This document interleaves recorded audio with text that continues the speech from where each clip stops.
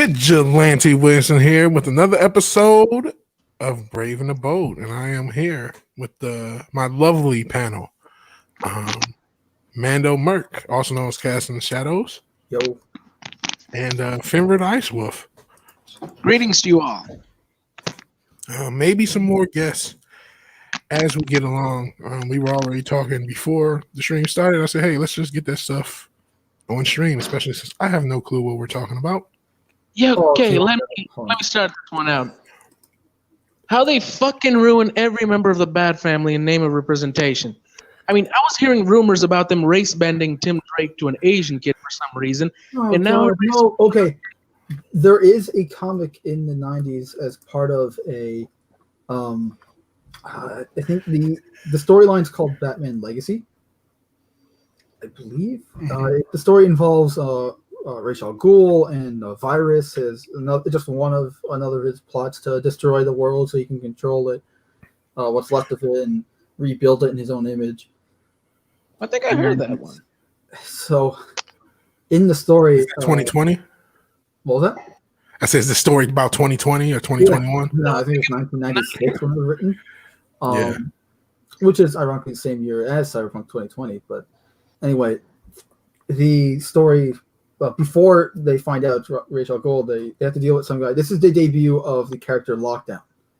Oh. Lockdown or Lockup? I don't remember. But the big character who was like, he was a cop, but he's too brutal, and then he became a vigilante who like locks essentially bad guys up in his basement. Yeah, I remember him.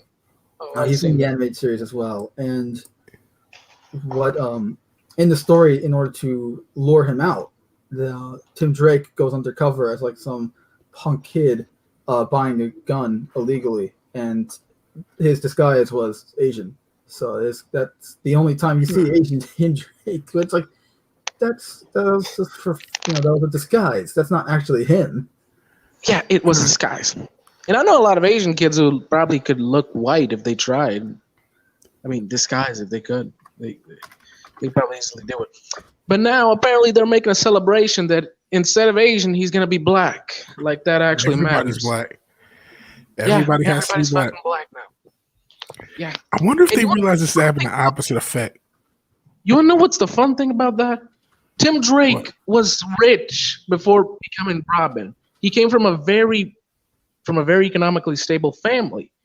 But now Black Tim Drake is a kid born and raised on the streets who has to steals from people and knows how to get criminals, but not loses hope in justice. Because apparently rich black people don't exist, despite the fact that there's a lot of them in the U.S. You mean like it's fucking Fox? Yeah. The CEO of Wayne Enterprises and Wayne Tech? Well, he was originally just part CEO, but now, yes, he rules it all. Later on, it depends on the story or the universe. But he's usually pretty high up. If he's not the CEO. He's the guy that ran things when Bruce wasn't there. Yeah, he's the de facto CEO, even if he's not the CEO, because he really runs Wayne Tech. Yeah, he's Bruce's second in command, though. But yeah, pretty much that. Pretty much, they don't believe rich white black people can exist, despite there having Lucius Fox, Mr. Terrific. Yeah. And there was another one. What was his name? I remember him in the Black Lightning comics. What was his name? Okay, it doesn't fucking matter. But apparently, I mean, look at Ruby Rose. I mean, look at the character that replaced Ruby Rose. What's her name? It was something stupid. Ryan Wilder. She's a drug dealer. They only think black people are poor drug dealers. They have no. Which is so counterintuitive to their whole message of representation. I noticed this in the Star Trek stuff too, where it's like they're trying to portray like look at Starfire in Titans. She's literally a black alien stripper. One person at a time. Sorry about that. All right. Starfire in Titans is literally a black alien stripper. Literally. She looks like a freaking stripper. And the cheap kind. Oh, Starfire? Yeah, in Titans. Yeah, the horror Starfire. Yeah. Yeah. So speaking about Star Trek outfit. She's literally wearing a horror outfit. And speaking about Star Trek, Mikey Burnham is the greatest psychopath I've ever seen in television. I mean, right now I'm watching the old Star Treks, and I've realized something after seeing every single season of Discovery and giving myself psychological damage. The Discovery crew has never even once tried to get rid of a problem politically. I'm not meaning politically in their way of if you don't do what I tell you, I will kill you. I mean, just having a conversation, a good conversation. Yeah, I see what you mean. They just kill. I mean, she literally destroyed a ship with slaves that possibly had children that did not choose to be there. Jeez. I don't watch Star Trek Discovery. I've only seen clips from Major Grant's channel. But, She's a fucking monster. Short case scenario. And every time she does an atrocity, she literally gets repaid for it. Yeah, that's the thing is they paint her and also Raffi from Star Trek Picard. They paint them as they're like, like the black people are the best, but at the same time they're painting them as insubordinate, just incompetent failures, which makes no sense. Exactly. They There's actually also hate this black people. It does make sense. Dex, where the main character is also black, and she's a psychotic bitch too, who thinks she knows everything and always gets everything right, which is not a good way to make a character, if you ask me. I mean, that show is supposed to be a comedy, and I've watched the whole season 6 times, and I haven't laughed a single time. Maybe in those times where I moved my chin and was getting psychologically crazy, but not a single time. Didn't laugh. Huh. Well, Star Trek, as long as it's in the hands. I want to take time to say hi to Slasher, Slasher Splitter, who just joined. Nice. What's up? Hey, How you doing? But yeah, Star Trek is it's a psychotic trash. They used to have psychological conversations about attacking civilians and about their code of fighting against unarmed enemies. And literally, Mikey Burnham attacks innocent people in concentration camps and basically prison camps and shoots at them unconditionally without thinking who's enemy or foe, who's friend or foe. She's a monster. She's basically literally Black Hitler attacking and killing everything without emotion. Oh, man. Jeez. I've said this before, like, and I don't want to dwell on this topic because there's a trillion things to talk about, but like SJWs in general are very, very misanthropic and for the most part very racist, and they are actually all the things they accuse everybody else of being. And if you look at their content, it's almost always disparaging against everyone. It makes black people look bad. Every black character or every what they say, I'm bumping my mic, person of color looks terrible. Every woman, every gay, every character they write and they try to make a champion looks terrible. Look at Abby from Last of Us, because they hate people. They're very misanthropic. They hate people so much they only can write unlikable, destructive characters. They have no means to write anything else. We all know what that's called, right? Projection.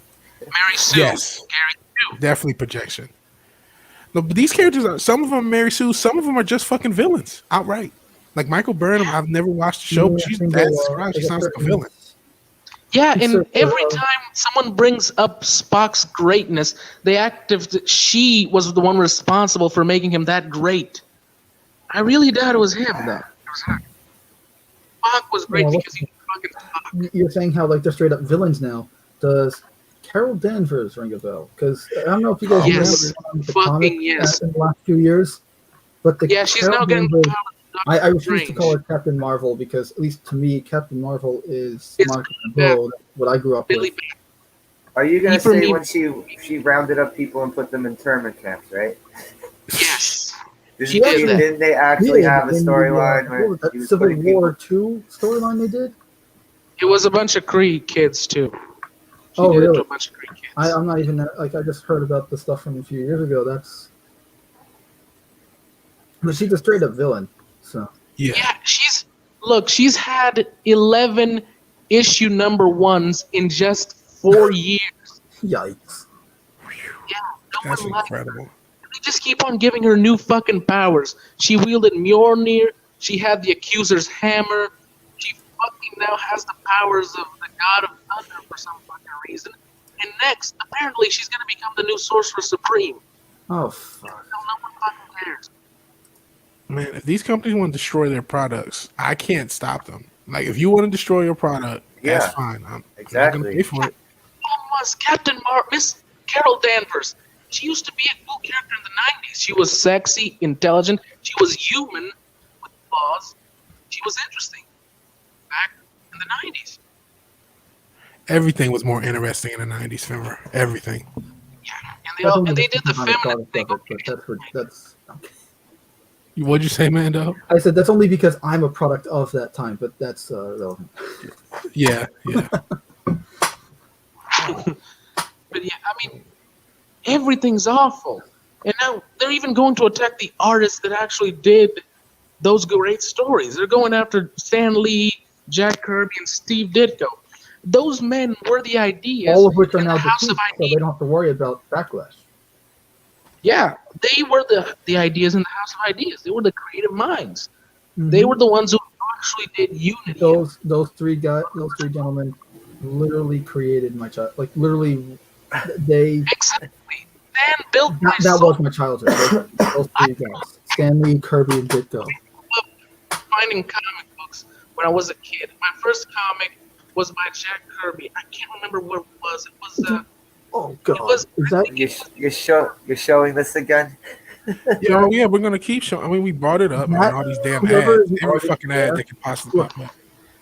I have like one of my first comic as an was artist. by Jack Kirby. I can't exactly remember which, but that got me into it. And the more I found about comic books, the more I became morally a good person. I'm not gonna say I'm a good person, but I always try to be like the heroes I grew up seeing, reading. Okay. As an artist, one of my weaknesses is drawing women. You'd think, I ogle them and all that. That's not a woman. I'm a toxic male. Deal with it. But that's a man with tits. I like women. It'd be something simple for me to draw women. I do believe that the female form is a form of art, but women is something I struggle the most with when drawing. But I do better than this shit. It's impossible to draw an ugly woman. This looks like a wrestler that quit doing steroids for a little bit, and he started getting bitch tits. That is what that kind of looks like. The problem too is that it's like she has one boob and then one peck. One peck. Yeah. Oh, and what's with the nose? That nose. Yeah. Well, that's fucking the nose. Man, she looks like the guy who played Kylo Ren. A little bit, but you know who I've thought this was, and I can't say this is my source. Somebody said this like in a chat or something, but I thought they were trying to make fun of Jeremy from Geeks and Gamers and put him in his picture and draw his face on Captain Marvel because that's what it kind of looks like. But wouldn't that be honoring him because they love Captain Marvel so damn fucking much? Well, they don't really love Captain Marvel. They know she's shitty. They're just trying to troll. They love Miss Marvel, the Pakistani version. Oh, actually, no, they don't, because all that backlash for the casting. Sama Hamina. You guys want to see something that's the fuck her name is? She loves Miss Marvel. She created the character. Don't you see how she's constantly being put on shit, cartoons, movies, and shit? Because she gets the royalty the characters used. That's why it's so much used, and that's why it's so fucking awful. Because she even doesn't care. No, I mean, destroyed that Marvel game because of it. But that Anthroparian brings up a good point with the glove design. Like, at least for costume's sake, like, I don't know, like, look, from a costume design, the costume isn't horrible. I'm personally not a fan, but, I mean, it's basic enough. What's up, Anthro? All I know is that, like, look, Carol Danvers, the character, has, like, she went missing from like the mid 70s to up until the 90s. Like she was gone because she's such a boring character. But why did they decide to give her a nose like a Vander Holyfield? Again, you're not fucking care. It's pre-nose job nose. That looks like after getting punched in the face for 10 years, that's the type of nose you would have. Yeah. The only thing I'm expecting the most from the MCU is when shows up and puts her in a coma. I hope you talking about Rogue because you kind of starting to fade for some reason, even though you were good most of the show. But yeah, I'm hoping Rogue gets rid of our Captain Marvel problem. I don't know that it will though. That would be a good solution. I mean, Brie Larson. She's still giving Kevin Feige that good. And she's an annoying bitch, but if Kevin wants to continue to make many people hate him, he would keep her around.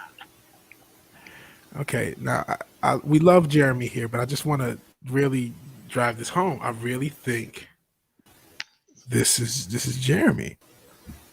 Here's Jeremy. Well, I think the chin is the same.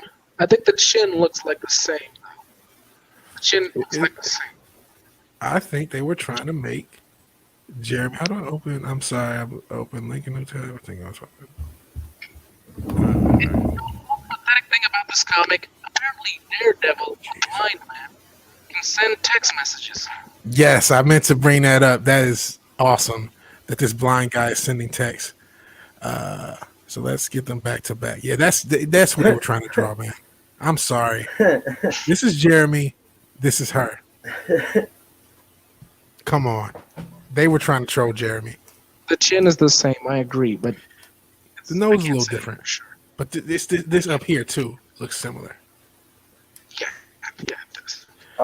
Vigilante. Anthro says he watched Operation Endgame. Did you watch it yet? I did not watch Operation Endgame. I probably should. I'm behind on a lot of stuff. It's on YouTube.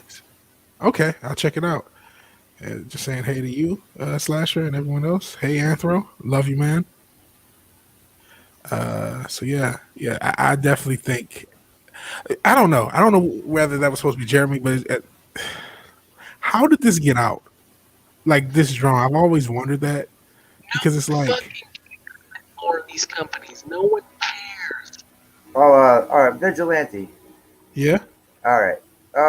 You were watching WCW around the 90s, right? Yeah. All right. Do you remember this wrestler, beautiful Bobby Eaton? Vaguely, yeah. He would have been like the earlier years. Look up, just look up a picture of this guy quick. Oh fuck! I do know who beautiful Bobby Eaton. Let me take this off because I'm good for. That's who it fucking looks like. Oh man, said this motherfucker looks like beautiful fucking Bobby Eaton. God damn. Got to see my little background. Shout out to Tommy Hearns. Hold on.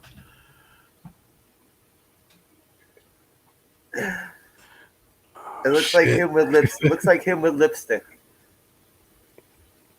Shit, I'm trying to find a classic picture of. Oh yeah, you gotta find it. You gotta find him with a full-on mullet.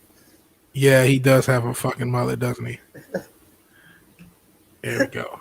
Beautiful Bobby Eaton is Captain Marvel. Shit. So this motherfucker looks like beautiful Bobby Eaton. Yeah, Captain Marvel is a fucking mess. God, this is hilarious.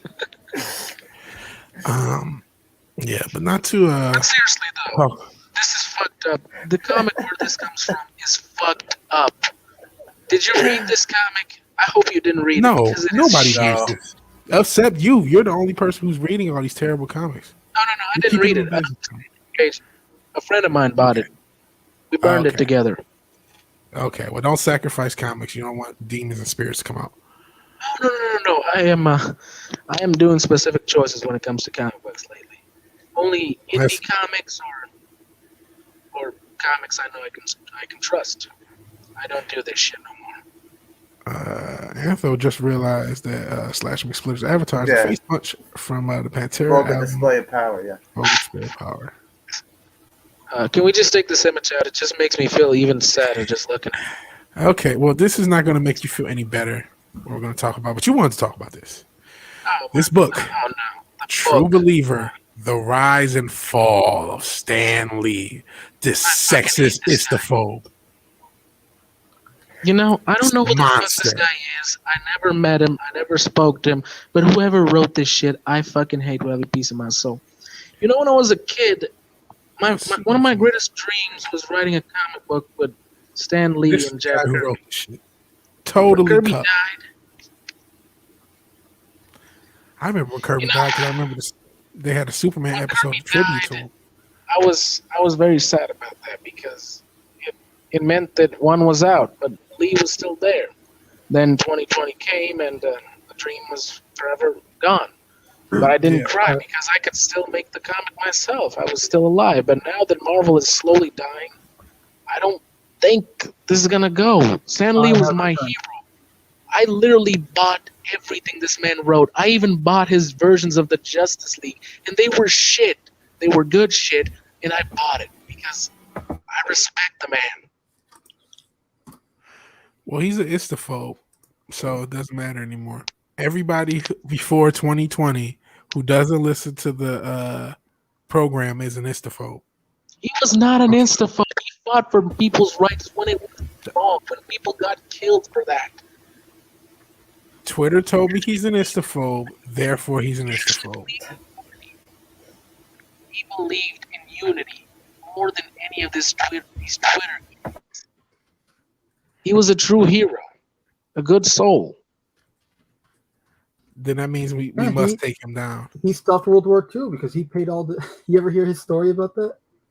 What happened?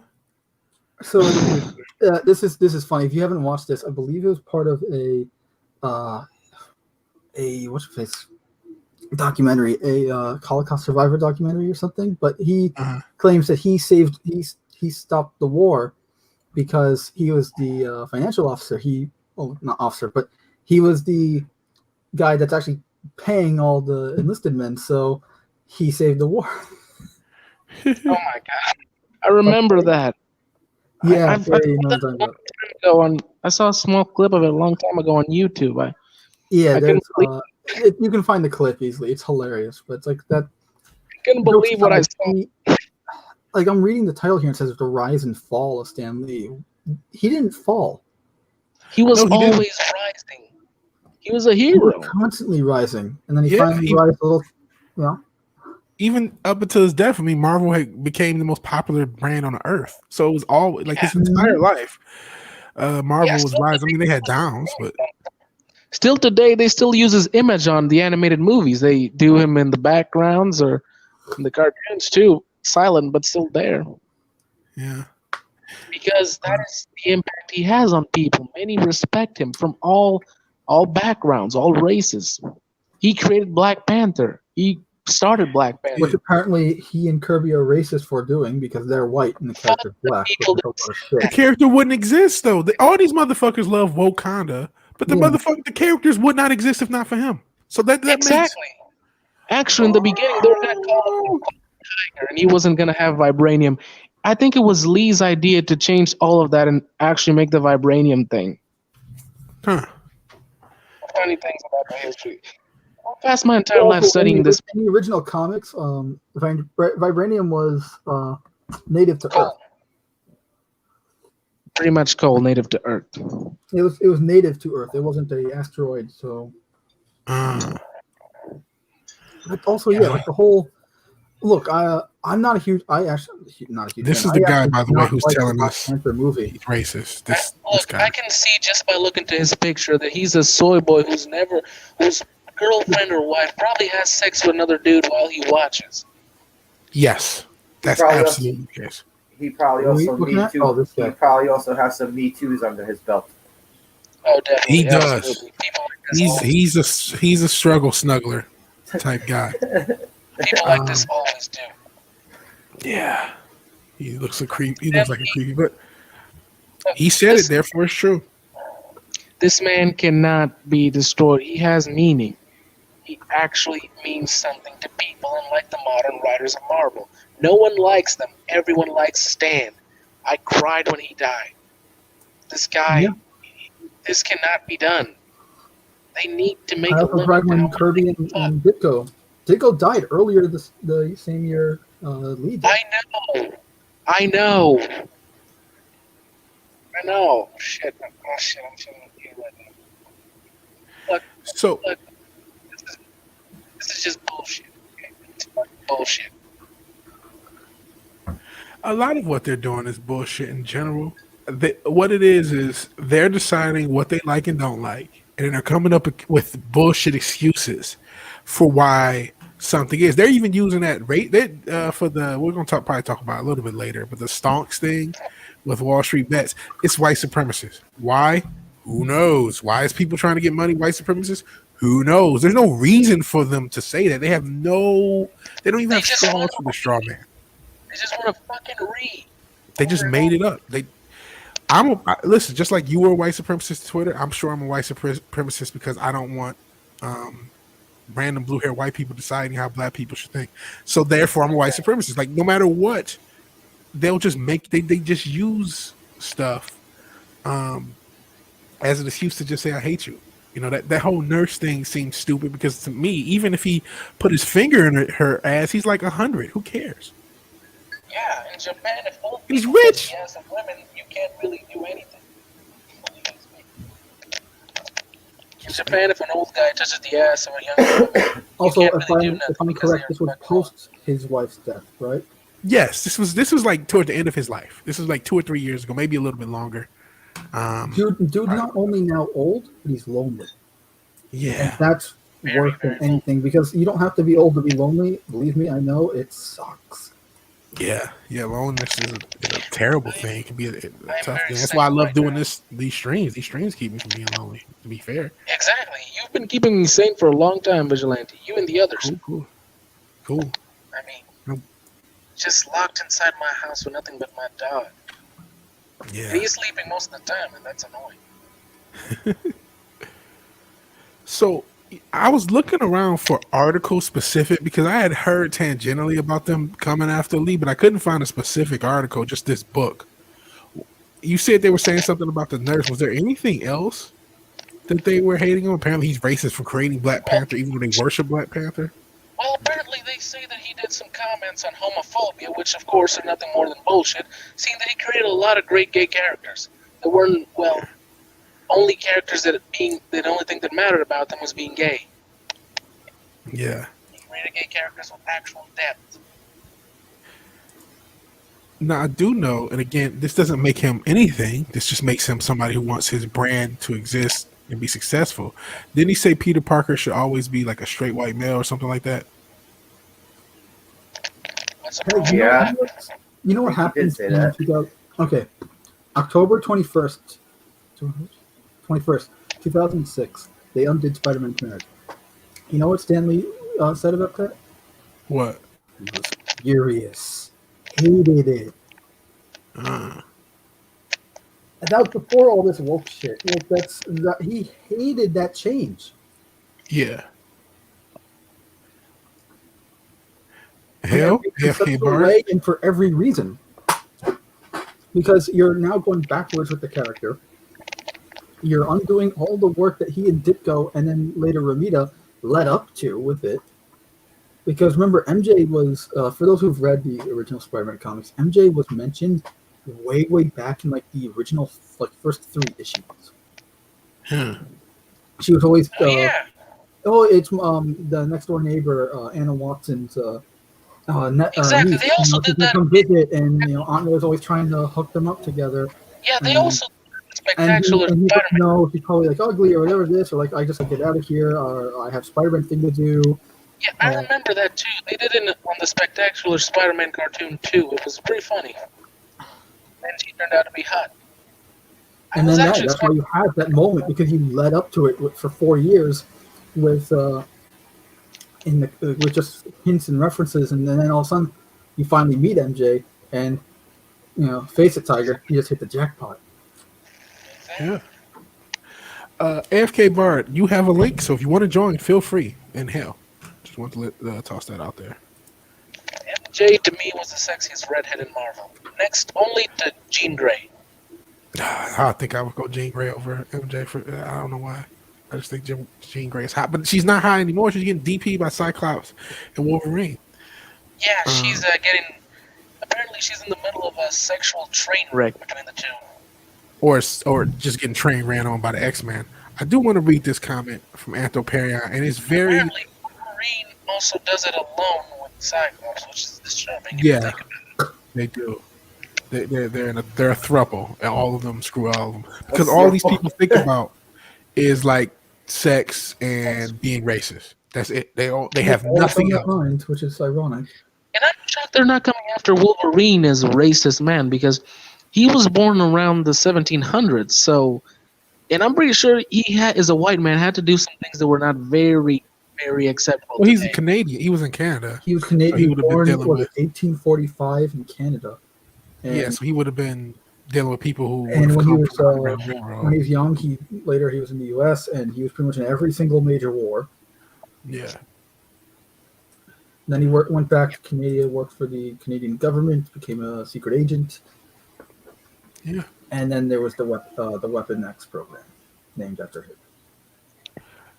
All right. I want to read this comment by Anthoperion because this is what this comment represents is something that pisses me off to no end in every spectrum of media. It's disgusting coverage. Compare any of this to what Harvey did, stuff that everyone in Hollywood knew about. Remember, Seth MacFarlane was making jokes about it. Right. And where was the media? The big brave voices of truth, crickets. They're A not. lot of them were in on it. NBC was doing something similar to what Harvey Weinstein was doing. They're voices of hypocrisy. Yeah. Look, you want to know something about BLM mainly? They scream Black Lives Matter everywhere. In the US, Nobel Prize winning BLM. They do it in countries where it's safe to scream. But I've never seen them come to Africa, where literally millions of black people are dying every single fucking day. Slavery, again, is still a very powerful thing here.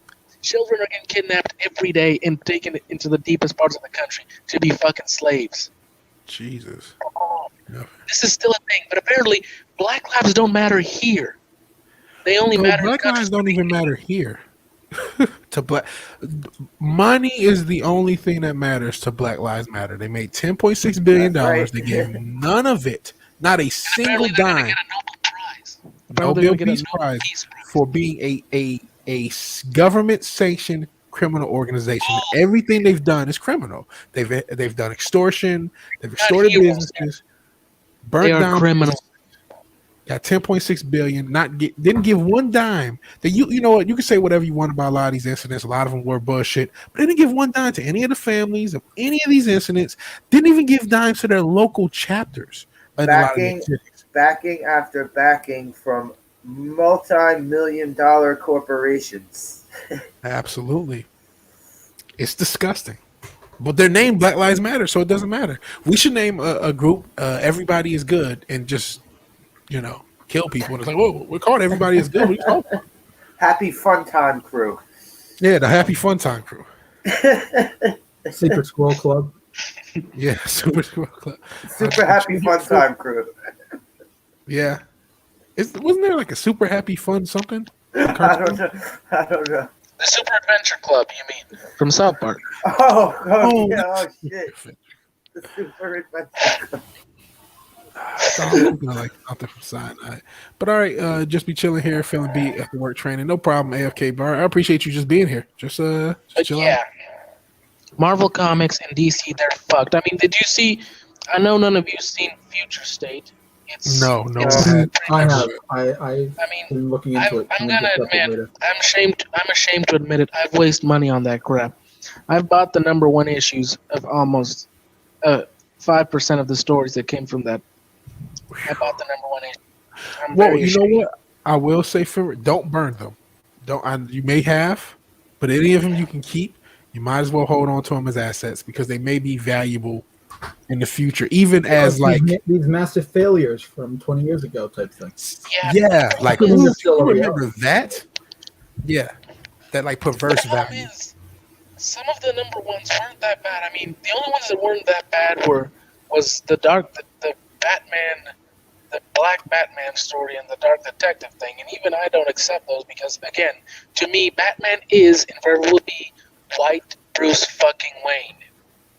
Nothing else. Not an unknown black dude who I've never seen or heard of before. It's Bruce fucking Wayne. If he does transition, you can go into Dick Grayson or Damian Wayne maybe in the future. Someone in the Batman family or Terry McGinnis, obviously from Batman Beyond. But like the lineage of Batman. Son too. Well, yeah, technically he was. Yeah, it was in the cartoon. But it was freaky. I've seen about Wonder Woman future state. Apparently, there's a fat Amazon somehow. There's a fat one. You mean That makes the sense. island of people that are constantly training every day and in completely perfect shape and keep in mind they're all immortal and never really change anything. Well, maybe Work out she for the has. justice. Maybe she's under like that sumo type training. You No, know, she's not. She was the sumo's. first to die. But I'm saying sumos are big fat bastards, but sumos are, for She their was size, white, they and she was gotta the be. first to die. What I'm saying, like sumos, they gotta be in shape. They gotta be fast. They gotta be able to move. Slasher. They're Sumos- all She was linemen. white. She was the first Sumo- one to die. Sumos are big dudes, but you don't fuck with a sumo. That motherfucker will throw you across the fucking room. Slasher, I'm gonna tell you, it's not that. She was white, and she was the first one to die. I know. I was just. She like, died. I was just making an excuse. I was just making an excuse for them. Exactly. And you wanna know what's the most fucked up thing about that story that actually annoys me? How Darkseid simply allowed his planet to be destroyed. There was a comic book about Darkseid versus Galactus where Galactus was going to feed on Apocalypse, but when he was about to feed, apparently the planet didn't have any form of life. Then Darkseid tells him that he doesn't care. The planet is his. No one will take it. That is why, even if it's going to explode and someone else wants to take it from him, he will fight for that planet because it is his property. That is Darkseid's personality. He won't let something that is his be destroyed because he believes everything is his, so it can't not be touched. I never actually. They made him seem like he doesn't give a shit. Was I this in the didn't know. '90s? Was this the '90s DC Marvel crossover? Yes. Yes. Okay. I had the first issue of that. I was very I have disappointed with just the first issue. Yeah, I they remember had that whole crossover being kind of disappointing. I mean, there were some highlights. they had some great crossovers. Especially, I loved Superman versus the Hulk. Especially the end. Especially at the end, where it was pretty much nothing more than sadness for Bruce Banner. But hey, who cares? And speaking of Bruce Banner, has any of you read the modern Hulk comics? Nope. No. Nope. I fucking hate what they're doing to Hulk. They're making him into a monster. I I don't remember touch the old any of days. the new stuff. All the new stuff, I do not touch. I remember the old days where Hulk I was have a hunted site where by I the look at all the government, stuff for free. So where he was always running and being hunted by the government, but he will always stop to save a life, proving to the audience that he was not a monster, but a misunderstood soul. That we cannot judge someone just because of what they look like, or what they are said to have done. A good example of never to judge a book by its cover. He risked his life to save the people that hated him constantly, and that was a good hero. That was the Hulk. But now he's a psychopathic monster who kills and probably eats people and cannot be killed. Real quick, because I don't remember who won, Superman or Hulk, or did they do the cheap way out, which they always do. I can't actually remember completely, but I think it Well, ended up that in a, '90s one, didn't they have the fans vote between who wins? yeah, they had a tie. It wasn't exactly explained who won. But didn't the fans get to vote on who won? I'm not sure. I think it ended the same way as Jason Todd's vote. Someone manipulating everything to go one specific side, but I don't remember which side. But hey, if it ever does happen, my money's on Superman. I just remember hearing how easily Wolverine beat Lobo, and I was like, you're full of shit. Yeah. Let's be honest. Lobo could kill Wolverine. Lobo would have murdered Wolverine and fucking Yeah, wrote his name in blood on the wall. The guy literally killed a god of another planet. There was literally just an omnipotent and omnipresent being, and his little brother that was Satan. Lobo's not easy to kill. Lobo beat the fuck out of Superman so bad that Superman had to fake his own death.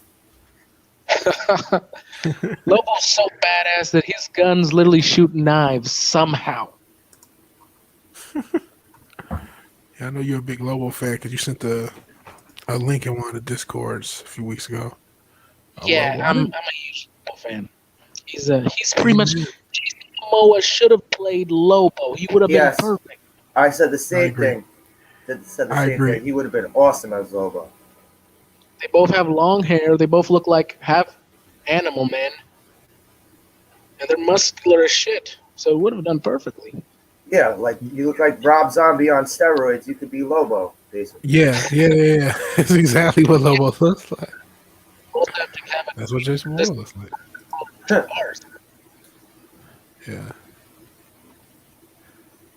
Pretty much, if you think about it. That's why Stan Lee said Lobo favorite character in DC Universe. I didn't know that. Yeah, he said that once. Huh. Real quick, because we're capitalists, and Mando Merc is working on my logo because he's awesome. We're gonna do some promotion because we like a little promotion. And I have to leave in like 20 minutes though. So yeah, that too. But I just want to promote you now while we can. We'll promote you again when you leave. Star Wars is dead. Buy the shirt if you want to because it's awesome and there's a trillion different colors. You should do a shirt about Ray. You should do a shirt about Ray doing something awful, like stabbing Luke or something. This is the only Star Wars thing I'm doing. Again, for the last stabbing I have George no idea. Lucas. I've kind of written Star Wars for the last 5 years now. So Hey, you look like a genius and a prophet and a man who knew before the rest of us. yeah, because I've it only is seen dead. The Force Awakens and then I dropped that after that. Well, it wasn't just that movie. There was a bunch of other factors like Dicey A, I wish I the way we treat fans, some of the fans themselves. Yeah. The factor to go into in just one stream, Yeah. or at least a stream that's not dedicated to it. But If Disney was smart, they could have done the whole diversity thing very smart. If they could have jumped a few generations and just gone to the whole Cole Skywalker story.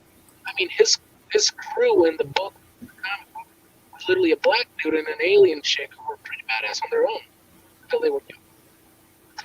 But we have to stop acting like their straw men are real. They don't care about diversity. They don't. They care about trolling people and destroying shit. They use diversity as a weapon, but they don't care about diversity. Racist. They are very racist. to them, it's just a platform and a medium for them to just spout out more of their propaganda, and it's also what we don't realize. Or we do realize this, but it's not just enough, in my opinion. They also want to manipulate the next generation within our of children. community, let alone as a whole, Absolutely. is that we're not so much the target as our younger kids that will fall for this shit and then be indoctrinated by them. You know what's the irony? Younger kids don't buy these books. They do don't not. care. They buy The only people manga or who Dogman. are YouTube reviewers to laugh at it. Agreed. Yeah, just want to do promotion. And then I have a shirt too. I should probably link myself too. Yeah, I'll promote myself later. But right now it's about Mando and his stuff. And we'll promote him a little bit when he exits in about 20 you go to the minutes. main. If you just click on the Cast and Shadows up on the top, you can see the rest of the Okay. store. Yeah. Let's see what else is here. We'll hang on tight as we load the storefront. Might as well do a little promotion. We're a pro-capitalist channel. I know they're trying to kill capitalism, but it does still exist. For now. Let's see what the hell's going to happen with my browser as it attempts to shit the bed. Nah, that's Teespring for you. It's just really slow. Alrighty. My end too. Alrighty. So yeah, they give you all sorts of cool stuff. Oh yeah. Masks. Oh, that reminds me. I still have my holiday merch there. It goes away by February 2nd, so Okay. I take it off the Yeah, store. get yourself some good Mando merch. And for the ladies, shout out to the ladies. Get yourself some Mando I will merch. be fully honest there. I tried to get the logo on the butt. I'm sure you did. That would be awesome to have your logo on some But girl's due to the ass. seam lines, it just wouldn't work. We tried. All we could do was try. I don't know what the hell that chord was. Oh, cool. And happy Hanukkah stuff for the holidays. Tis the season. Got holiday stuff. So we got a bunch of merch for my man Mando Merc. So please. I know that's you 8 are still here, so I haven't killed you with the plugging. That's what she said. But I appreciate if you are able, and if you see something cool. Let me actually put the link to the store as well.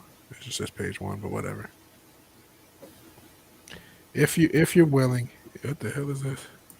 Of course, page. Just wait.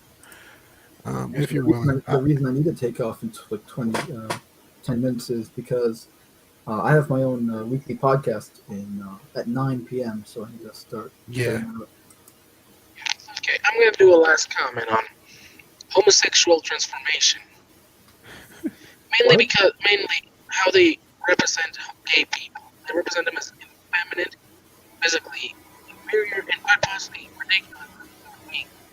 All right, you start. Fibber, I love you, but you're starting to break up, so I couldn't hear the last thing you said. Yes, they insult gay people in their representation. They made them effeminate, constantly psychopaths who only care about sex and the people around them. Yeah. I know at least 5 gay people in my life.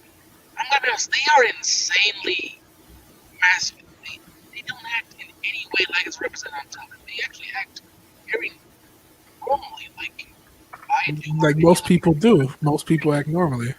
Exactly, they are normal. They're not how TV depicts them. No, they're not. They do it when they're actually find the right person.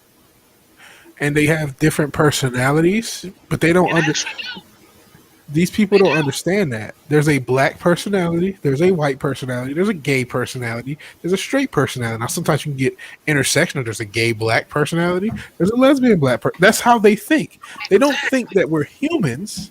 They think we're like Legos or interchangeable like pieces or something. I mean, look at comic books. Look at Iceman. Back when he was straight, he was a good-hearted kid who liked adventure and would always be there for his friends, who cried when one of them was in danger and wanted to protect them. Now in modern comics, he's a gay psychopath who hates humans and would rather go have sex with a stranger than go to his friend's funeral. That's terrible. That's so terrible. Yeah, to Bobby Drake. This actually came up in a comic book. You just can't make shit up like this. Yeah. I mean, look at him in the evidently modern you X-Men can. comics. It's really awful. You Let me can. say, Mando, you were a fucking prophet. You saw how comics were gonna die. Because look at the modern X-Men. They're fucking supervillains now. I mean, Professor X is a racist monster. He literally threw a kid away just because he wasn't a mutant. Yeah. The Franklin Richards thing. Yeah. The Professor X of the past would have kept Franklin and helped him Is anyone discover else himself. not hearing him? Yeah, I'm having trouble hearing you too, Fimber. The Professor X of the past wouldn't have thrown Franklin away like dirt. He would have kept him around and taught him how to use his powers, how to discover himself, how to be a better person. They destroyed the character Professor X, who was a hero to the eyes of many, just because he was white. Well, if you They notice, hate him because he's white. they hate everybody because of everything. They use that as an excuse, but they really hate Western culture. They really do. Then why the fuck do Working they on live in Western it? culture. Because they're I know idiots. millions of people And who would there's- want to be part of Western culture. Yeah. Because outside of places like America, life ain't so good. Outside Yeah. of Europe and the US, life is not that great. Yeah, they ain't perfect here, but I understand what you're saying. You know what it was? They were taught lies in their school and colleges. I'm not sure if you ever seen a like meme of somebody they'll like show a girl at like 19, and then 6 months later her head is shaved and she's radicalized and Yeah, shit. the communists didn't actually die. They invaded institutions like school, Yeah, McCarthy was right.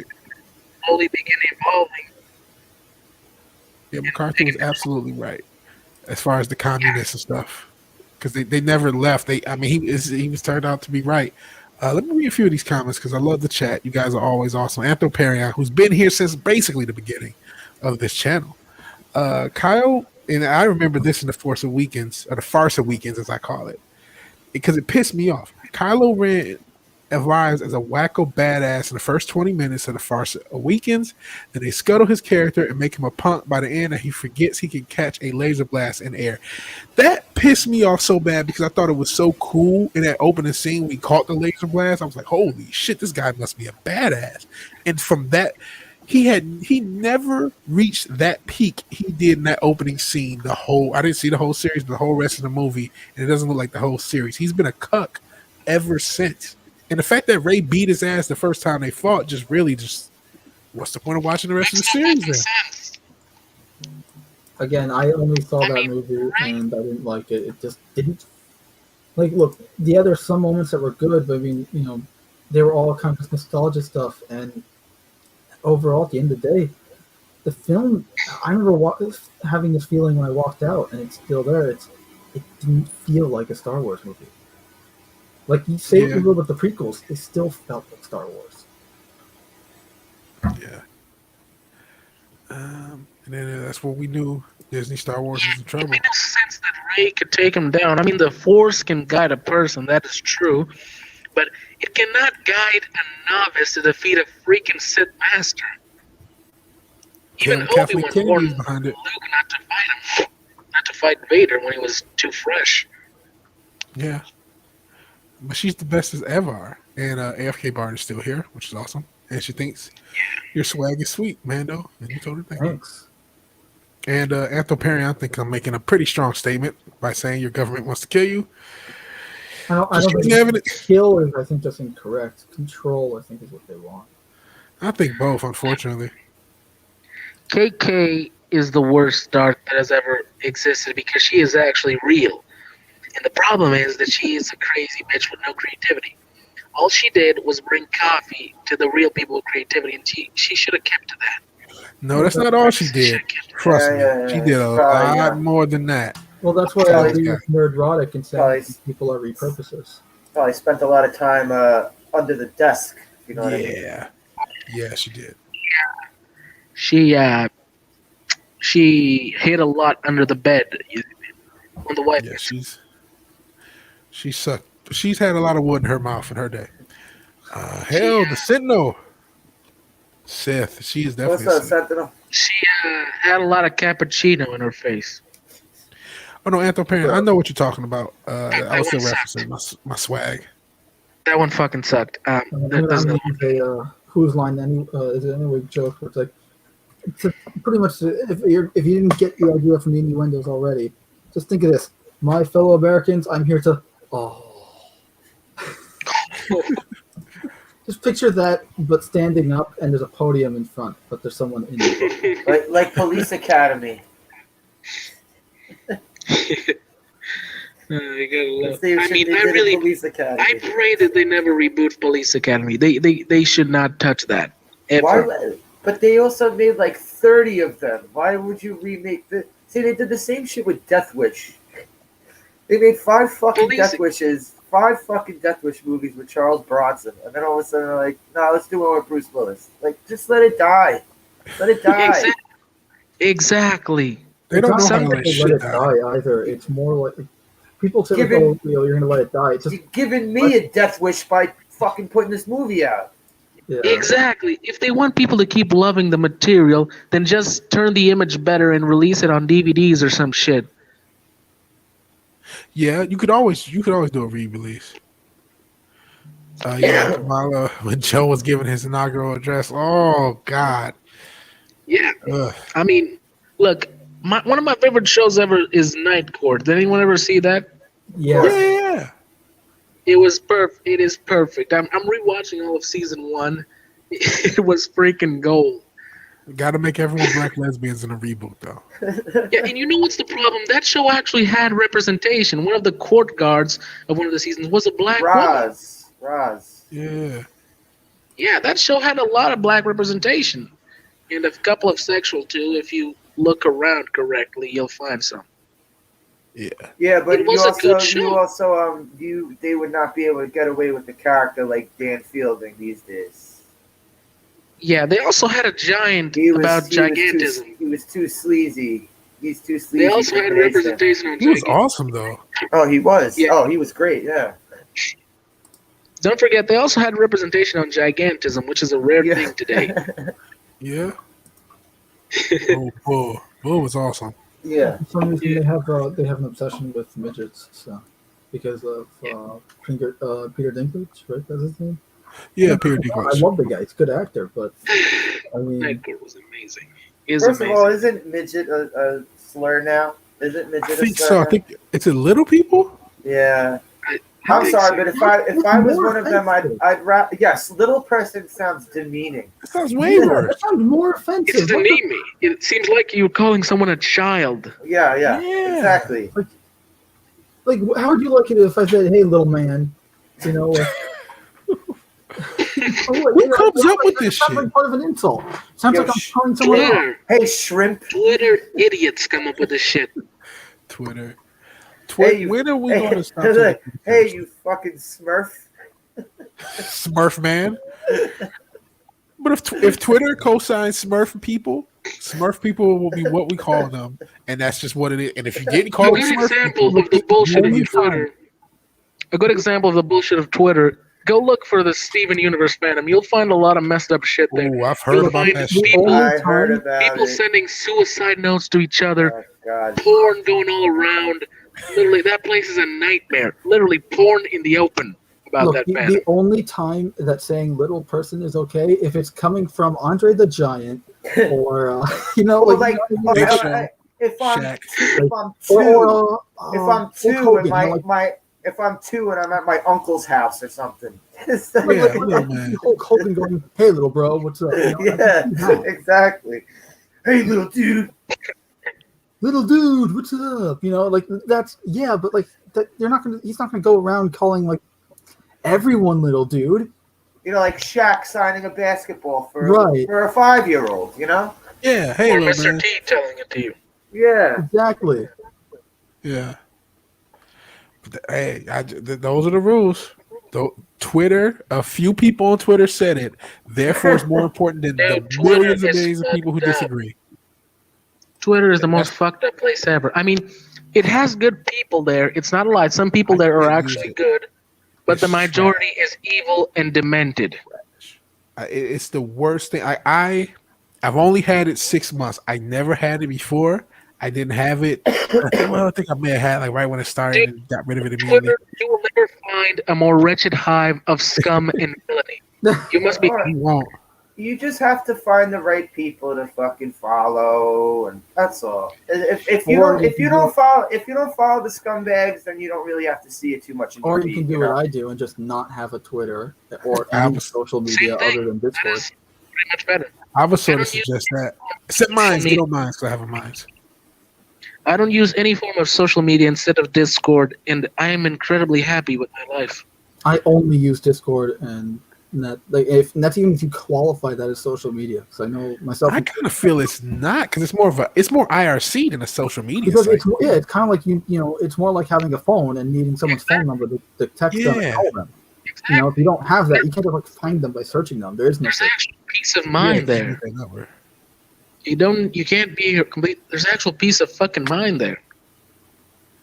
There's not the chaos of self-destruction. Invading it. people's privacy. Anthroparian. Vigilante, you see what he says? Yeah, he's out here for blood. So like I don't know if everyone gets that Oh, one. That's man. why I said, "Oh man," because I was just like Yeah. Kevin Spacey. They use the term "little Oh, guy shit. date." Kevin Spacey likes the boys, and I don't mean the and not TV show. and not the TV show. I ain't talking about Homelander when I say Kevin Spacey likes the boys. Oi. Did you hear about the Homelander? Anthroparian. The what? There's rumors of a Homelander reboot coming up. Oh boy. A reboot It's for a show uncertain that's if 2 it's seasons? It's uncertain if it's going to be a movie or a show. They're not. I don't think they haven't decided yet. You know, for a show that's supposed to be about corporate monetization of like IPs, it's funny how they're now going corporate in that regard.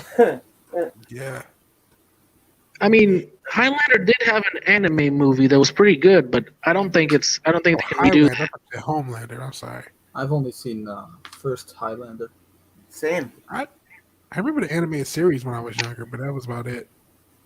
Yeah, they also had an anime movie. It was pretty cool. It followed Colin. I heard that second Highlander movie was absolute garbage, so I didn't see anything past the first one. Well, you know why? Because there can be only one. Yeah. There's only one in my book, so. You know what? I'm going to read the Sentinel's comment. Let's just get too tired. I'm reading this comment, but I'm going to censor one word. No, it's not this word. It's this word. I think we blame because what we're seeing is not liberals. This is communism. These are fucking communists. Just call them. They are too far left to be considered liberal. They're not. Because I have classic liberal views sometimes. Yes. The new Red Guard. Hold on, I have the. Wait, we're talking about the Red Menace. I got the perfect thing. Okay, cool. But Kevin Spacey proved just how much communists protect pedophiles, which I like that one. Pedophiles. They threw Weinstein under the bus. Spacey going to jail. Very good point. Oh, I like that. Don't forget, they protect pickle smugglers. Oh, you think this one's good? I have one that has free Hong Kong. Don't forget, the Dems protect pickle smugglers. You know, like Wonder Woman. Yeah. They the struggle snugglers. They protect. Listen, they would have protected Weinstein, but it was time. The only reason they didn't protect Weinstein Because there wasn't enough time. And it was because they wanted to free Hong Kong. Yeah. It's because they wanted to elevate a bunch of thoughts. They wanted to use this to elevate a bunch of thoughts. They wanted to use the Time's Up movement to elevate a bunch of thoughts. And similar to the aforementioned BLM movement, it was just a fucking Ponzi scheme. They just got a bunch of money, spent it on trips. I mean, they spent $200,000 against sexual offense and pedophilia, but they do something like Cuties and keep it up in the open. I mean, I saw Cuties and I almost vomited 3 times. I don't know how you could have went through that movie. I didn't. So what is? All right, someone's got to explain this to me because I don't. I still am so fuzzy on what is Cuties. What's the whole thing there? Cuties is a movie about 11-year-old girls twerking in a competition in a very sexual manner.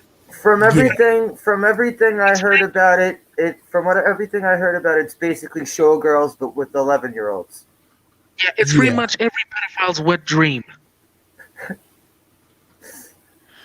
Yeah. It's every pedophile's wet dream. We can't deny it. It's soft child porn.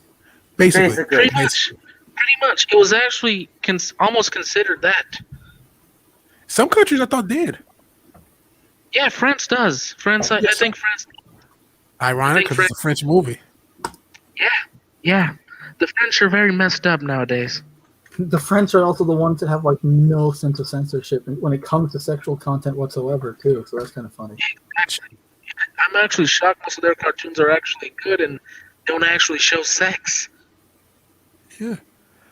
Lafties. I like that one. I might keep that one because they are laughable. I just put if you want to throw the link for anyone that wants that Liberty Prime free Hong Kong image. Okay, yeah. Got it. Like I said, plug stuff. Because I didn't make that, but when I saw it, I'm like, oh my god, I need to spread this around because people need to see this. Yeah. It's pretty awesome. But yeah, Lafties need only apologize and all forgiven. The sinner/right will be crucified regardless, which is why, I mean, if there's anything, I mean, this is a part of destroying the lamestream media, and I'll probably make another Teespring about how much your media cares about you. We have to do something about the media because they are literally so off the rails. They are so establishment. They are so North Korea CCP, where they're shouting on a Wall Street bet stand. Everybody's racing. Would be actually death penalty. North Korea, shit like this, shit like UD be death penalty. Not that big child pornography. It's the old adage: "Show don't tell." Should have been done as Tell Don Show. Well, here's the thing. It works both ways. It just depends on what the context is. It's coming from just because I do some writing a lot of the time, and also I've seen enough shit done. I'm such an avid storyteller and story listener that knock free Hong Kong. Good old Liberty Prime. But yeah, if you take a scene where you want to show someone how powerful this person is, right, or how good they are, that's a show, don't tell. You want to have something horrific, like something like gory or like something, like a scene where someone's getting raped or something, tell, don't show. Yeah. Because your imagination can think up something a hell of a lot worse than what they can show you. So when it comes to that kind of more frightening stuff, the stuff that's supposed to hit you harder, you tell it, don't show it. Okay, you was referring to Cuties. The last comment. Little, Okay. Well, really, they shouldn't. Cuties should just not exist. in Cuties, they literally showed a little girl taking off her panties and giving it to her uncle, so he won't tell on her mom about the twerking bullshit. Jesus Christ. Literally showed That's sick. Oh, That's God. gross and disturbing. Okay, and yeah. all sorts of So fucked yeah, up. don't because just for me, this is me as I'm a queasy dude. I can't handle it. Like even when I covered it, that was the hardest thing I've ever done on this channel by a long shot. Is my video on cuties. That was very. It took me 2 attempts. I the first attempt, I almost had a panic attack. I almost threw up. Literally doing it. That's the most disgusting. I don't even want to relive that shit. It was really fucked up. Yeah, it was. Agreed. They could have got their point across without showing on the screen. One thing I said, if they were genuine, do a documentary. When I was doing the research, the sick. Oh, no, that's nothing. They help. She's a woman of color. That's so not she can rape kids. That documentary is essentially like visual history type thing. That's different. Yeah. Yeah, I know. I should have said rape on my own channel. Oh well, I just said it twice. But yeah, but I'm saying that just don't do. But they didn't have to do it as a movie where they show kids. Her whole point, well, the reason I said documentary is when I was doing the research, the woman who made it said that she had a lot of interviews with young kids, with their families, and this is where she got one of her influences for. What families that actually loves their children would allow a woman like that to come close to them and do a story like this? That's another. What More than family? likely, I have no idea, but my thought is if you were to show an interview where a bunch of 11-year-olds were saying crazy shit that we were like, whoa, it would have been more shocking, but it would have also been less sexualized because you could have literally just had them talking, and if they were saying all this stuff, you're like, wow, 11-year-old girls are this bad, and that would have had the same effect. Like, oh man, there's something wrong with the culture, without having to sexualize the girls. But she didn't. She chose specifically to do this movie and specifically to use 11-year-olds. She also could have used older actors and play young, but she didn't. She wanted to use 11-year-olds because she's a kid toucher. I said it. That's the same thing. This movie is also insanely Islamophobic. Look, I'm not a big fan of the Islamic religion and how they treat, people, free will, and basically women. But it's incredibly insulting. I know a lot of good people that are part of that religion, and it's a very peaceful one, depending on how you decide to follow the ideals. And they're incredibly Islamophobic in this movie. I mean, the girl that is Islamic is shown no respect for her mother or her family, and pretty much the whole culture in its own way. It's an insult to people of Islamic culture. I mean, I'll admit it has its bad parts, but still, it is an insult. Oh man, bro. Yeah, I mean, but like we said, really, this whole thing, they don't really like anything. They're very misanthropic. That's the only word to describe them, because they don't. There's no group that they like. No, even if you say, "Oh, they're trying to make everyone black," they always show black people in the worst way possible. They are a joyless bunch. They are. Very Yes, much they make so. black people a bunch of drug addicts, criminals, porn actors, whores. You would never know Fresh Prince came out in the 90s where you had a black judge. He was a lawyer into a judge. And what the hell did the mom do? She was like a corporate something. Shit. I forgot what happened. Family Matters. The fucking father was a cop. Family Matters? Father was a fucking cop. In Chicago. I love those shows. I love those shows because they showed the both sides of everything. That everyone can be everything, and then both sides are corrupt equally their own way. Yeah, everybody. Those old sitcoms in the 90s and back, they did. It wasn't even diversity. It was just a TV show with people. They didn't think, oh, we need a diverse cast, so let's cast Will Smith. They said, hey, Will Smith is a star. Let's make a show around him, and that was it. Parents just don't understand what's out. Let's do a show. Yeah, they're talking about making a modern one. They're talking Oh, about making a no. modern. Back when I I hope was to God they don't bring Jaden into this. I back just when really I think make it on that. back when I was a little kid. Back when I was a little kid. Back before we had cable, when we used to have 5 fucking channels on the dial TV to fucking choose from. 2 shows I used to watch all the fucking time. Right? I used to watch Good Times a lot. Good time. I used to watch What's Happening. I used to watch What's Happening a lot. Okay.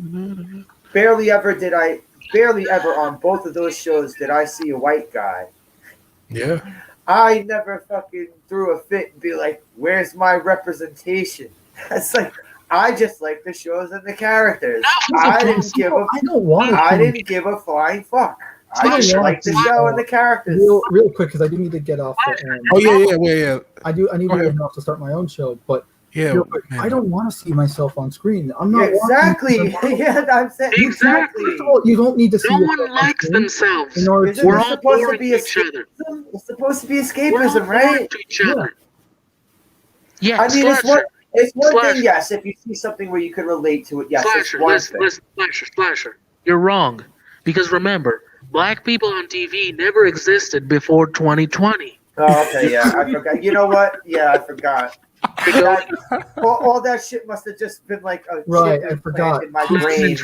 It was just a implant in my fucking brain with a microchip. Yeah. I forgot. Exactly. And on that note, I do have to head off. Everyone, Okay. subscribe to all these guys because they're really good. Yeah. Let me first, Mando Merc has Mando merch.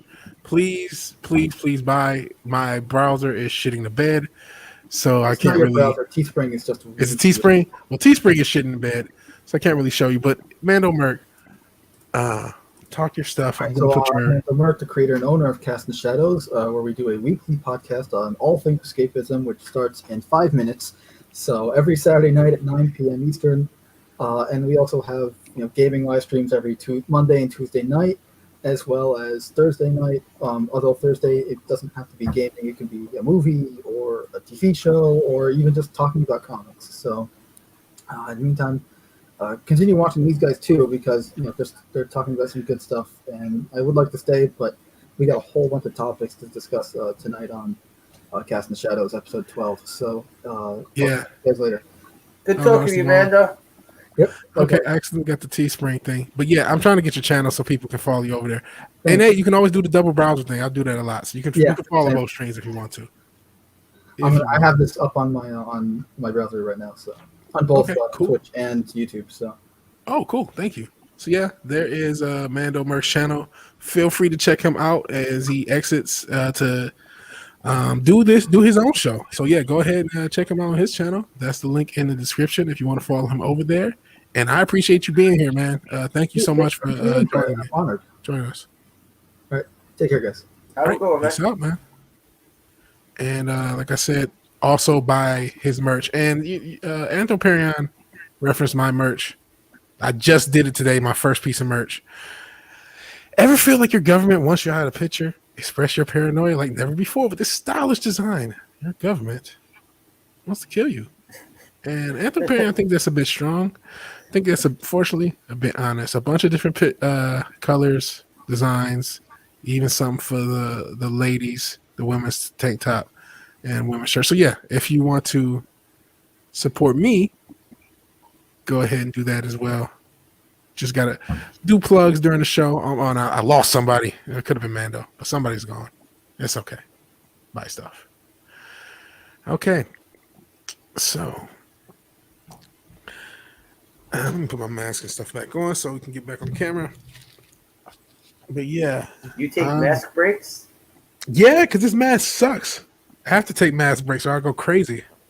Just take and I'm frightened that one of these days I'm going to accidentally hit cam. You're going to see my fat ass face. But you already kind of see my fat ass face. Are you considering like getting a luchador mask or some shit? I don't know. I actually have a luchador mask. If you guys are waiting, I can show you it. Oh, you do? Yeah. Those Is ones, it one of anyone?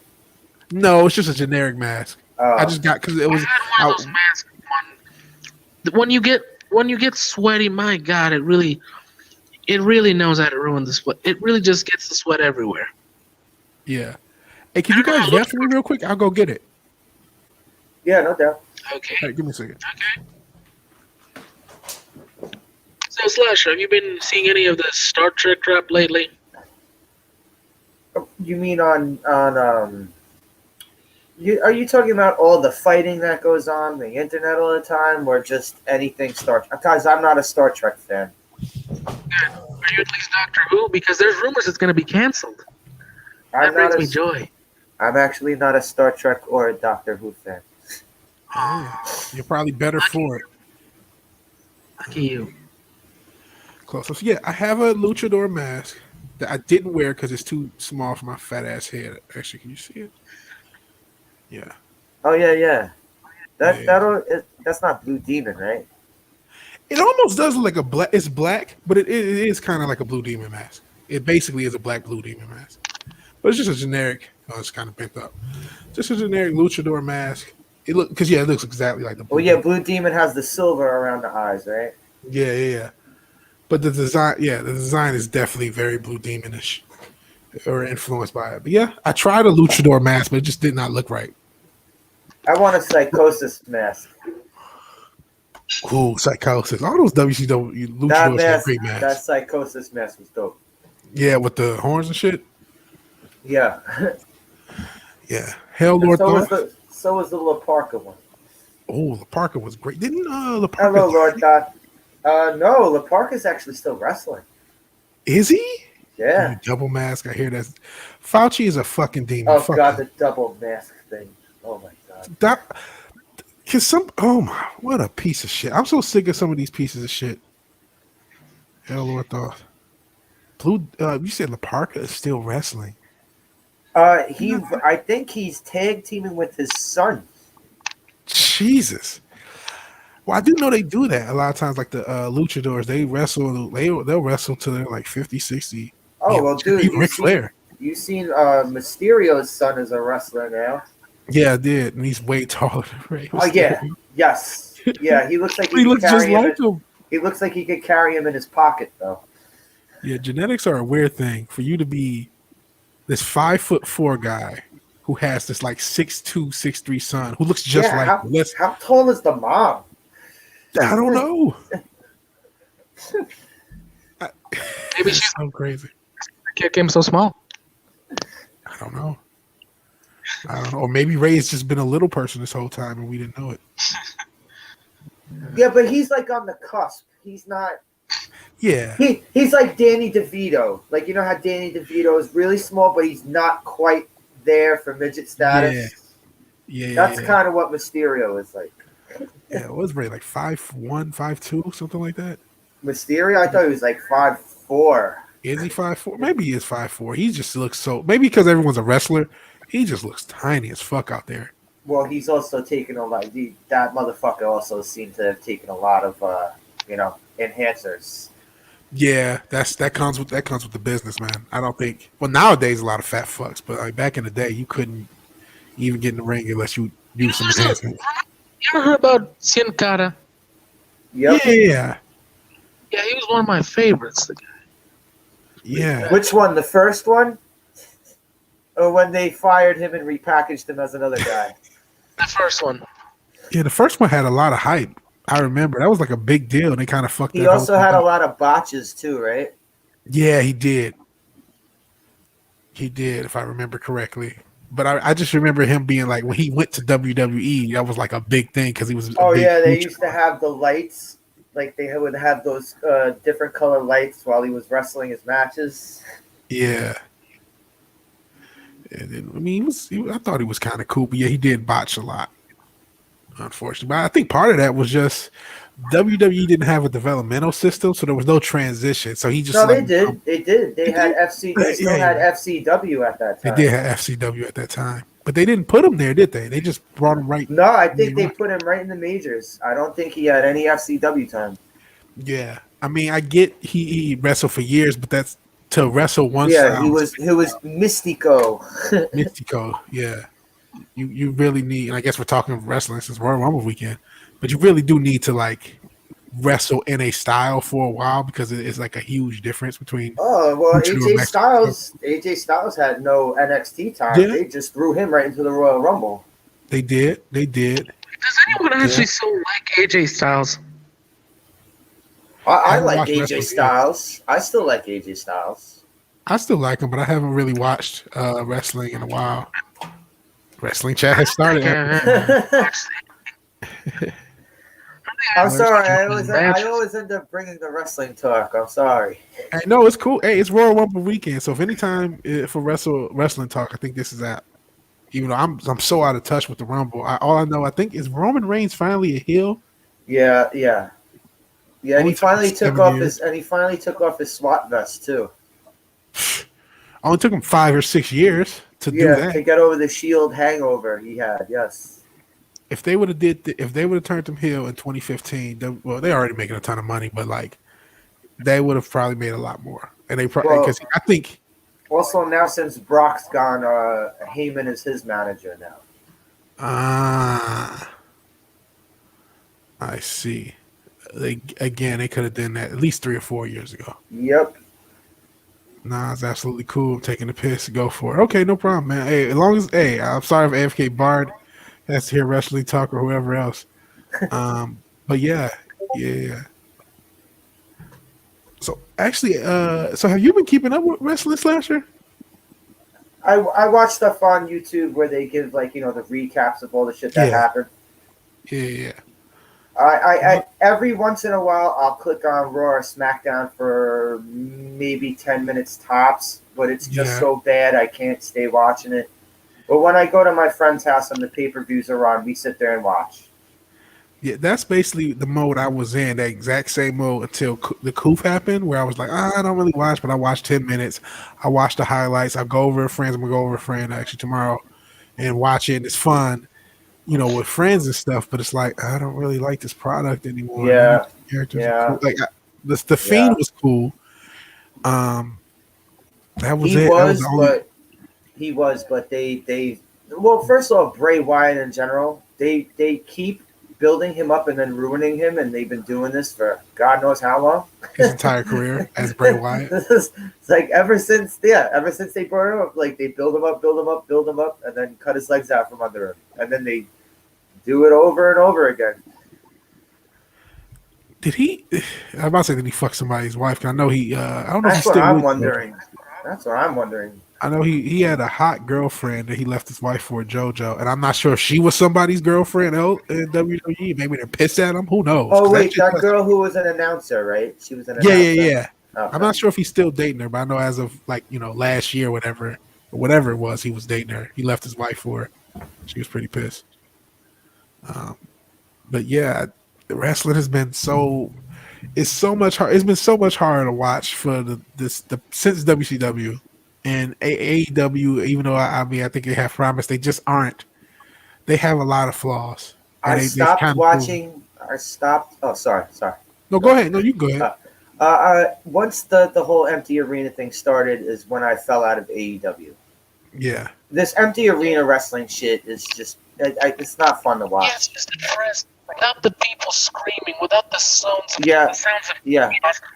without the hesitation of the scream, it doesn't give the soul of it. Exactly. There's no spirit in it. Yeah. Well, also one thing I gotta say about AEW is not everyone, but it seems 90% of the roster on AEW wrestles the same. Yes. Like I remember back when the high flying guys used to be a special attraction. They had their own moves, their own forms of combat. Now it all looks like the same shit. Now everyone's a high flyer. Thank you. They'll have like 400 pounds. Like I like Keith Lee, but then he'll do some high flying shit. It's like, come on. Well, I like Keith Lee too, but no, all right. But Keith Lee, he doesn't always do the high flying shit. Well, if you watch on the Indies, he did it quite a bit. Oh, okay. I didn't catch him too much on the Indies. What, like Evolve and shit? When he was like Evolve and PWG, and there were cool matches, great stuff.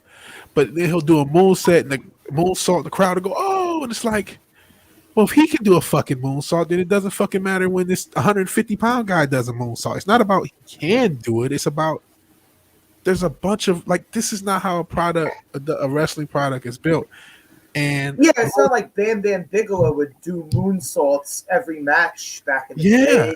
Like when Bam Bam Bigelow went up to do a moonsault back in the day, it was like, holy shit, Bam Bam Bigelow is gonna do a moonsault. yeah, it was only the pay-per-views, and not everyone. Just like, oh, it's a big match. You know, Bam Bam is getting Lawrence Taylor. He's about to try the moonsault. A fucking Vader. If Vader does a moonsault, it's like, holy shit, he's gonna kill this dude. Yeah, and then they would always miss it because they probably would have killed somebody. No, I've seen Vader land the moonsault on people, and I don't know how he didn't kill people. Oh man, I may have to look up a clip. And Lord Dolph said, "What do you hear about WWE under new ownership?" I don't think it's the company. They sold the network to NBC, right? Something to NBC, yeah. Okay. They sold part. I don't know. I didn't read it up. But like, yeah, they sold the network to NBC, so they're not under the company is still under Vince McMahon. He's not selling unless he gets. I've heard Disney at various times being interested, and I can see them being very interested now because WWE is doing better than a lot of. He's gonna die still owning it. If anyone's gonna sell it, it's gonna be whoever inherits it, and it's gonna be which Stephanie. I think will be Stephanie. It's gonna be Stephanie. Definitely. It's going to be Stephanie and Triple H, and Shane's going to be left out in the cold. Yeah, that's a weird thing that Shane, Stephanie. Let me see Vader hitting this moonsault. I never saw him hit it. Now I have to find it. Who, Vader? Yeah. Oh yeah, he fucking hits this shit. Yep. Holy shit. Yep. Holy shit. Okay, hold on. We're gonna get this going. Hopefully we don't get copyright claim, but yeah, we gotta these shows have no structure. You know, I know I have the Wall Street bet shit, and I do want to talk about that before we go because we have to talk about it. Everyone's talking about it. Oh, you can hear the music, but you can't hear that. It's Vader time. Yeah, Vader was so fucking cool. He was a fucking wrestling was just cool back in the day. He was a beast, dude. I wish I was born in the 90s or the 80s. It seemed like everything was much better back then when it comes to entertainment. Entertainment. Even everything else. Bro, when I was a kid, race relations were so much better than they were now. They just were. Same thing here. just were. They just were. They were 1,000 times better. Oh, is this Davey Boy Smith? He's going to hit the moonsault on Davey Boy Smith here? Look at this shit. Look at this big motherfucker. Look at that. Okay, got most of the chest. Turn the music down. Oh, shit. Oh, yeah, man. He's lucky he didn't land. All right. Yeah. He landed just first on him. Imagine if he landed belly first on him. He would kill somebody. Oh, man. Oh, damn. It's a collection of his moonsaults? Yeah, this is a compilation. Oh, that was belly first. He hit him clean. Yeah, you could see. Look. So this is a little behind the wrestling. I was going to commend him. If you watch how he lands it, you could tell how great of a wrestler he is if you do it in slow motion, because you can see. Hold on a second. I got shit in the way. So I want to try to play this in slow motion. So you can see how he's supposed to land and how he's not supposed to land. Because you can see, if you look, that he's putting his hands down. This is a good landing on this guy. So, a little behind the scenes wrestling. Look how he lands, and you know what I mean? Oh, yeah. He lands it where he doesn't really hit him that time. But is this Macho? This one on Davey Boy Smith, he lands belly first. This one is not so lucky. Look at this shit. And look at it, he does the balance on the fucking Ooh. I mean, he does kind of get the ground first, but there's still a lot of fuck. And look at him, he's talking to him. He's like, did I kill you, man? Are you alive? He's like, are you still breathing? That's what he's asking him right now. Yes, he is. Oh, that shit looks like it hurts. Yeah, that's not the guy I would want doing a moonsault on me. Yeah, bam. Yeah, he does for the most part. He absorbs the blows on the elbows, and knees, which what you're supposed to do in a professional. But he tried on that one. He got his hands down, but I don't think that made a shit of difference. He just landed all body on him. Hell, 32 flavors and Nick Weiser just dropping by to say what's up. What's up? Hey, 32 flavors. Hello. Hey, can I use this moment to say something, Vigilante? Yeah. Yeah, I kind of wanted to apologize out to 32 Flavors for disappearing last night on the stream we were having together. It's just that there was a blackout in my neighborhood, and I had to close the doors just to be certain. Every time there's a blackout, there's always some dumbass who decides to grab a rock and try something in the houses. Oh, What? shit. I had to close the doors and put the dogs out. It was the safest bet. Oh, man. What? A rock? Like throwing rocks at your windows and shit? Well, throw it at windows of stores, and every time one just throws a rock, it always starts the mentality of everyone else grabbing something and start breaking into other people's houses and stealing shit from the stores. Oh. Have you never been through a blackout? Yeah, Hey, I but mean- not Not in Angola. not riots going on during it, but it's like It's not riots per se. It's more, let's steal everything while no one's watching kind of thing. Soft looting. Okay. Soft looting. Well, you know what? It's peacefully protesting now. You guys are just peacefully there you go. protesting for racial justice.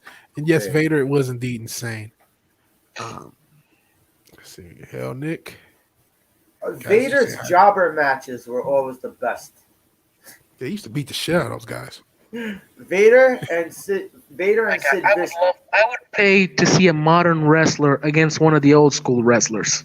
Vader and Sid Vicious had the best jobber matches. Yeah. I would love They don't even do jobber matches anymore, do they? I mean, for a couple guys, but they used Not to like do they them all not like they used to. It's not like they used to. Yeah.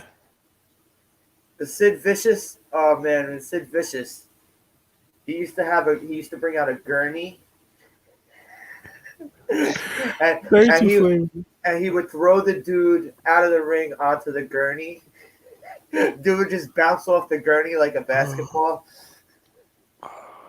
God, that sounds painful.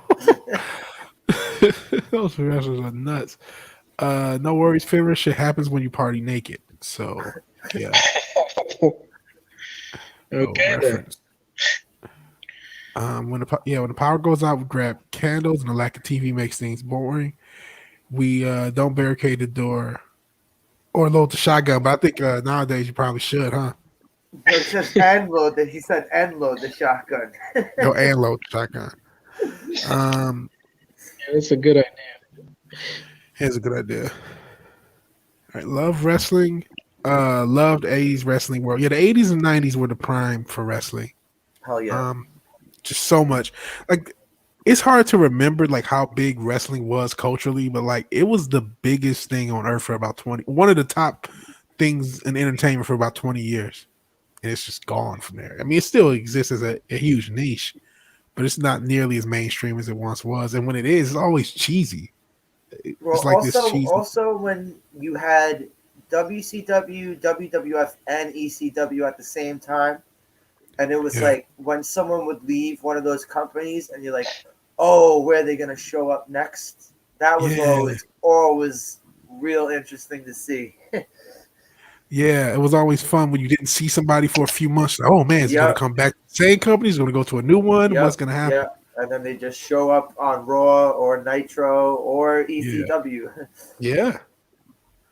Golly, that was a great era, and I don't. It sucks. AEW, I don't think is going to bring what we need. I think a lot of people had their hopes on the AEW, but they just turned out to be the cruiserweight division. That's all they are. They're just the whole cruiserweight company is basically a cruiserweight division, with the exception of like 5 people. Yeah. And then they don't take themselves seriously. Like, at least from I haven't watched it since the coup, but I've talked about this when you see a commercial for AEW. It's like, you guys seem so minor league. You guys just seem like just losers who are just happy to be there. And you know what's funny? The fucking guy that owns it has more money than Vince. Yeah, he's super rich. He owns the Jaguars. On the Jaguars. Owns fucking, was it Arsenal?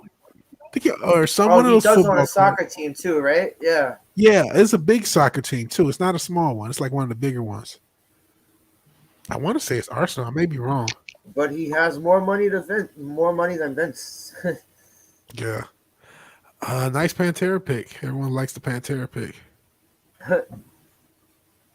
Yeah. Old era wrestling promos were legendary. Lorthoff says legendary. And they indeed were. Jeez, we could, but I was about to do Ric Flair. I know Fireball got struck for having a Ric Flair promo in his stream. So I guess Someone got struck for showing a Ric Flair promo. Yeah. Oh, I wow. was on the stream. That's crazy.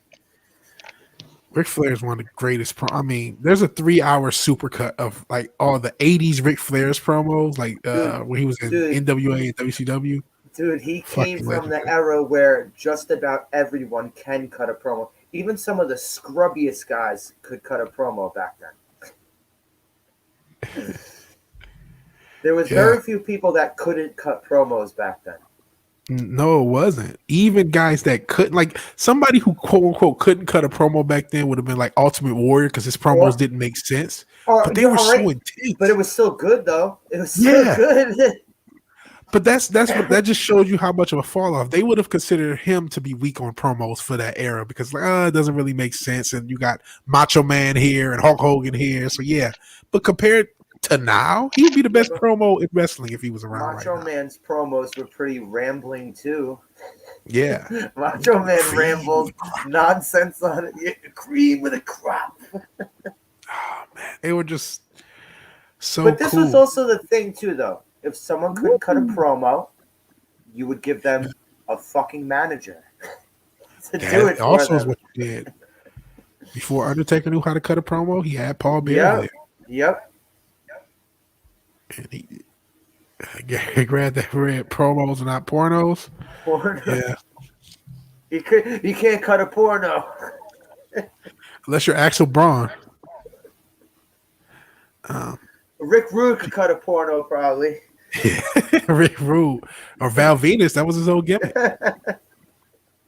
Hello, ladies. Val Venus was basically just kind of like rehashed Rick Rude.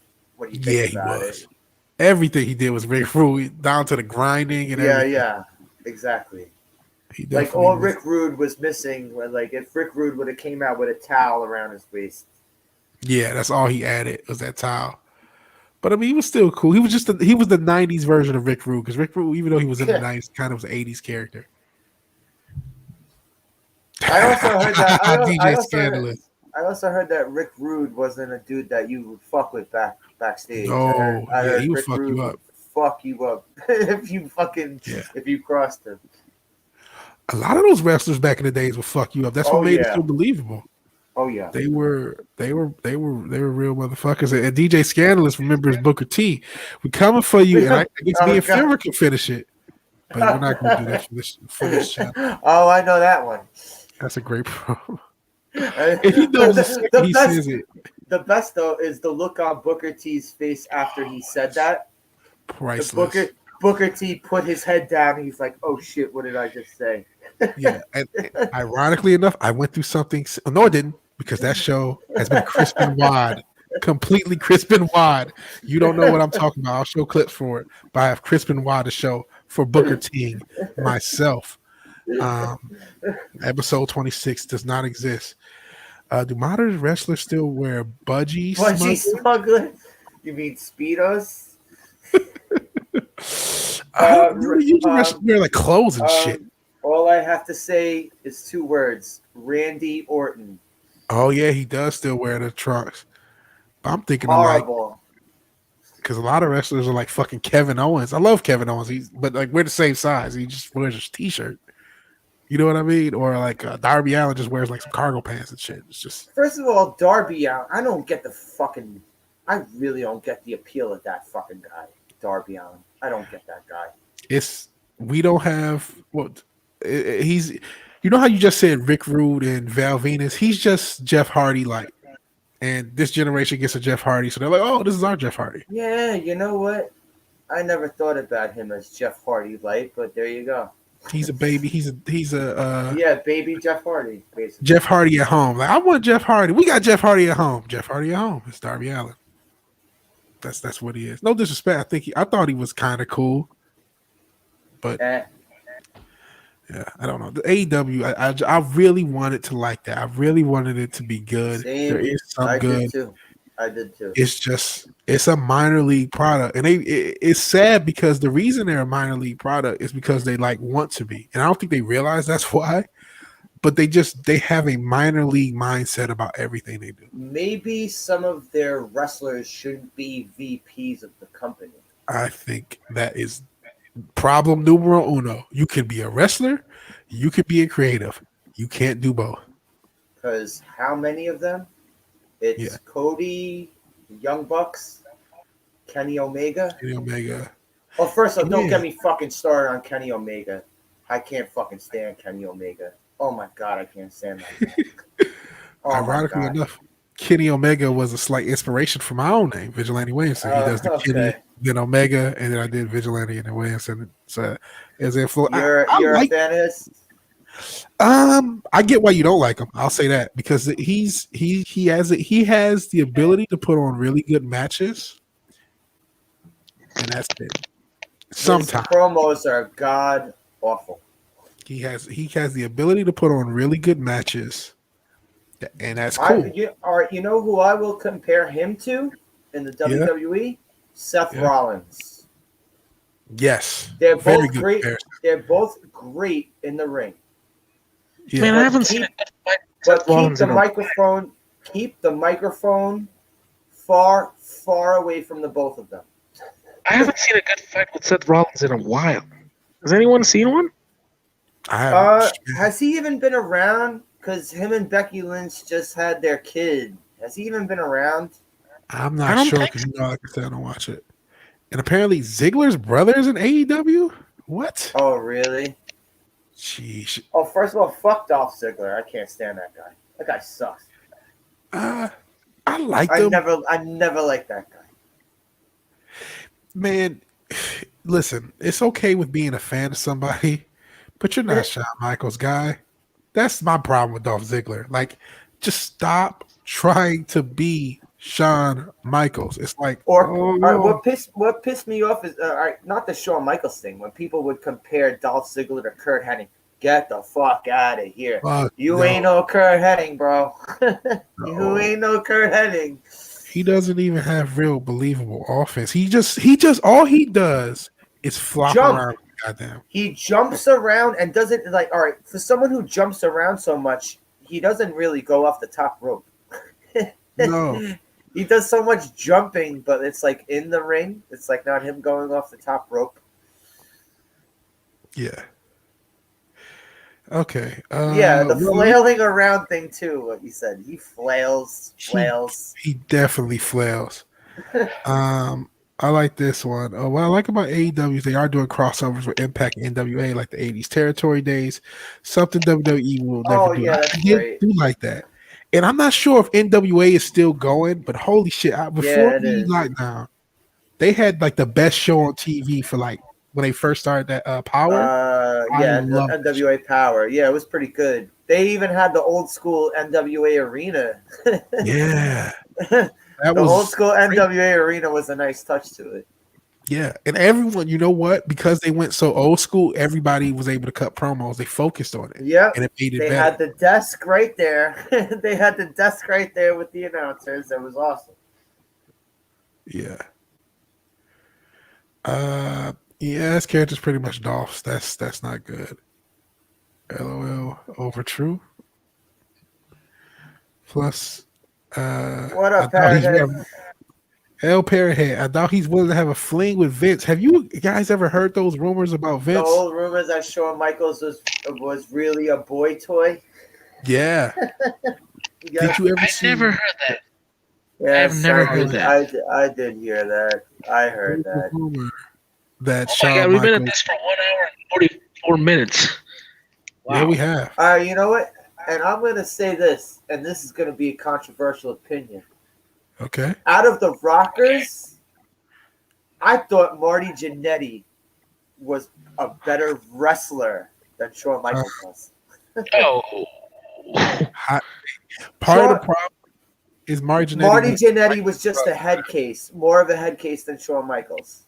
That was his problem. Yeah. And Marty Jannetty is still a head case. By the way, Marty Jannetty is still a head case. Yeah, didn't something happen with him recently? Oh, a lot of things happen with Marty Jannetty. I haven't kept up with him at all, but I felt like his name was out there. Oh, he went on like Facebook saying like he killed some dude. Like, he's a fucking whack job. Yeah. Another thing about the fling thing, there's an interview of Scott Hall talking about basically being propositioned by Vince. He said, one day Vince calls me into the office and we're just talking about, whatever they were talking about. All of a sudden, the conversation goes, Vince starts talking about the first time he had sex with a man. And he's like, what? Who the I know what this that's what this was. I know exactly what this was. This is when Vince minor. Oh shit. Vince Marty Jannetty was talking to a minor? Well, Marty Jannetty talks about a lot of fucked up shit. If you see what he talks about on the internet, he's fucked up. Jesus. Marty Jannetty got more issues than Time Magazine. So fuck me. But go ahead, man. It was when they did the storyline with Goldust stalking Razor Ramon, giving him love letters and shit. Hell, 32 Flavors of Nick. What's up, guys? Hello. How you doing? 32 Flavors. Finally, what's up, gentlemen? Yeah, my children just went to bed, so I couldn't believe I was able to pull off a Yeti cast with an hour and a half of them being up and alive without them causing corruption. So I'm like, I'm gonna pull it off trying to show up on a second stream. There's no way. Yeah, so I feel good. Nice to meet you, man. They're just headaches. I mean, imagine I've changed diapers from 7 different children. I will years say though, each. Since they're so good with the Yeti cast stream, and I ordered a pizza, and that pizza was mighty good. Oh man! And all of a sudden, like I get ready to get them to bed, have them brush their teeth, and I hear you guys talk about wrestling. Like, all right, I don't even care. There's 5 minutes left. I'll talk about wrestling for 5 minutes at this rate. Yeah, we're speaking about Vincent McMahon's secret homosexuality. Oh, dude, he loves his boys. Well, dude, all right, the whole Pat Patterson thing. Pat Patterson was such a fucking long employee of his, and all the scandal that Pat Patterson came along with. Oh yeah, great boy stuff. That shit just mysteriously went away. It did. Yeah, didn't it? We will hail DJ Scandalous. We will have to do a wrestling stream. That would be awesome. Yeah, I'm always down to do a wrestling stream. If anyone wants to set up a wrestling stream, I'm always down for it. Maybe I'll make that one of my streams one of these days. I'll have to do that. It would be cool to do, like, I can't keep up with the new stuff, but to do like classic stuff. Oh yeah, right. We can do it as I wrote on my comments earlier before I hopped on. I wrote like just the old school promos alone. I mean, you had just a little, like, you had the Ultimate Warrior talk about going on adventurous realms to other beings of sentient nature, and then talking for 5 minutes, and then you had Macho Man straight to the cream of the crop. Yeah. I practice that voice a lot, and I'll tell you, Hulk Hogan. Vigilante, you going to be on for at least another 10, 15 minutes? Yeah, I'll be on for a little bit. Okay, cool. I got to run to the bathroom quick. Go ahead, man. Go ahead. Parrot Head's comment. I heard this rumor too. Go ahead. A lot of times, I always thought Hulk Hogan was under the effects of something every time he spoke. Listen, man, we talk about these 80s promos, the performance enhancer outside of performance enhancers for these 80s promos. Not that. I mean, something funny, something that made him speak. No. That's what, they were all on cocaine. Everybody. All right, all of them. Weed or coke, something like that. Yeah, pills. They were on, like, there's a reason all those wrestlers were like dying every year. If you remember, Mm-hmm. even after a lot of them, maybe have stopped. I remember Rick Rude, he had stopped and wasn't really even, in the steroids at that point, except for his back, but didn't matter. You know what I mean? Yeah, the damage is too late. It's too late. Your heart only has so much. And yes, this Parrothead, what he says, I heard that rumor too, and I believe it. Macho Man supposedly had a brief thing with a 17-year-old Stephanie McMahon. So Stephanie is playing the game before she became married to the game. And that was supposedly why Macho Man was never. They didn't allow him in the Hall of Fame until he died, and they were really on the outs of Macho Man. And if that rumor isn't true, it's like, well, why did you disrespect Macho Man so much for so many years? If the rumor is true, I understand it, because it was my fucking daughter. I feel the same way. Oh, I get it. Yeah. You know what I mean? Even though she was, it's weird and it's fucked up, but like, I don't know if that rumor is not true. I just need another explanation for what happened. Mm-hmm. And I think I may have the Scott Hall interview. Thanks. Hey, yo, Chico. Scott Hall, Big Sexy Kevin Nash, the NWO. The NWO is taking over in real life. Yeah, right. God. You know what's funny? Ted Turner was a part of both, from WCW to CNN. He's a part of both. He is. He absolutely is. And if you guys want to really get exozony or woo-woo, as Gary would say. So apparently you ever heard of Georgia Guidestones? Oh, God. Do share. Yeah. Well, if you don't know, there are these Guidestones in Georgia, which may be being followed by the whole situation we have in our real life with this disease. But it's about, you're only supposed to be 500,000 people and all these different ways to keep order. And apparently, Ted Turner is rumored to be the person who paid for them, but we don't know. Man. Are we talking wrestler? Ooh, Flavor Flav, you in there? See you in my window. Yeah. And Parrothead. Would that be funny if the truth of Macho Shag Linda? Oh wait, all right, wait. Oh shit, wait. When I stepped out, that was brought up too, right? That Macho Bag Stephanie. Yeah. Which I totally believe. You really believe that? The reason I believe it is because from the time he left WWE until he died, they never brought him back for anything. Nope. And I don't have another reason. And Lord Thoth just popped in the stream. Oh, now we're going to be out here for a bit, guys. Hell! How's it going, my brothers? It's good to see you. You finally, What's that? finally met. Mike is for a second, Mike has gone Amber Turd and shitting the bed, unfortunately. I love you, Mike. It was going good the first hour or so. What's your thought? What's your thought? What'd you say? We're talking about. Get lots of echo. That isn't me, is it? No, that's I think Finger's Mike, because he uses his phone, which I don't know. But it's just, it is what it is. We still love him. Man, you got to DDT that phone. I think eventually That phone needs to feel the bang.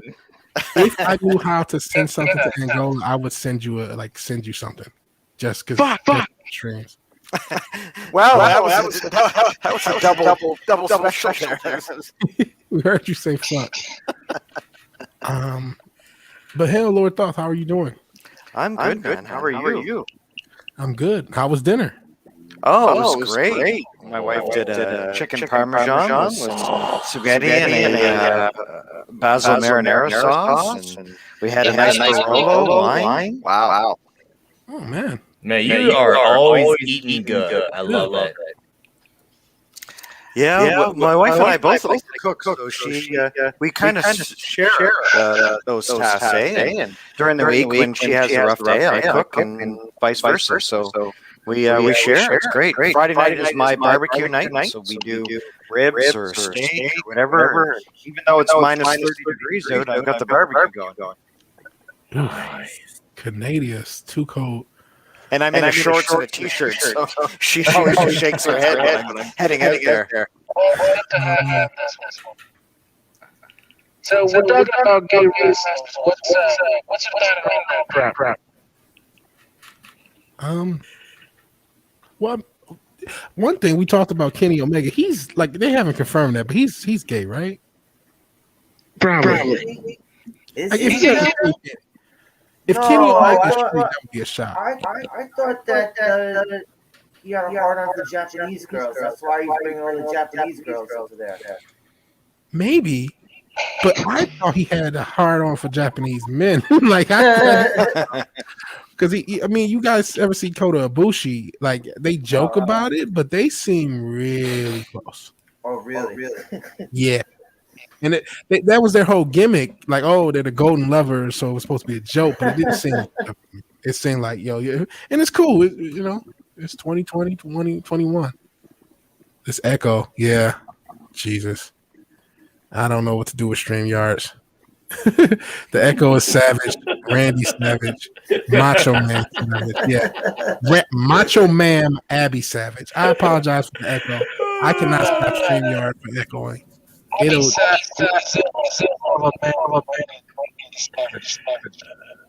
Huh. I mean, just you know What? I cannot hear you. Is that because I joined? I don't know. Just a second. Let me try something. Okay. Real quick. It's not your mic? Okay, now Lorthoff just left. Is it still echo? All right, let me speak. Oh, I think I'm echoing too. Oh, no, I'm not. No, See, you here's are. I can't actually So I hear do you. hear myself, and it's really freaky. Okay. July first. Is everyone Okay. going here? Okay, is it Here's what I'm gonna do. I'm gonna mute everyone. I'm gonna start muting. Is okay? Anthroparion says it's still echoing. Dope Stilo, I love that name. It's still echoing. If you talk like ducks, apparently it won't echo. So what I'm gonna do? I'm gonna mute myself. Okay, yeah. And Northoff is back, but I'm gonna hold on putting them back. What I'm gonna do? Femmer's muted, Slasher's muted. Everyone's muted but me. So for a little bit, I'm gonna talk until I can see the damn chat. Am I echoing by myself? Chat, let me know, and then we will fix these fucking technical issues one way or goddamn another here on the Vigilante Williamson show. No, this isn't the Vigilante Williamson show. This is Brave and the Bold. I don't know what the hell show I'm doing. Let me see. No, it's probably gonna be fucking more echo for a second. Here on the Vigilante. All right. So now I'm clear. So when everybody is done, there's no echo. So now we're going to selectively mute. So Fimmer, Fimmer, unmute if you can. All right, now talk. All right, I don't know. In Culture Casino, hell, he says you're good. Are we still good with Fimmer unmuted? Because I can't hear the echo. I know there was something similar when I was playing clips the other day. Where it just echoed and it wasn't. I don't hear echo. I hear you, but I don't hear echo. Are we echoing, chat? Fimmer is echoing, so it must be you. Shit. Everybody, let me add Lorthoff. Hell, Lorthoff again. Fimmer is echoing, so everyone is saying it's you, Fimmer. Yeah, Fimmer is echoing, I think. Huh. Was he echoey earlier? Because I haven't heard Fimmer got a little lower volume wise, but I didn't hear a major difference otherwise. At least for me, but I'm not hearing the. Okay, so now Fimmer. he just left.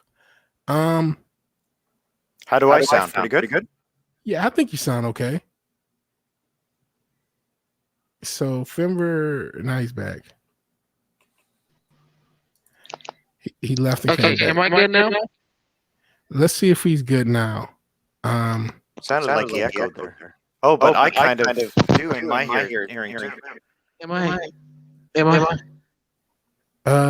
Testing 1, 2, 3. And I appreciate the chat. I appreciate all of you guys. This is actually ironically enough, 12 is the highest amount of people I've had in a stream, and you guys are helping me with tech issues, even though I don't know if all 12. There's an extra person. So somebody's watching me on Twitch. Shout out to the one person who's watching me on Twitch. I know you exist.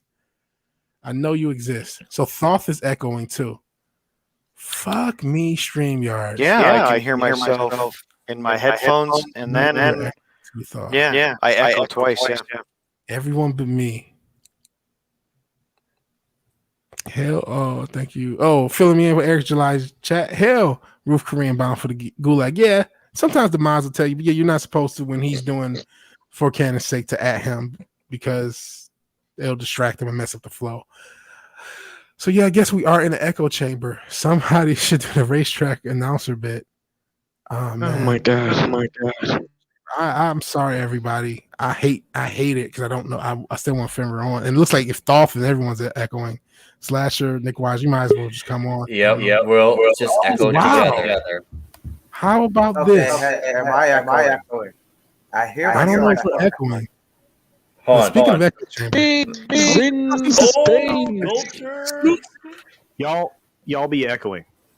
This is the first episode on my. So Vigilante, do you have StreamYards open and the webpage open? So do you have stopped echoing? I actually only just opened it to see to see the chat just a second ago, but that was after it started to echo because close the chat.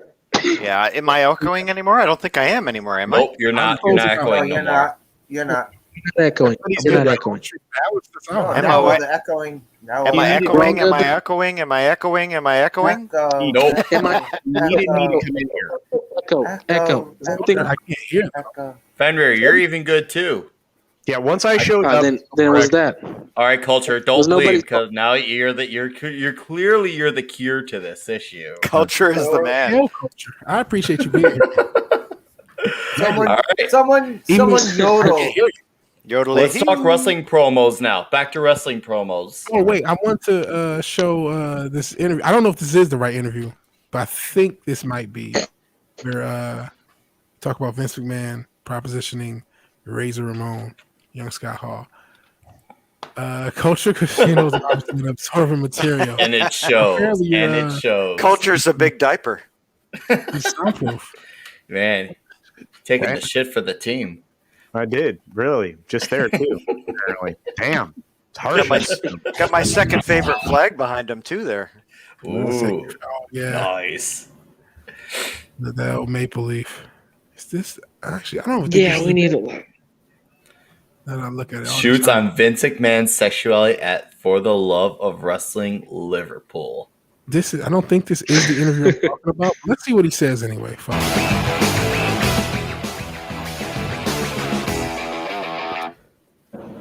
I saw him one time actually sleep. Oh God! Shout out to Kevin Nash. Okay, this is gonna Super Shredder. Kevin Nash is looking as bad as Scott Hall these days. And he was introducing me to this angle with Goldust. Oh, it's the Goldust thing. It was going to be Razor versus Goldust. And I remember Kev was in the office. Man, Scott Hall's looking old. He aged terribly. Oh, it's a shame. It really is. You could have swore back in the 90s he would age the best. No. Did anyone ever see when he had to get carried to the ring, not from the ring? Yes. That was pathetic. Cocaine is a hell of a drug. You got that right. It is. Just look at Scott. Some people say weed is better than. Oh man! As soon as I stop, you guys stop talking because I didn't want you to talk over the video. I wanted you to get Sorry. No, you guys can talk. I just didn't want to talk over the video. And then when I stopped it to let you guys talk, you guys just all stopped. Okay, though. First of all, despite the fact that the old generations are slowly dying of wrestlers, I still think the old school wrestlers are way better than the modern ones. Yes, well, agreed. How after everything, after all this shit, after all the people who died, how the fuck are Jake the Snake and the Iron Sheik still amongst the living? How are those two? They're like yoga, man. They're like Keith Richards, bro. They're like they're like the Keith Richards of pro wrestling. Yes, still alive. They're still ticking. It's like the Iron Sheik is crack fueled. He's still going. His life force is crack. They're like Keith Richards and Ozzy Osbourne because he's another one. Yeah. They're still going. There's people who are 30 years younger than them that died. Yep. Yeah. They just had a wrestler today, not today, but last year. Brody Lee / Brody Luke Lee, Harper. the fucking guy was my age, and he died of a lung condition. They last say Yeah. that the most will-filled people live longest, Maybe. or just the most crazy. They say cocaine helps keep the body a bit young. Or say, So is crack cocaine the Iron Sheik's will? I think it is. Wait. Cocaine is. Do you realize how the processes by which cocaine is actually made? Well, I'm not sure. All I know Iron is that Sheik it straight up depends on smokes crack. Iron Sheik Yeah, he straight up does. smokes crack. He straight up smokes crack, and he don't deny it. He don't deny it at all. Wow. He'll smoke crack on camera. If you give this guy $50, if you give him $50 and a crack rock, you can put a fucking video camera in the Iron Sheik's face, and he will smoke it on camera for you. Okay. That's I am terrible. quite aware of how cocaine is made, seeing as how I am a law enforcement officer. Oh, are you really?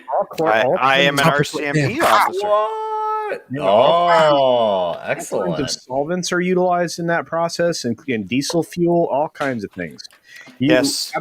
You absolutely. Once you realize the process by which the cocoa paste is turned into cocaine, and even how the paste is made itself, you guys. I mean, this stuff's bad.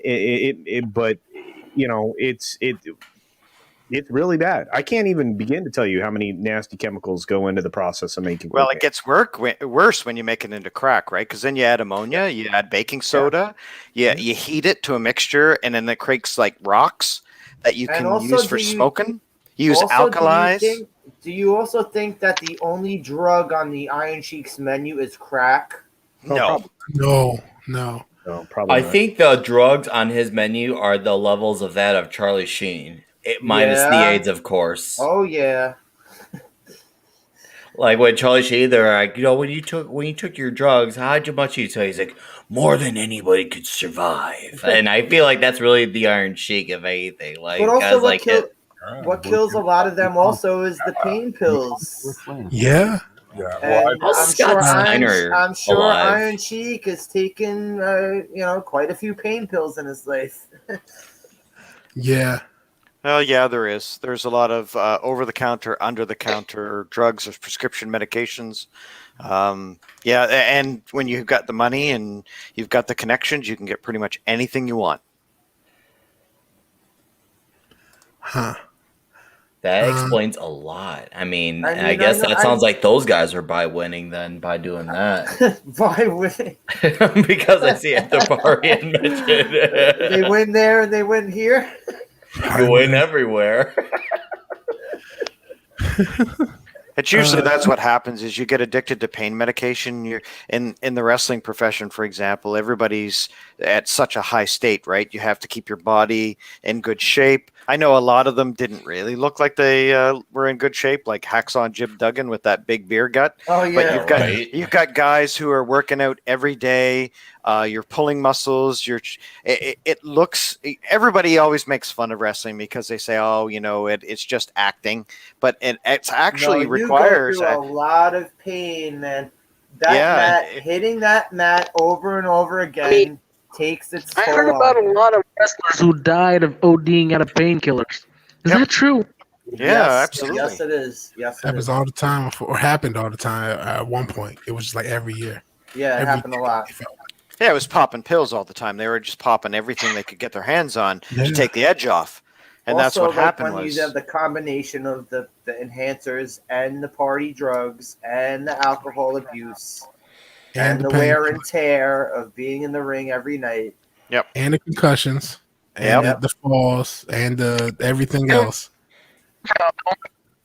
Don't forget the psychological stress of their own lives outside of the ring. And don't Oh, also yeah. forget 200 to 250 days out of the year, constantly out of the road. You sleep in Yep. different hotel, uncomfy. Like, don't get me wrong, a hotel's a nice hotel, but you can still have many uncomfortable beds. So, and then the fact that you have, from what I've known, the average wrestler sleeps 3 to 4 hours a night. And now, don't get me wrong, That's my type of life. I love sleeping that less, but I also understand that one size does not fit all. And most of these guys who work out, have this crazy lifestyle, they're the type whose bodies require that 6 to 7, but the things they're not allowed to get that 6 to 7. Yeah, there's a lot of uppers. 5 to 6 days a week too. Yeah, there's uppers. You're on acid. You're on amphetamines. You're because you're go. There's that state where you have to perform all the time. You have to be in the ring the next day. There's that euphoria you get from being in the ring.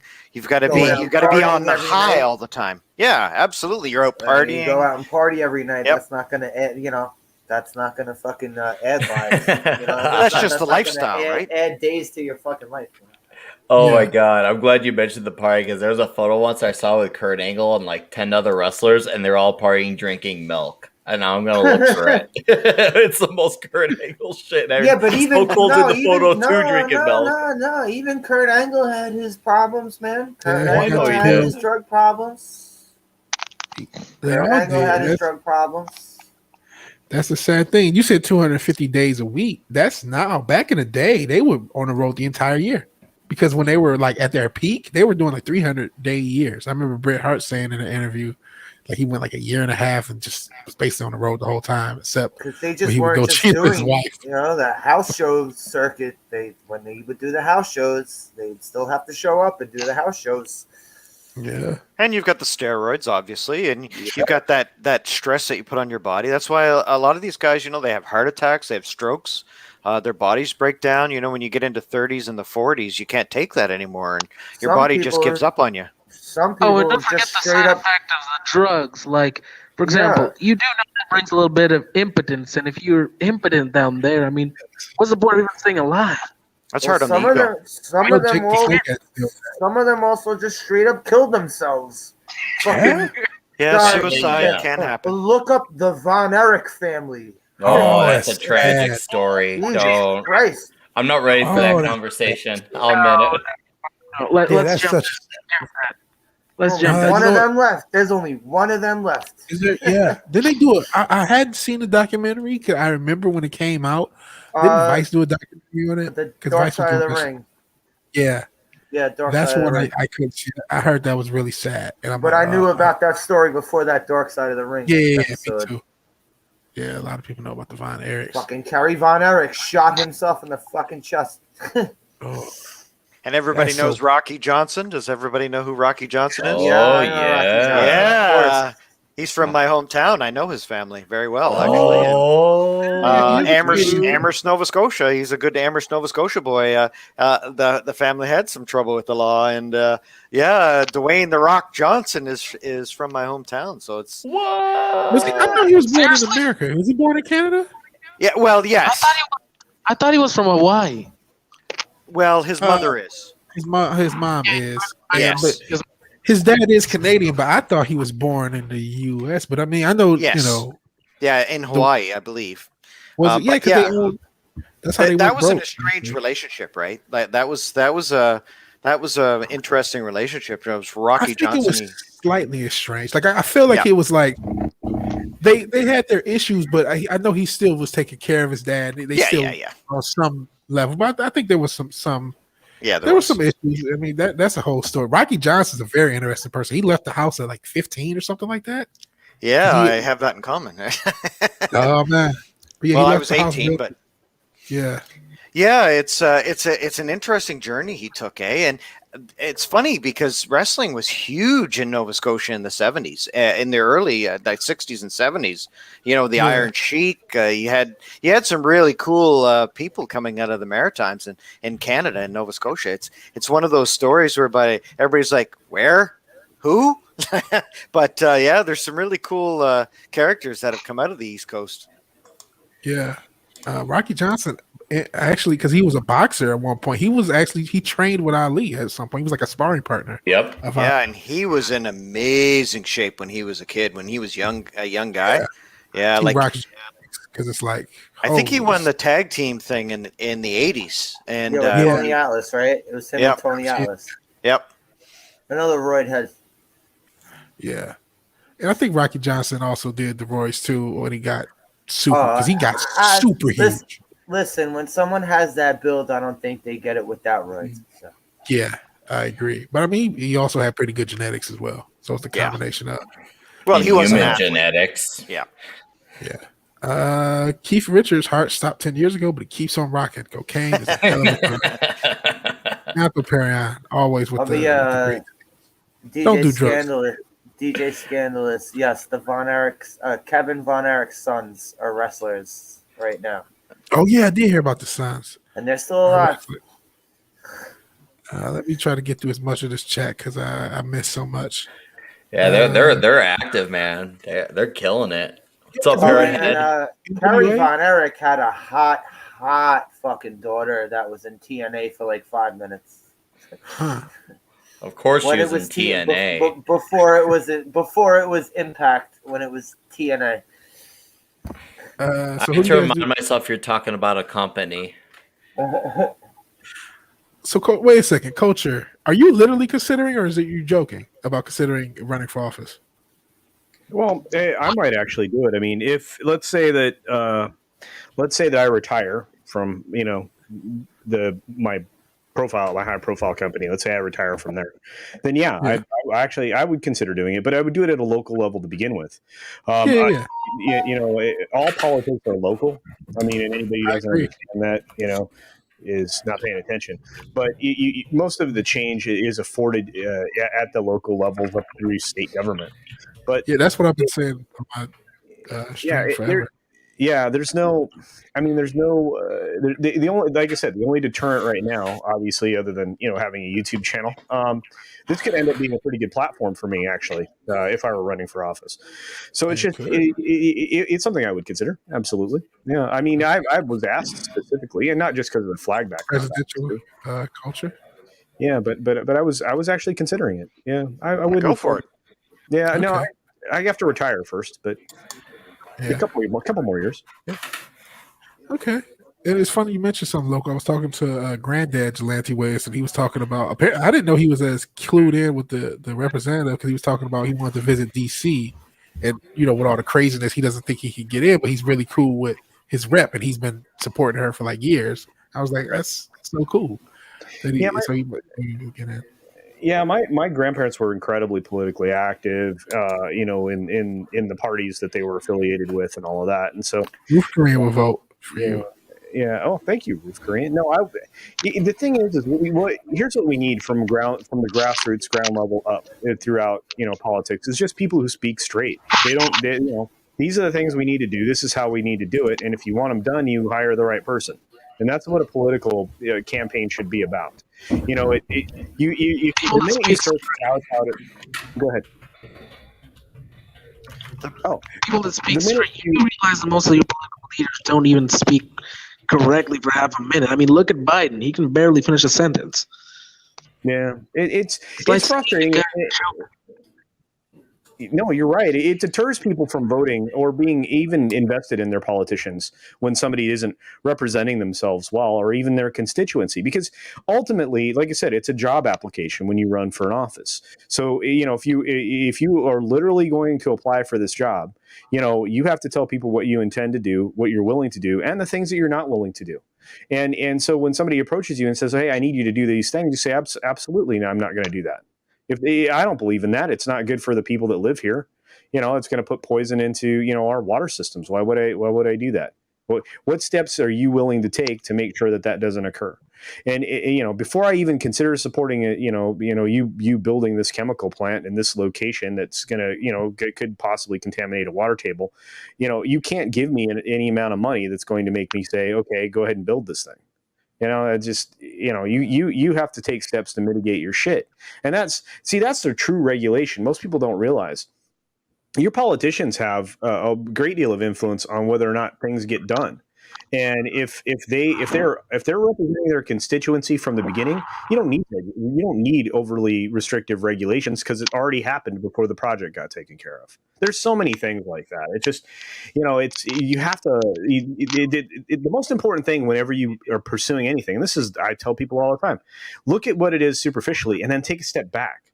How many other levels of this exist? Because if you're not thinking about it on all those levels, you're going to make a mistake. And that's, we had somebody in, the primary political office in this country. A lot of people consider the executive branch the most powerful in the U.S. government. It's not. But let's say, for example, Trump made a lot of mistakes because he was playing 3 and 4D chess a lot of times. But there were times when he wasn't thinking nearly enough moves ahead. And the same thing, Obama did the same thing. I mean, there were a lot of additional things that should have been considered along the way. And if they were, then, I mean, then my conclusion is even more dour about the effectiveness of your leadership. So it's just, like I said, you should always come correct. I think that's the way that I would have said it way back in the day. You should always come correct with everybody that you're actually, talking to when it comes to running for office. You should always be on point. You should always be direct, honest, straightforward. Any of those words you want to use. And if that's the principle, if you never lie as a politician, you'll never get in trouble. I think, unfortunately, you have a totally idealistic view of what a politician ends up being. That's how what you're saying is what it should be, but it ends up being politicians are employees of corporations. Well, they are now, but under they are. Yeah, but if I were, you get 600 of me in DC in positions of power, then you turn that on its ear because you outlaw lobbying. You do not take financial contributions from a corporation, whether it be directly or through dark money. And believe it or not, so there was 600 million that we can trace in dark money that went into the Biden campaign and filtered through, I don't know, a red. Black Lives Matter. Yeah. Black Lives Matter. Yeah, it's like I said, it's a big train wreck, and these are, I like I said, I don't get political on my channel, and I don't usually dive into politics, but it's something I would consider. I mean, I've talked to the boss about it, but again, I have to be retired. It can't be something I'm doing now. Just can't. And first of all, it wouldn't be fair to any of my constituency because right now my energies are divided between 4 things. Why would I do that? It is what it is. So, but when I retire, maybe I'd still keep the platform though, because that's the other thing. Trump didn't work his way around the media. That's all he had to do. He should have done what Reagan did. Consider this: Reagan walked out to the American people on a regular basis using he addressed the nation consistently and constantly, especially when there was a major battle to be fought. Trump didn't do that. He didn't take advantage of doing a White House press conference with, guess what? No press around. Reagan shot a lot of stuff from his office at his desk. You have the opportunity. Also, mind the Reagan days were not the social media days. Oh no! Believe me, I understand that 100%. People have to take shit like that into consideration. Yeah, but see, that's even more effective. So he was utilizing the social media platforms. He was doing that fairly effectively. But if he had his own YouTube channel, can you imagine? He goes around the press. But you know what? Looking back at it, though, it's probably a good thing. If he had his own YouTube channel, this platform would be even more draconian than it already is, given how everything played out. No, because it would have become more clear. See, that's the thing. So we always talk about reaching the normies, right? Getting them on board with the things that we see in pop culture and entertainment. Mm-hmm. It would be the proper way to do that. So if the platforms are being draconian, show it on the platform. YouTube was, Twitter was shown to be incredibly draconian. Now we're having a war over the censorship. It's not done under the cover of darkness. There's a bright light being shown on it. And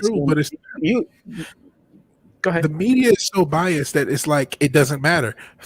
I haven't talked about before we end the show. I do want to talk about the damn Wall Street Bets thing. They are banning fucking groups on every single platform down to Discord. That's now because some of them, they don't need them anymore because a certain group out their way in an election. Now they're like, okay, you were useful, so now we're gonna take you out since we got what we wanted out of you. No, I'm talking about the Wall Street stuff. Like I know the Wall Street. Yeah. That too. Luckily, we got guys though like Dave Portnoy who are going out there and not giving a fuck because we need more Dave Portnoys in the world. Well, that's what we need. You have one. You have a guy, a billionaire in Elon Musk, who was 100% by the Wall Street behind the Wall Street Bets people. I'm not an Elon guy. That's fine. I know everyone loves him, but I don't trust him. You don't have to be, but to be honest, I'm not a big fan of Elon Musk either. He's a bit terrible. I mean, they're very terrifying sometimes. Uh-oh. We agree on our intelligence and how it can lead into a Terminator-like future, but yeah, like you said, but coming from a purely business standpoint, I mean, this guy has built a wall of engineers around him and like 7 giant technology markets. So look, like him or don't like him, right now he's under the gun of the people on the left. They're pursuing him because he supported the Wall Street Bets crowd. He's under investigation because he's going after the way that these people make their money. Making money isn't always the cleanest of businesses, but when it comes to Wall Street, it's filthy. Mm-hmm. Yeah, you know what? Go through my trash. I will defend each and everything that I said every time I said it, no matter how, what the perception is going to be. Because, you get those controversies by driving the bus through the wall. We can't always blame it on how they make it. Let's be honest. There is no person who's ever reached a position of power or a high economical position without committing a few sins. Mm-hmm. Maybe things that were minor in the past, but today are enormously huge. No one is innocent when they have power, basically. No. But that's the thing. You should expect more. So this is the politics of low expectations. It's the same thing that makes a lot of these politicians incredibly racist as well. They don't expect the best from their fellow man. They don't expect the best from their constituency. They are expecting the lowest common denominator at every single level, which is how you end up with the education. Exactly. I mean, look at AOC. She literally is proving that she is an awful politician, that she has the mentality of a child. I mean, have you seen most of the crap she's been posting out? Yeah. Oh, yeah.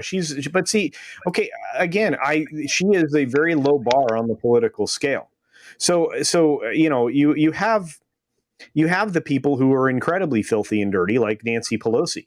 Her wealth is attributable to her being in office. You should not be worth hundreds of millions of dollars, and your husband should certainly not be worth hundreds of millions of dollars, because of being in politics.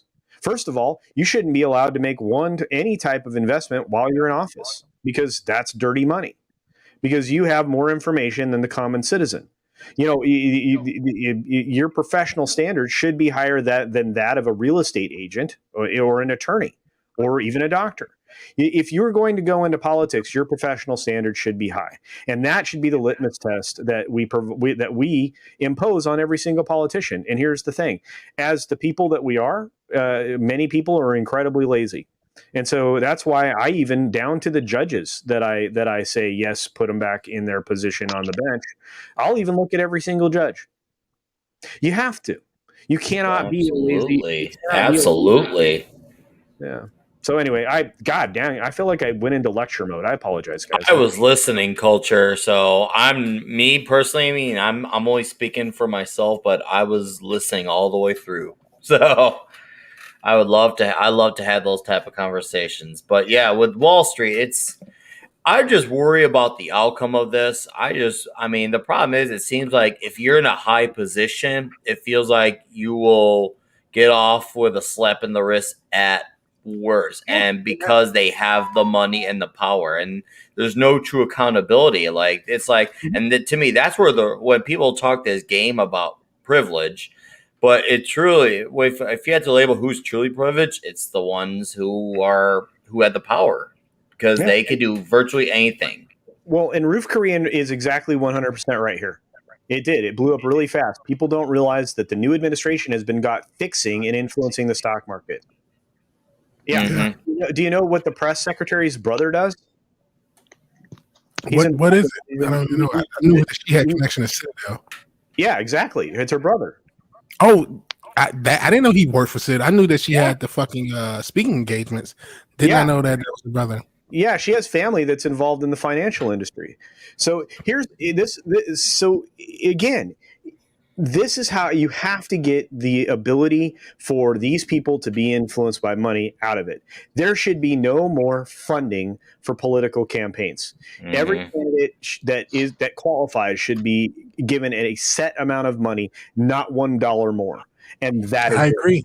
Agreed. And the problem is, I mean, if we really want to have diverse ideas, opinions, and all of those things, because again, the word diversity is really important right now, then you have to be willing to listen to them all, which means that you have to make sure that they're all funded the same. And the only way to assure that is to remove any other funding mechanism that any of these politicians have, including their own wallet.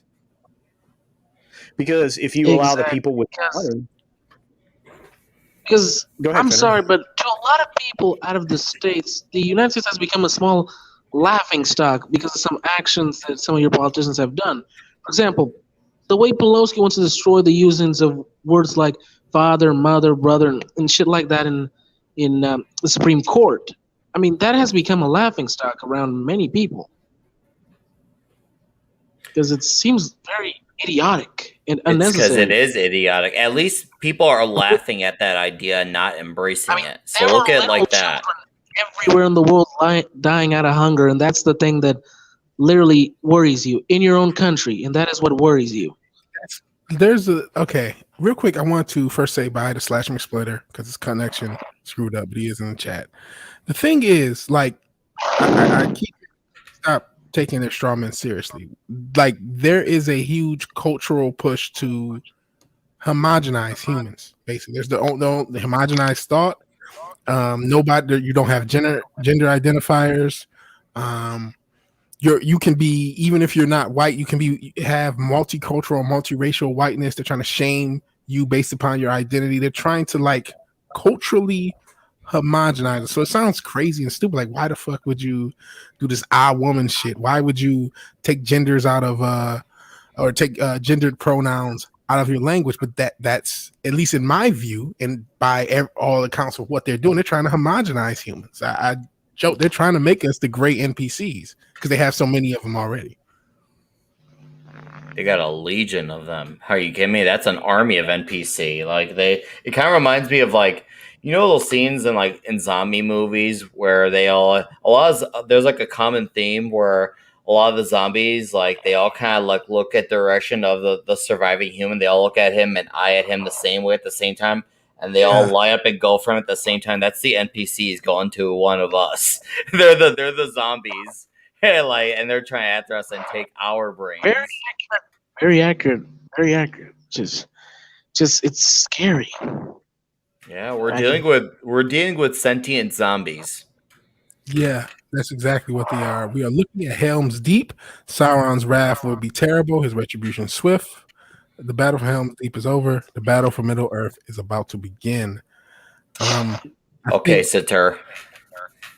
They're coming for Lord of the Rings next. Just wanted to for everything. Yep. But at a certain point, because I'm trying to play the long game, right?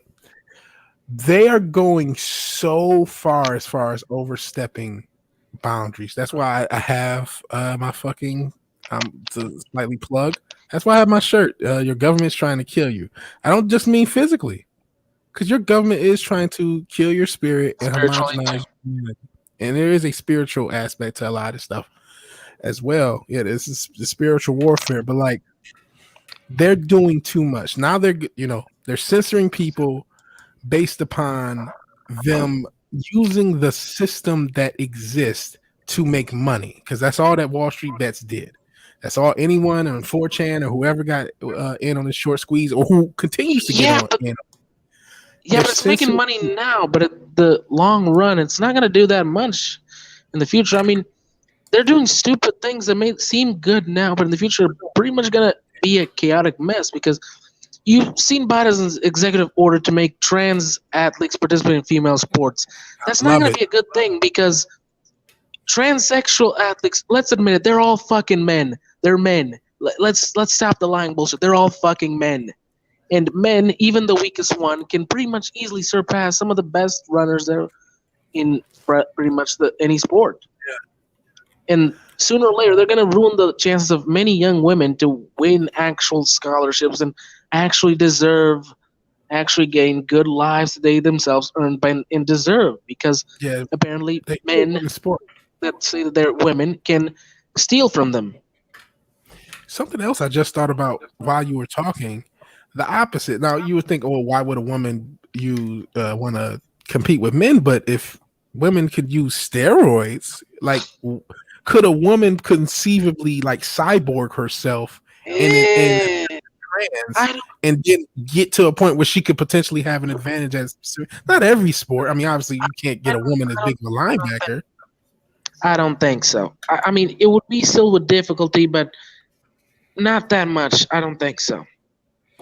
The thing is, when they come up with these solutions that you mentioned, Fenrir, that they once again they sound good and they backfire in the long run. That's all it is. They're reacting to a state of hard emotion at the time, and then they realize long term when it backfires, then they start to freak out, and then they change the rules or readjust the rules so they always come out on top. I mean, that's the whole. That a lot of what they do is coming out of hard emotion, and that's what they use to get these little victories is the emotion, because they know that people at default, especially when you have a media outlet, they know that's what drives them to act so crazy and get into whole hysteria, because they know if they control the perception, it's going to get people to be that much more driven to stand up for that ideal that sounds like it could be good in theory, but it's really just it's all short term, and that's really all. But they act like it's something that's going to be there forever until the policy backfires at them, so they change it again. I know it is very self-destructive, and they're never going to admit that. You got to find a way to, rather than deal with this problem, you got to find a way to remove this problem. Period. You can have a media sport. I get it, but what about putting women in men's sport? Because I used to play football, and I'm meaning the American football. I was defense and linebacker for some time, but that sport is literally not a sport that it can have both genders together. If we're talking kids around the ages of 7 to 10, maybe in a small friendly game, but when we're talking about big leagues and adults like teenagers and up, no, you can not have boys and girls. If a girl plays in a position like a quarterback or defense, they will probably be killed, because that takes a lot of physical contact and a lot of physical punishment. And if a harder and stronger person attacks a weaker one in that sport, it can either give them a concussion or put them in the hospital for a long time. That is not a sport to play with in this gender bullcrap. Someone could get very hurt. They don't think about that. They don't care, because once again, if they use the emotion, aka the media, to get that strong emotional reaction, by that point they've already programmed the perception, and because they've programmed it, they're not going to get anyone to go back on it, because they're not thinking about what you're thinking. They're just looking at face value. They're not thinking about what ifs. They don't want you to think about what ifs. The only time they don't want you to think about what ifs is if you advocate for something different that goes against theirs, because when you advocate for something that's different, then their whole idea is, well, if you're advocating for something different, it better be perfect. And that's a problem. Nothing is perfect. They don't, but that's just, once again, the mindset of it is really screwed up. And I don't know. I mean, I guess that must be college professors in a nutshell. I mean, it's basically these are the rules until the rules backfire, then change the rules so that you do. And that sounds like college professor mindset 101. And I'm glad I didn't go to university college. I mean, any of my friends who didn't become that, they did, I'm glad. But I know I have friends who did attend it recently and they didn't turn out that way. And it's just like it's really ramped up in the last 10 years, though. It really has ramped up. Most of the world. I mean, this is just messed up in every kind of levels. You've really seen, apparently now, the dating numbers, and apparently less men want to date women now. I mean, we don't want to have any form of relation with women, because, come on, there's a point where we get sick of all this crap about misogyny and bullshit. What kind of real man would date a woman that is constantly hitting on him with that shit? Oh, yeah. That's why Henry Cavill's single. Yeah, he is. And he used to date Gina, ironically. I mean, I sometimes only have dates with most girls, but it's never anything serious. I'm going to be honest. Why would I want to make something with something to bring me a headache? I've already had enough of that. Think about this. Screw the women themselves, if you can. But think about the laws. And they're actually saying that you can't talk to a girl anymore. You can go to jail. Exactly. If you say hello or open a door to them or help them in a situation, or if they're being assaulted and help them. Apparently, you're the misogynist and the villain. Yeah, unless you're hot, you're a demon. If you're not this, if you don't look like Henry Cavill, then you're going to be, oh, this guy's assaulting me by trying to say, hey, he was trying to catcall. That's against Exactly. the law. Exactly. There And was some this other kid places, in even England. here. There was literally this kid in England who just bumped into a girl from his school in a bar. Literally, he bumped into her. Wasn't that much. She says that he grabbed her arm. He got 20 years in prison out of sexual assault. God, I mean, England is damn. fucked up. England is fucked up. It was her word. That sounds like England. Coming for us. That's what's coming for us. That's what you gotta plant the seed somewhere and let the plant flourish and grow and blossom. And then you're like, okay, we have a successful garden here. Where else can we plant a garden at? Yeah, and this kid could have had a very successful future. It was his first year in college, and this happened. I mean, come on. Man. I'm literally staying away from women for quite some time. Or if I am going to start any relationship with one, I am constantly going to keep a camera around to record everything. Let them go to you, Fenrir. I mean, that's literally how I've been with my girlfriend for the last year and a half. Almost year and a half.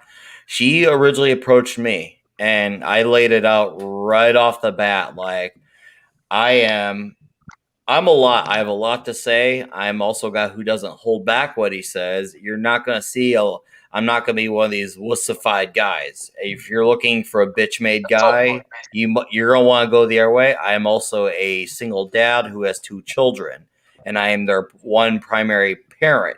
So I'm a lot right off the bat. And so if you're going to be jumping into us, you're going to be dealing with a lot right off the bat. This is going to be an undertaking from day one. Now, if you enjoy it, awesome, but this is not cut out for everyone. And it's almost, in a way, it's a good thing there are the children around, because that's going to let me know who really wants to go for it and who really doesn't. And you really weed out the fakes. You really do by that.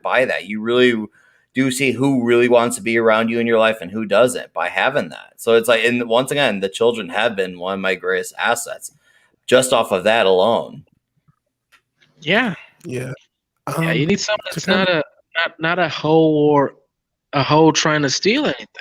You need someone that actually wants a good relationship. Yep. It's pretty hard to find someone that's like that nowadays. It is. It's tough. Almost all women everywhere were thought to be bitches, cruel, and manipulate to get everything they want. Now, let's not forget here, gents, that we're looking at a very small percentage of the population that we see every day on Twitter and other social media sites that are really an awful representation of the feminine part of our species.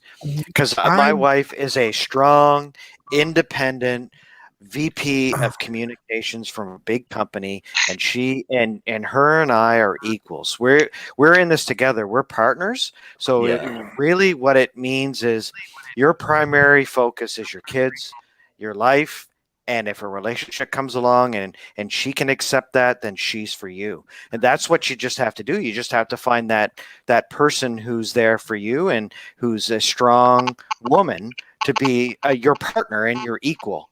And as much as a lot of this social media crap and a lot of this woke SJW culture out there is saying that, that we're the awful enemies of womankind, we're not.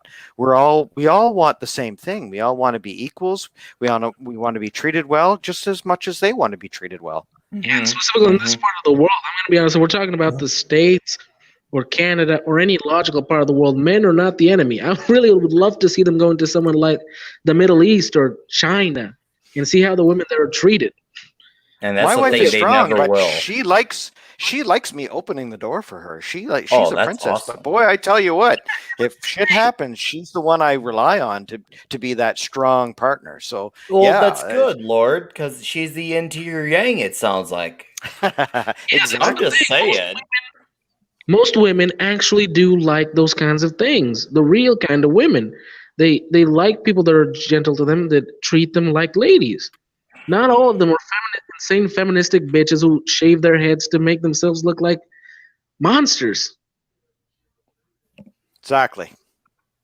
You know, the thing is, like, it's not like the trash and the idea of the shaved head look is like bad, but it's just like usually because you shouldn't judge a book by its cover. However, there was a time where a lady could have a mohawk, especially like late 80s, and you could have a conversation with that type, and they would actually be pretty smart. But nowadays, that look has become more, oh no, that could be the red flag that I need to like put a force field around.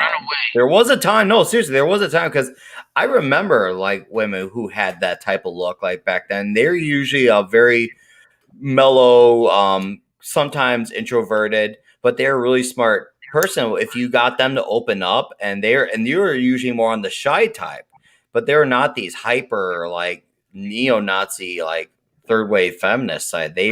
But nowadays, now it's like that look is part of the territory. It's like they took that look and say, oh, you're not supposed to be smart with that look. You're supposed to be downright evil. And they claim that look. And now those girls who I know who did have that like that mohawk look, they look a lot more, I guess you could say, normie based now because they don't want to be part of that stigma. Yeah, it's. I don't even know the words for any of this crap anymore. Society it's reached a point that it's near apocalyptic. I mean, This is the fall of an era of society. Like what I've thought is, if you lived during the fall of Rome, you would have saw Rome fall. You know what I mean? And so we are just living during the fall of the West, of at least either the fall or reforming of Western society. We just happen to have social media. I don't know. That's a little pessimistic outlook on the future. I don't think we're witnessing the fall of society. I just think we're witnessing the ebbs and flows of time and how things change. And look, I'm not against everybody being equal because I think everybody should be treated equal. I treat you equal until you prove me wrong, right? I think honestly, I'm going to push back a little, Lord Thoth. Oh, but I'm going to push back. I don't think equality should be even a goal, because equality, no two things are equivalent. Orange is not equal to apple. That doesn't mean orange is superior to apple. That doesn't mean orange is inferior to apple. The equality is like a false straw man that we all push for because we all want to be equal. We don't really. But did you catch what I said though? I said that I treat you equal until you prove me wrong, right? Look, nothing in this world is equal. Some things are superior to others naturally. We need to get that whole concept of equality out of because as long as we keep saying equality, we're going to push for something that's impossible.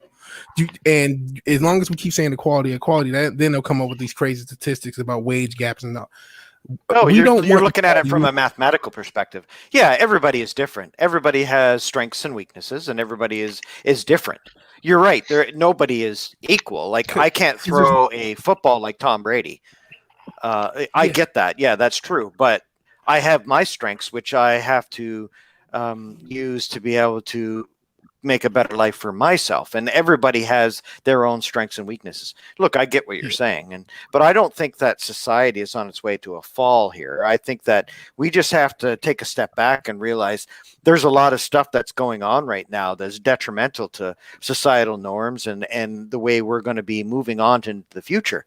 I agree with you there. I think that there's a lot of change coming, and we've been seeing it since 2016 at least.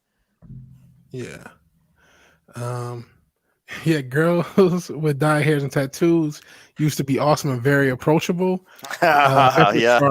Remembers. And that's really true, though. It's true. It's funny how once again that look is now the stigmatized look, and man, what a shame. The bitch look. I mean, even modern women in television, they are incredibly sad. I mean, I've heard a story about a lady who used to work in a company and try to get up in the position with her friend, but she quit, got married, and had kids. And when her friend became CEO and went to her, she made fun of her because she gave up on the works. But then the friend made fun of her because she may not be as powerful as rich as her, but at least she's not going to die alone in a hospital bed. Because the one that is a CEO, she may have money and power, but she's completely alone. No one by her side. That's the this person Kathleen Kennedy, because if so, I'd be very happy if the CEO was Kathleen Kennedy would die alone and decrepit with no one. She don't need no man. She don't need. She has Leslie Head in there. Leslie Headpiece. Why? Yeah, she don't need no man. when she's in a hospital bed and her kids don't show up, then Does she who's actually gonna show have up? kids? She I'm does just too. Okay. I don't think they even speak to her that much. Yeah, I wouldn't either. All right, I'm gonna get on DuckDuckGo and find out about the Kathleen Kennedy saga because Okay. I'm just a man. I'm just like I mean, she may have went for a Daniel Kibblesmith type in order for a marriage to actually pursue. So I think she was married to like a bigwig in the 80s, right? No, she's still married to Frank Marshall, guys. You guys are She's still married to him. Okay. Yeah, she's married to Frank Marshall. Frank Marshall of many movie fame. So Yeah, The best way I'm trying to explain this sad story is okay. Anyone here ever saw the a South Park episode where Butter's grandmother showed up? It was kind of messed up. Anyone ever saw that? I'm not that big into South Park. I have Okay, not seen it, but go on. Is that Okay. And I know South Park pretty I well. haven't watched the last There was an several episode at seasons. the end where Butter's Yeah. grandmother was bullying him a lot, and in the end, he revealed that he will always be smiling because it doesn't matter how much his grandmother is bullying him. She's old. She's gonna go to a hospital and keep shitting out of a tube. So he's gonna stay happy, and she's gonna die shitting out of a tube. Okay. I mean, South Park is nowadays. that sounds like Park's that nowadays- sounds like South Park. Yeah, it was unique and fucked up in a very special and great way. I mean, I still today I can't forget the Super Adventure Club. It Oh literally god, that's how they killed off Chef in the worst way possible. I actually just showed that episode to my girlfriend recently because we were talking about how the character of Chef. She's like, "Man, whatever happened to that character?" It was like they did away with him out of nowhere. I'm like, "Well, that's kind of what happened, literally." Because Isaac Hayes had a falling out with Trey and Matt Parker and Trey Stone. Isaac Hayes had a falling out over Scientology, and.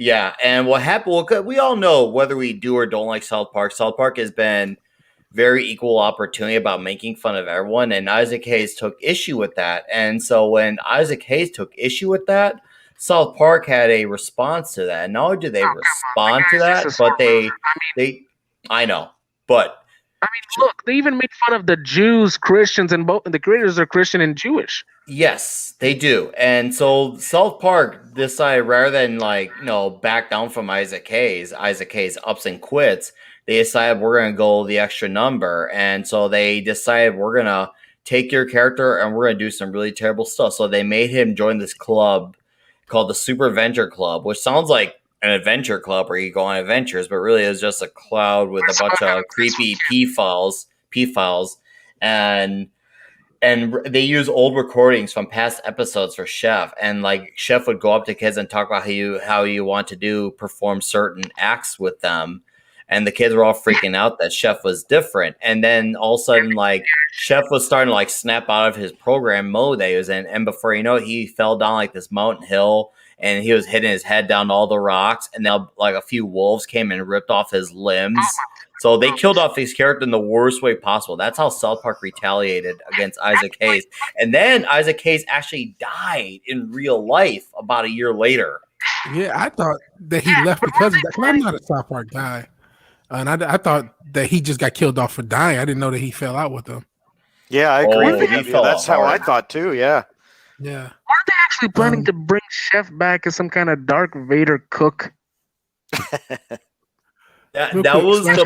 the point. Well, that's how the episode ended, but they never followed up on it. And I think that was just their way of saying this is the end of Chef. That you'll get one last laugh out of him, and that's it. And that's the thing. I always thought after Isaac Hayes actually died, I was like, I wonder if they're going to acknowledge it.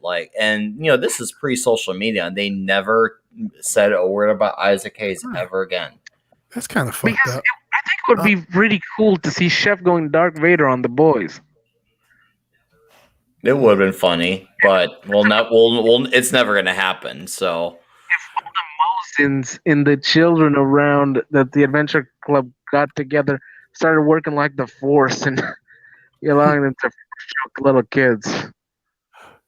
Real quick, I wanted to get into some of these comments. First off, Slasher 32 Foot, he said, you guys are nice meeting each other, which is cool. And then South Park was a casualty of cutting the cord for Ruth Korean bonding Roof Green's bound to the gulag, but Slasher is right. We did talk about the Super Adventure Club to begin the stream, and so it all comes full circle. Hello, children, touch my Salisbury steak, woman. That's one of the program chef quotes that he said when he came back from the Super Adventure Club and he started to act all weird and creepy. I mean, South Park was just is a masterpiece. I wrote that in code speak, so don't worry, you're safe. Is that what that clever was? with it? Yeah. Well, because Trey Parkerman and Matt Stone are fucking geniuses. Still today, I found Team American. I found one of their movies, Team American, when I was 12, and still today, it is the funniest piece of shit I've ever seen in my life. It's so good. I do like Team America quite a bit. I just rewatched it on the stream. Well, it was just on Discord with Kai a few weeks ago. Shout out to Kai. Oh, did you? Oh, yeah. I mean, the best thing about that movie was that it predicted the future. I mean, holy shit, did it? Look at FAG. That organization is basically celebrities today. Yeah. Say F. I would say the second time this week, but it got Crispin Wad. Say FAG just so I don't Crispin Wad myself again this stream. Just for the purposes of the YouTube algorithm, even though I'm pretty, I mean, goodness, if they haven't yeeted me yet. Holy shit, we've been almost 3 hours. Yeah, I've been almost 3 hours, and we barely talked about the Wall Street Bets. I've never seen Princess. Anybody else seen Princess by Matt and Trey? No, I have not. No, but I have a world premiere video for Mad Mardigan that he was supposed to get. I do have the Book of Mormon. That's good. That's close. I know they had like a play on there. I never seen anything for that. What were you saying, Culture? You said something about Mad Mardigan. Oh yeah. I had a world premiere video that I put together for Mad Mardigan, especially for tonight because I was supposed to be on Shenanigans, which would have been starting here about now. And I need to premiere it, and I didn't know if you wanted me to do that on your show or not. It's in honor of his 4 MVP award-winning performance on Shenanigans. So I think somebody should see it. Huh. Why? What happened? You got canceled or what? Oh yeah, no. Mary had to take the night off, so we ended up not doing tonight, which sucks because I love that show very much. Yeah, so. I'm your backup. That's how it is. No, it's just like the woman conversation already. It's the same thing. Just a backup. He's giving you a hard time, Culture. Oh, yeah, I'm okay. Because no, I would have just had to drop 10 minutes ago. You were my backup, dude. You were whatever, man. I'm totally messing with you, man. I'm sorry. I'm totally with you. I made fun of the women conversation, but yeah. Yeah, so I have this video. It's all cute. If you guys want to see I remember this. Mad Mardigan would have got tonight, I think you would have appreciated it. So. Oh man, and Mad Mardigan is welcome because I was in the chat in the stream, and he's like, apparently anyone who watches the stream, anyone who knows me, like I cannot express how boomer I am with I can't. There's no words for me to express it. So like. Just normal things like looking on my phone constantly is something I barely do, or I don't notice notifications. I'm just terrible. So like I didn't realize. Echo. That was 10 minutes. We're gonna remember that. Look back at that 10 years from now. I was like, wow, I get to hear myself twice. That's awesome for the ego. Remember the time when we were echoing for 10 minutes straight on a stream? That was awesome. It was cool. I rolled in here. It was, I was watching you guys. You were echoing. And I'm like, well, fuck, I have a link. I'm going to come on and hang out with my buddy. And all of a sudden, no more echo. But yeah, I need to get more people to link. I didn't know Matt Mardigan. I thought he was in on one of those. He would have been on Shenanigans. Yeah, he would have been on Shenanigans with me here in just a little bit. So, yeah. But is he on Twitter or Discord or anything? Yeah, he's on Twitter and on Minds and on. Is he in your, what you call it, chat? Your whatever. Absolutely, yeah. He has a damn link. I think he got kicked out. I don't know. Dorsey busted him. No, I don't. I mean, no. I mean, he's still on Twitter, but I mean, out of my group chat, I don't remember. Oh, he's on Minds though. You said. Yeah. Oh, yeah. He's on Twitter. He's on Minds. He's everywhere, bro. Okay. Well, I'm not because I just I'm only on Twitter for contacting people, and the only social media I'm actually using is mine. Yeah, me too. Pretty much. I mean, I don't know if you consider YouTube social media, but let me just read this. You guys already referenced it. I remember when the journal tried to cancel South Park prior to South Park releasing the Mickey and the World Bows to China episode. Shows that South Park has extreme forces pushing against them. Yeah, very much so. And yes, apparently I am Culture Casino's side piece. I don't know about that. Hey, David Blair. In South Park's terms, you be Butters' bottom bitch. Yeah. so Vigilante, blow me up, dude. I'm going to premiere this video live on your channel before Mad. Okay, cool. Yeah, right? yeah. Here we go.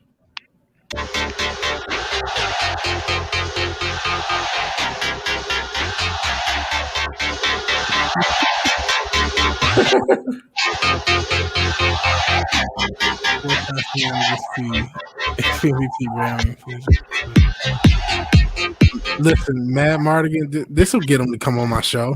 With a bunch of dildos next to his head.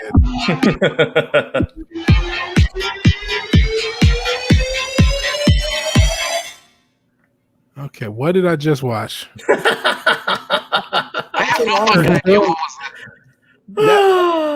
Honor and in celebration of his fourth MVP run. Okay, you didn't miss anything, brother. It's, dude. If you catch up on Mary Mayhem's channel, if you catch Shenanigans, which would probably be going on right after the show, when Vigilante finishes with his show, under normal circumstances, not this evening for whatever reason, but you would get a chance to see that, because he's won the MVP on that particular game show 4 times. Shenanigans is a lot of fun. It really is. It's a blast. Yeah. And I actually won Kai MFS's game show a couple weeks ago when I was on there. So first time, walk off. Do you know what I did? Do you know what I did the first time I was on there? I was on there with my buddy Ordsboard, of course. Okay. With Mad Mardigan, okay, and me, right? And we gave Kai just as much hell as possible, could ever possibly be given to a human. And then I used every single thing in my toolbox to make it so Mad didn't win, so Ords won. That's sort of what happened to me. Moira, it was me, Moira, Kitty, and oh my god, I'm surprised I didn't beat you. She's awesome at that stuff. Vampire. Is it Drake? No, not Draco. Angelus Draven. Yeah. And yes, Angelus Draven. Sorry, fish brain, lots of marijuana and head injuries. So yeah. Yeah. Well, Moira conspired against Angelus Draven, so I won. Yes.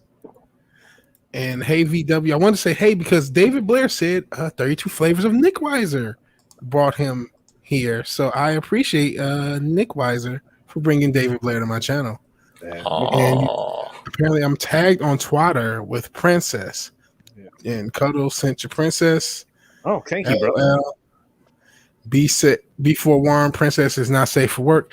I don't know if I really want to check my Twitter then, Parrot Head, because I don't know.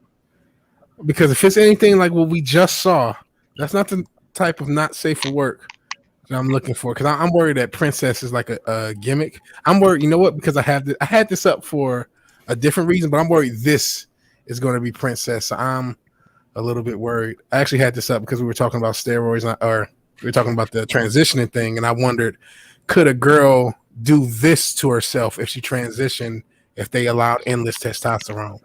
Well, I'm worried that's Princess, so I don't know if I'm checking. Okay, so you could. Okay, so yeah, a chick can get yoked.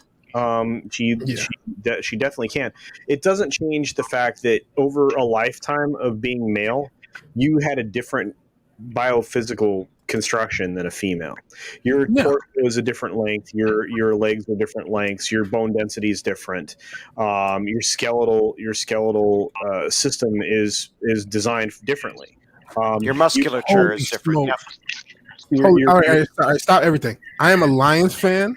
I'm a diehard Lions fan. And apparently we just traded Matthew Stafford for Jared Goff in picks. Hallelujah.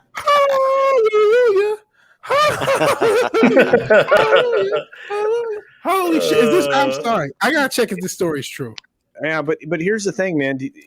If they're giving away Goff, what does that tell you?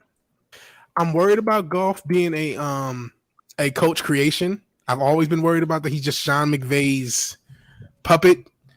But geez, just to get a young quarterback and picks, and if it doesn't work out, give him a couple years and just start back over. Listen, it's a huge upgrade to say the Stafford. I'm sorry to say this, but we've been on this for 3 hours and 4 minutes, and I need to go to bed, or I'm going to be a douchebag in the morning. So I got to leave for now. If we start a quarterback conversation, I'm going to take hours. And look, I really can't. I got to go. This was fun as hell, but I got to go. We'll probably end soon. I really don't want to. No, that's fine. It's 3 hours, a long ass time. It's 10:30 here. I know it's like a butt fuck o'clock over there. So please promote your channel.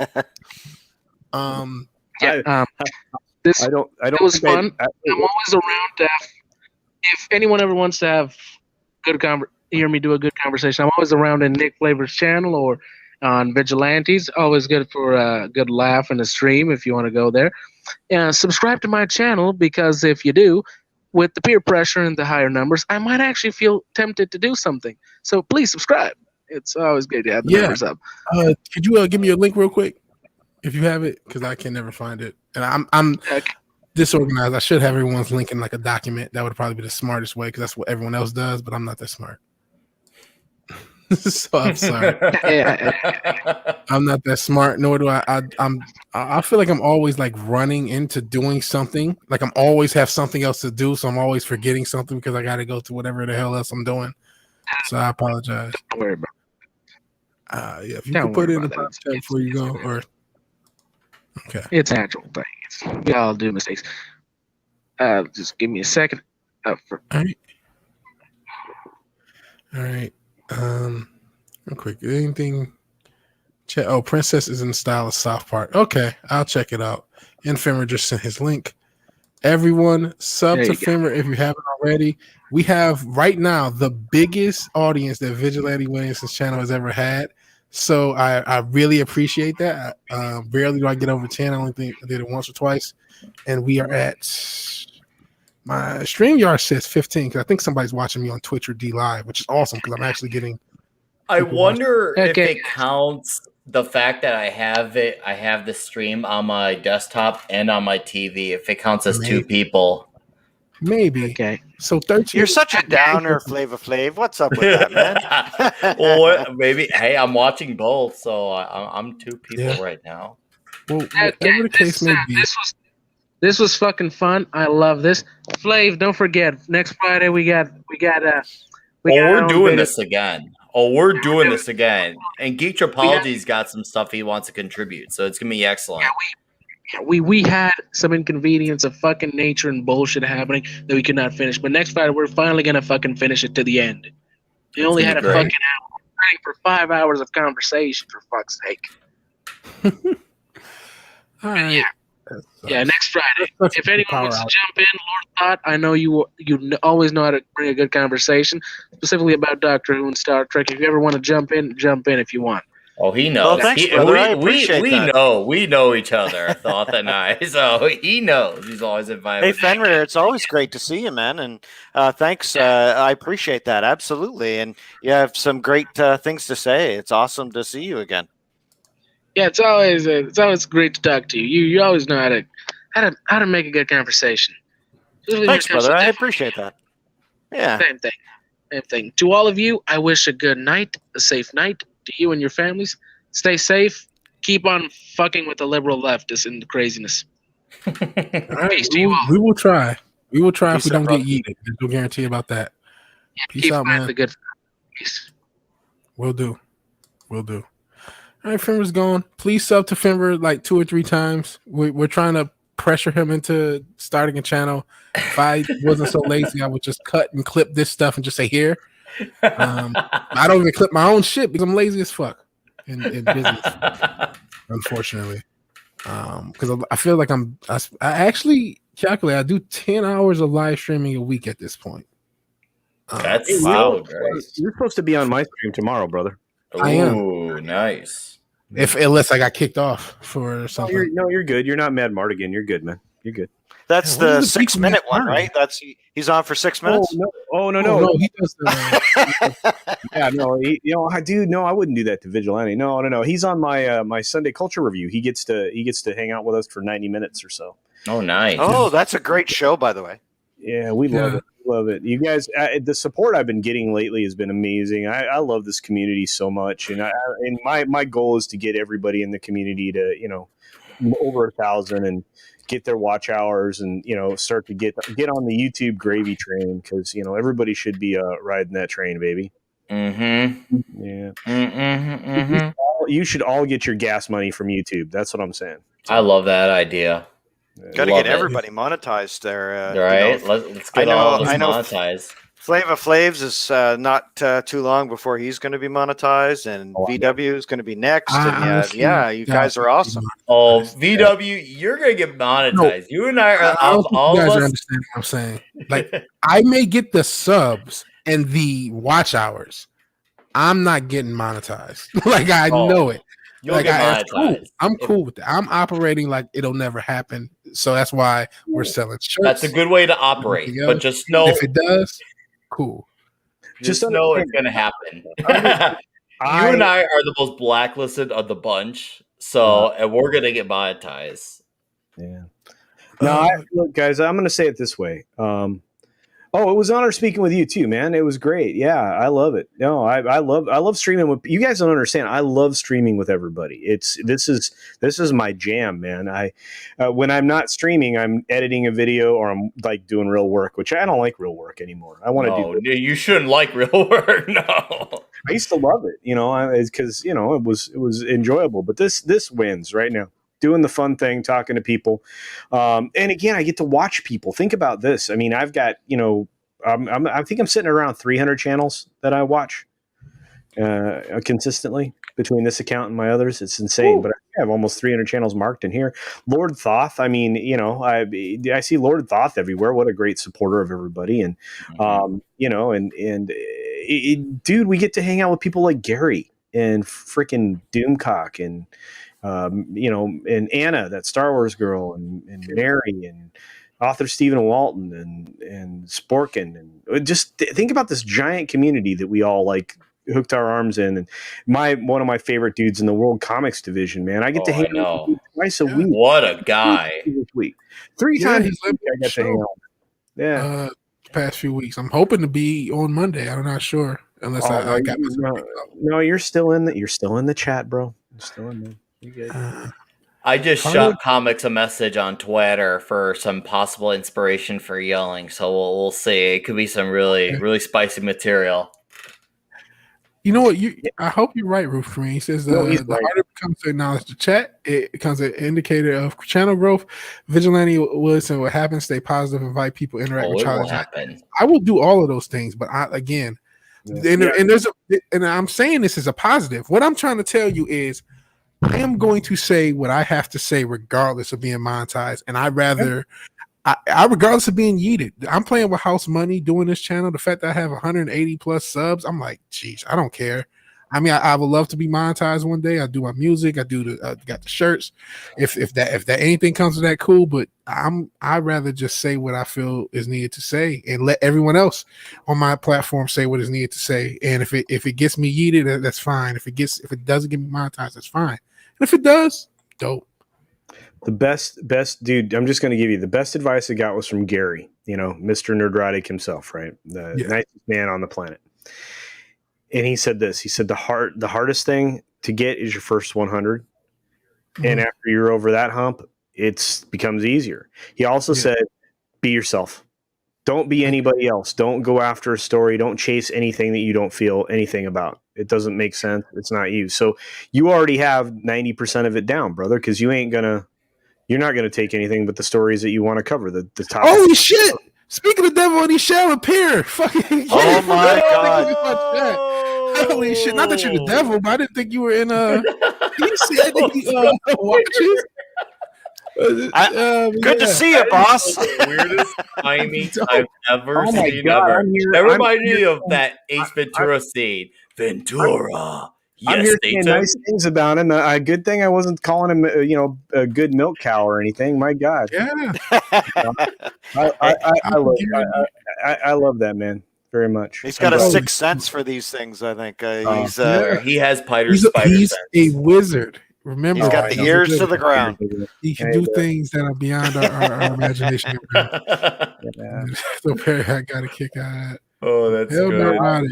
I know, right? Hail to Nerdrotic. Jesus, I will never forget them all. Like, I'm like, I was ready to get a Coca-Cola, but now I don't need it just because I saw that. I'm like, that kind of arose me the way Undertaker get ups off the mat. Cool.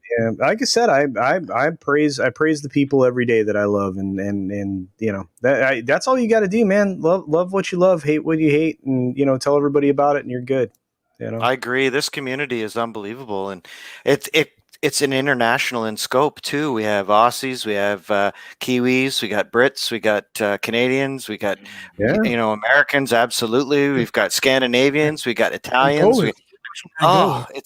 It's unbelievable how great this community is, and we've all come together. We all take care of each other too, and we all slip onto each other's streams and say hi and pass on our opinions, and everybody isn't screaming and yelling at each other. We might have differing opinions, but we all get along so well. And you know, VW and I had that conversation earlier where maybe we didn't agree 100%, but you know what? I have my opinion, you have yours. You know, let's go have a beer. It's not we're not screaming and yelling at each other, right? It's one of those things. And speaking of beer, Lord Thoth, I remember when I be operating my we definitely still have to do that beer stream. I'm gonna be picking up a few Chicago based beers, and probably within the next week or two, I'm gonna have to like shoot you an email for your address, and you're gonna have to send me some from Canada. And we're gonna do a beer stream. It's gonna be great. We have a couple of microbreweries right here in Ottawa, actually, that are pretty good. So yes, send me that. We'll hook that up, man. That would be a great stream, actually. Oh, it's gonna be fantastic. I got also another guy too down in the city of Chicago, since Chicago's right by me, and he's got some good. He works at a brewery, so we're gonna. He wants to partake in this too, so we're gonna talk, and we're gonna try some flavs. So we're gonna try all the flavs. Flavor flavs. That's right. We'll have to figure out. We'll have to ship it across the border. We'll have to figure that out. But it shouldn't be that hard, I don't think. No, it won't be. I've shipped beer before. Cool. Yeah. I may have accidentally volunteered to officiate Ord's and Amber's wedding, and you know, yeah. So that'll be interesting. Yeah, the fact that he works at a brewery means that place is good. That wedding might be out of control at some point. You know what I'm saying? So. Oh man. That's our own Macho Man, Miss Elizabeth, to go with a wrestling reference. That's true. You are 100% right. It is. That's 100% right. Yeah. Let me get some of the comments, because as he says on Culture Casino's Friday stream, as a viewer, I can notice it gets harder for him to get through his points and articles because of how much chat interaction is going on. Yeah. Hell, just with this, like when I first started, there was nobody in the chat. Nerdrotic, thanks, you guys rock. No, you rock, Gary. Yeah, right. Nerdrotic is like, he's the guy who kind of he spawned a generation of sorts with all these comedians because he was a minefield. I remember that I've heard his story about how there was a point where at a time where he would be the only one talking to himself on a live stream, basically, because he would say live chat, and the person viewing was one, which is probably himself. To do something like that, Gary, you had to truly love what you do, and the fact that he stuck it out for as long as he did, and now here he is with 300,000 plus subs, and he has his whole like members only streams, and he has this community that really respects what he does. That is true love and passion for what you do, and that's a model basis of what I look to as like what's true love for, once again, doing what you love. I mean, the guy went from a comic shop to now talking to people like-minded like him, some similar, but still a little bit cut from the same cloth. It's just, to do that is incredible. It's incredible. Gary could do a book on this story, and I'd freaking buy it. We really do need a Gary. We need a Nerdrotic book, because the I'd story. buy it. Oh God, the life story of Gary Bushler. Yeah. And then, I mean, I've joked about this, but his member stream had become an accidental YouTube training school. because all the like a lot of us no, that's me being on his member stream got my channel going, and it got me going like as a content creator. And I know I'm not the only one. I think Jake D mentioned something similar. I think Foulball mentioned something similar. Yeah. So No, like, I think it got me a wrench somewhere. I think. It did. Modrotic. But it's so true. I mean, Gary's member streams. It like I got an education from believe it or not, Ryan Cannell, who was a spawn prodigy of Nerdrotic, and I got an education from Gary, who, like I said, I'm glad he was here to hear me say good things about how much wisdom he imparted upon me, and how thankful I am for it. Because, I mean, between him and comics, and Jeremy Griggs, and I mean you guys don't understand how much you influence people, and you create these voices. These voices wouldn't be here without you guys being somewhat like-minded. We don't always agree on everything, and you don't have to. But damn, you can be good friends with people you fight about nerdy shit with. I believe those are the best friendships. You want the friends who are going to challenge your arguments and still laugh about it and have that drink out there, even a beer or a juice or a water, just to have that love that you can have that challenging conversation. Those are the type of friends that you want, and those are friends that you're going to have long term. Alrighty. Just want to say hell to that 70s rock fan, because hell. And I didn't know I thought he was sub. But I'm just glad he's here. How can we possibly ignore you? Listening to a good stream. I'm glad you think it's a good stream. Oh man. It's not trash. Yeah, right. I'm a horrible super chat cheapskate, but I want to say thank you for your content and the works you do.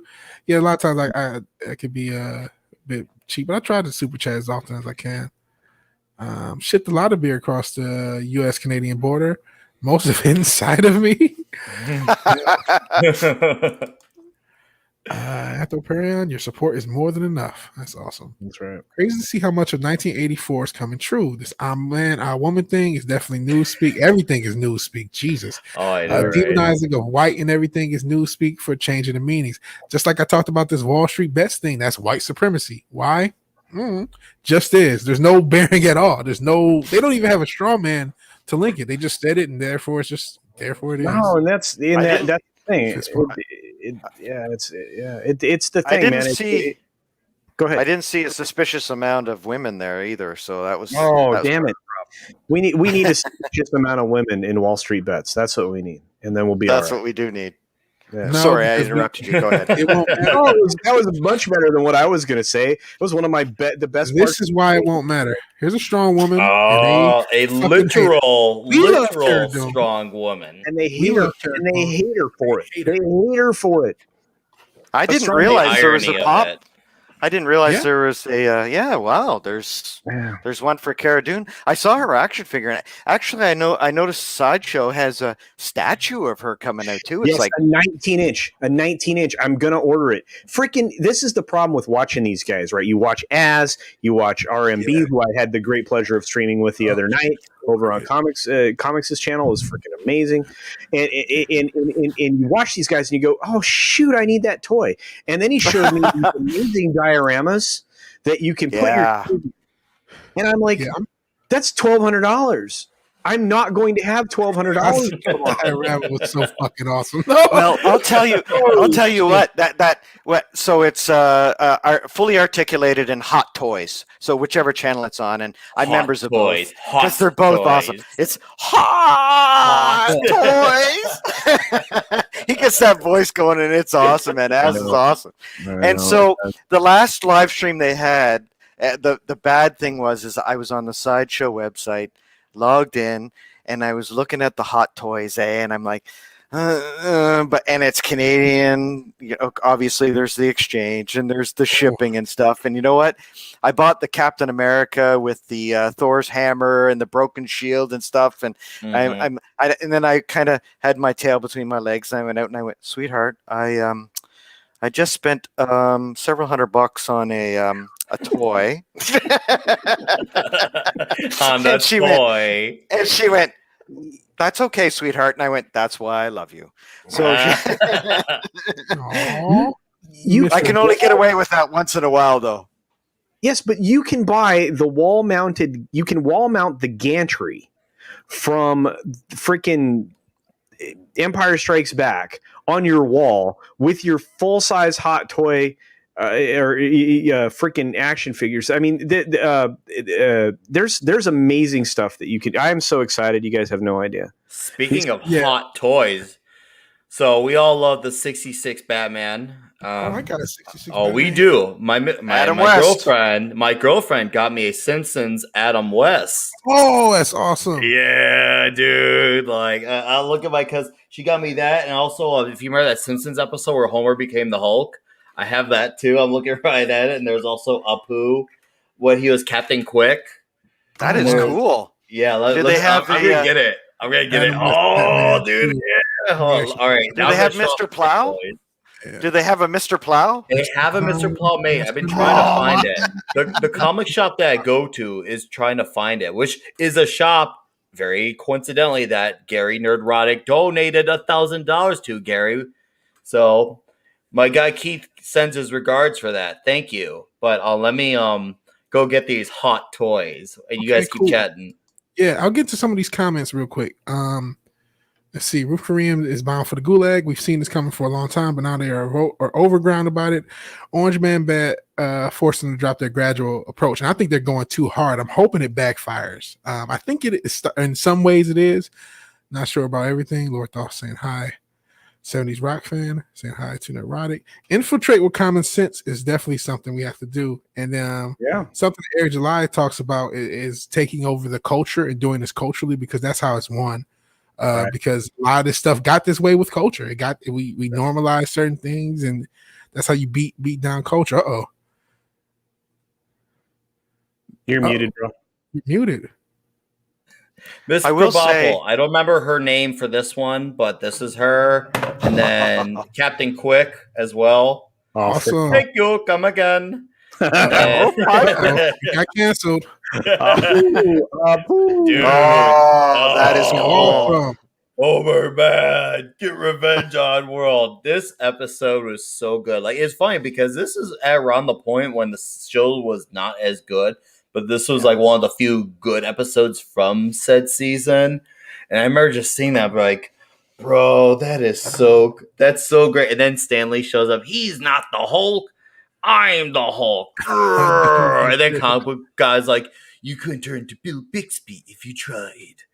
And then just a random Marvel show up because he's a great character. I mean, dude, Beta Ray Bill, Stormbreaker too, yeah. So and then I always like getting the weirder characters, and I got one last one. This was one of my favorite Batman villains, dude. Ventriloquist and with I got the gun too. Yeah, right. Yeah. You realize how many of those weapons I chewed on as a kid?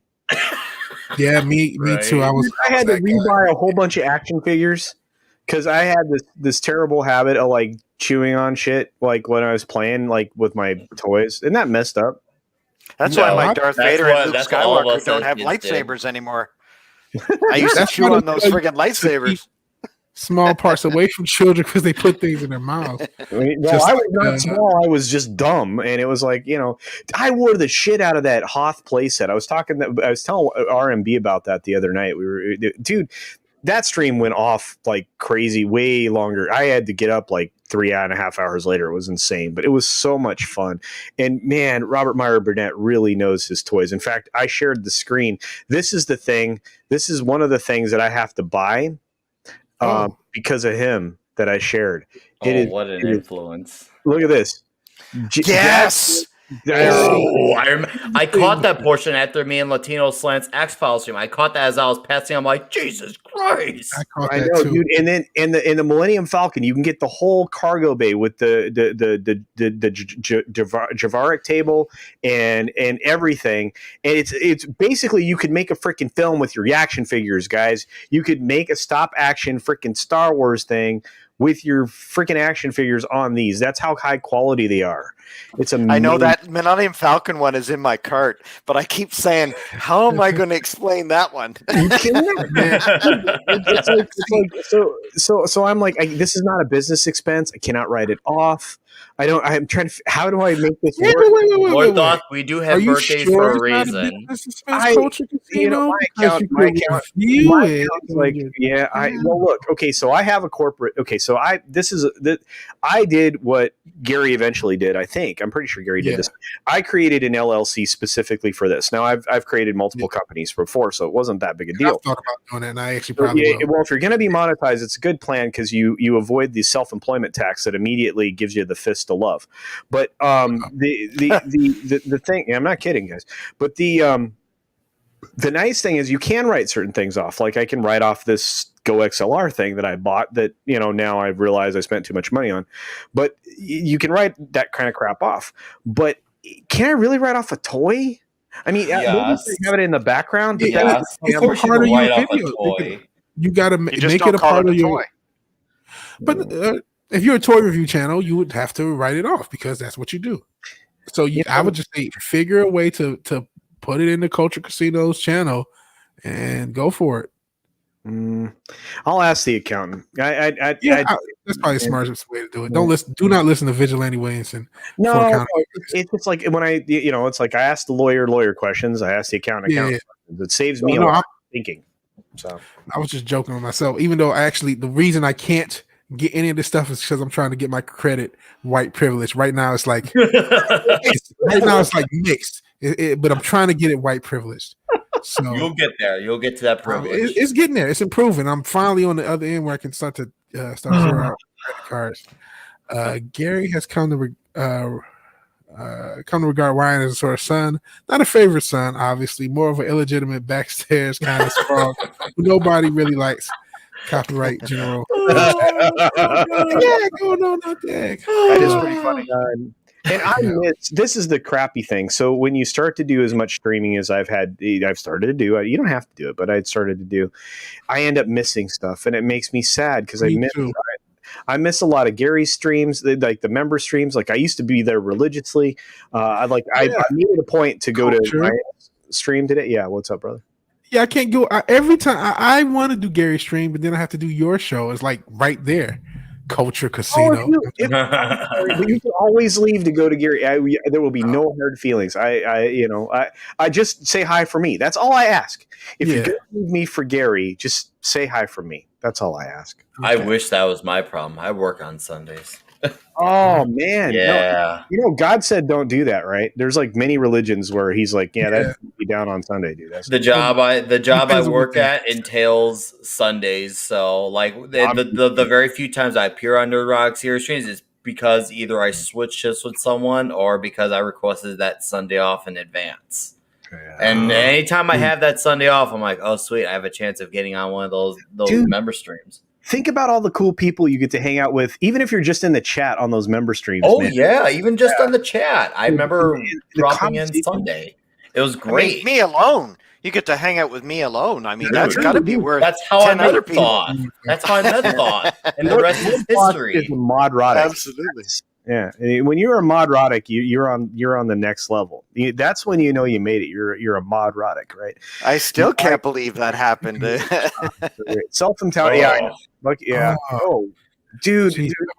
Oh God, Gary, don't do that, man. I feel so bad. You have no idea.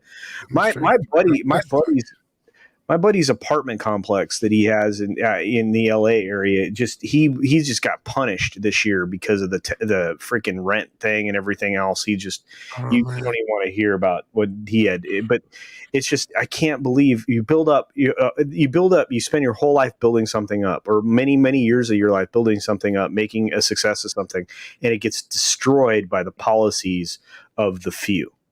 And scientifically. I'm sorry. No, please go ahead, Lord Thoth. You're there, bud. If I can say one thing, I think we're all talking about how successful YouTubers get big, and Gary's been doing such an amazing job for several years now, and I think part of it is because I know he's on the channel listening, so I guess I should be careful about what I say, but I think what's happened and why he's become so successful and why a lot of these people have become so successful, like Az and RMB and Doomcock, is because they just go on there and they tell it like it is.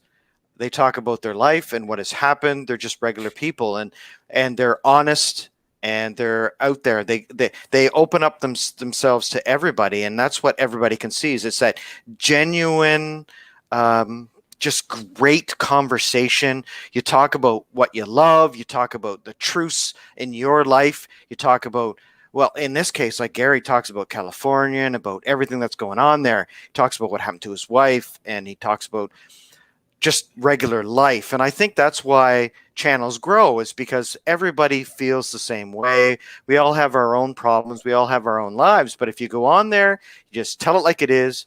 You talk about your life. You talk about what you love. You talk about what you don't love, and what you're upset about, and what you are happy about. And that's what brings in the subscribers and culture. 32 Flavor Flavs, VW, you guys are doing such an amazing job, and that's why your channels are growing, because I wish I could have 48 hours a day, because there's so many great channels out there. I sit here and I'm working away, catching bad guys on the side here while I'm listening to you guys, and that really helps me deal with the stresses of my life. Oh, dude, that's awesome to hear. And I know you catch a good amount of my videos. Thank you. Yeah, and I watch you guys. Good amount of them.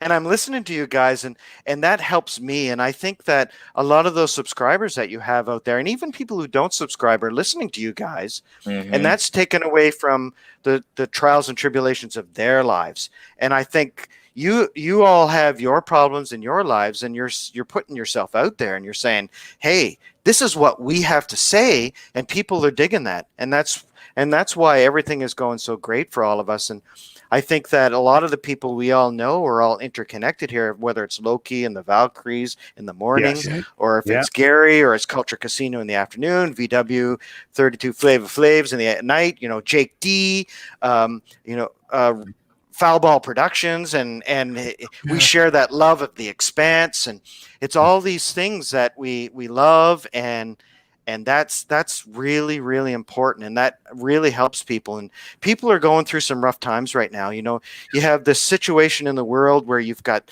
the pandemic and unemployment, and everybody's thinking of contemplating things they never would have contemplated before. And I think your voices, the three of you and everybody else in our group, and I think your voices out there are truly, truly helping people to get through their day. And I want to personally thank you for that. Dude, thank you. That's for being here, man. Wow. I really appreciate it. I don't feel worthy of that. I don't feel like, I'm like, man, I can see if like VW or culture, but I'm like, I don't deserve that type of I don't think of myself as anything. I'm like, okay, I guess I don't know how anyone, I don't know. I still look like I think like I am when I first started, where there was no one watching. And it shocks me that anyone shows up any week, anytime I do anything, or that you guys let me on other streams. I just think it's insane that anyone that lets me even talk. So I appreciate it. So I appreciate that you listen and that you think that highly of our content and everyone else. And I agree with you. Everyone, this whole community has been so warm and welcoming to me, because I still I've only been around a few months, and ever since you guys found me stealing the wheels off the Nerd Riding Mobile like Jason Todd, I always say that because that's really what it was. I had the channel, and I just got in with everyone. You're like, oh, sub to Vigilante Williamson. I was in the chat for Clobbering Times, and he tells somebody to sub, and then somebody subs. I'm like, wow, this is crazy. Oh, I know, right? It's crazy. It's great because with this community, what's great about this community, not only do they sub, but they actually commit to at least catching a video when they can, or a stream, because Comics Divisions, Young at Park Cars has been very beneficial to my subs. And I've had since I started going live a few weeks ago on my channel, I've had people come on to our, even if they're just dropping by, they're like, oh yeah, I caught you on Comics Divisions. And I'm like, oh crap, they're actually watching. Yes, cool. They really do want to invest in the channel. That it makes me feel like, wow, okay, maybe I'm doing something right, because you wonder. But see, here's the thing. Gary was stealth in the background, right? Listening to us, and everything else. And yeah, exactly. Yeah. Oh, dude, that was a great speech, Nerd. Lord Thoth was brilliant. Yeah. Right. I hope you recorded that. He should take a bow. All hails to Lord Thoth. But apologies for the chat, because I haven't gotten to. You guys are on fire, and I wish I could get to every single comment. See, and that's dude, it gets worse. Like Roof Korean was saying, the more people you have, the harder it is to get there. And at some point, I think Gary said it not too long ago. You have to let that go. Get to the content that you can as the chat comes up, but you want to get to all those people, but otherwise you'll stop your show. There won't be any of the things you wanted to talk about because you're engagement's 100%. It was unstructured intentionally, so there's really nothing to it. But yeah, you're absolutely right. Yeah. And actually, on that note, there's one comment I wanted to get to. This is way back because I sometimes I don't watch FN or all of FNT because of work and crap and stuff going on. So I didn't get this. I learned from FNT that when on camera, make sure toys on the bookshelf in the background doesn't include a rubber ding dong.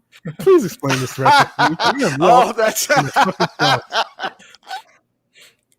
And then this is in response to it that was hilarious. Trying to explain to my wife. But she kept saying, why would she do that? I don't know what we're talking about, and I want to. So what is this in reference to? Toys. No, they had the lady. They're okay.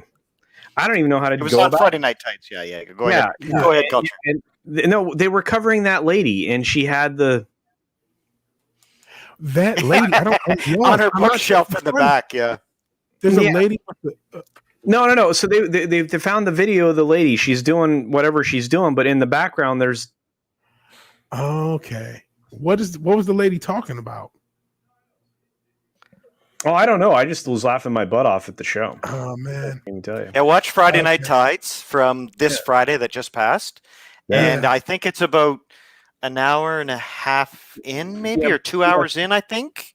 I'm trying to remember when it was, but it was. I was laughing my butt off, so I couldn't really. Oh, okay. The rubber phallus in the shelf of a BBC News Zoom call. Oh, okay. Thank you. Like I said, that's what I was looking for because I didn't want to say dong or dildo or penis. I say all the. We've said fuck shit, cunt, shit, do wop the whole fucking stream. You can say. My goal was to try to get somebody else to say it. It didn't work.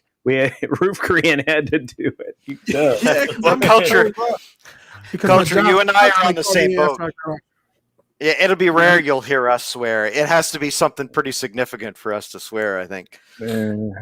At least not on my channel, you won't hear me swear. Now, if you play video games with me, I am a potty mouth. You can ask Parrot Head.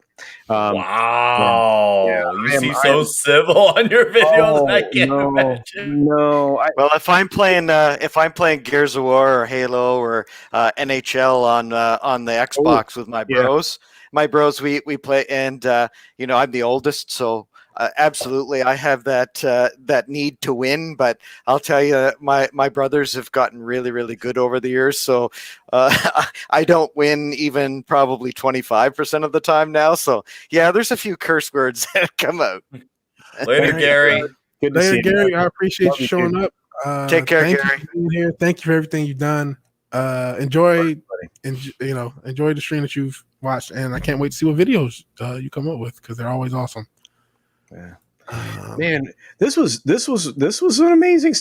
This is the weirdest feeling. So we were just talking about when I popped in. We were talking about wrestling and the fact that you get off the mat, right, and you've had this incredible match. You pump from the crowd and everything else.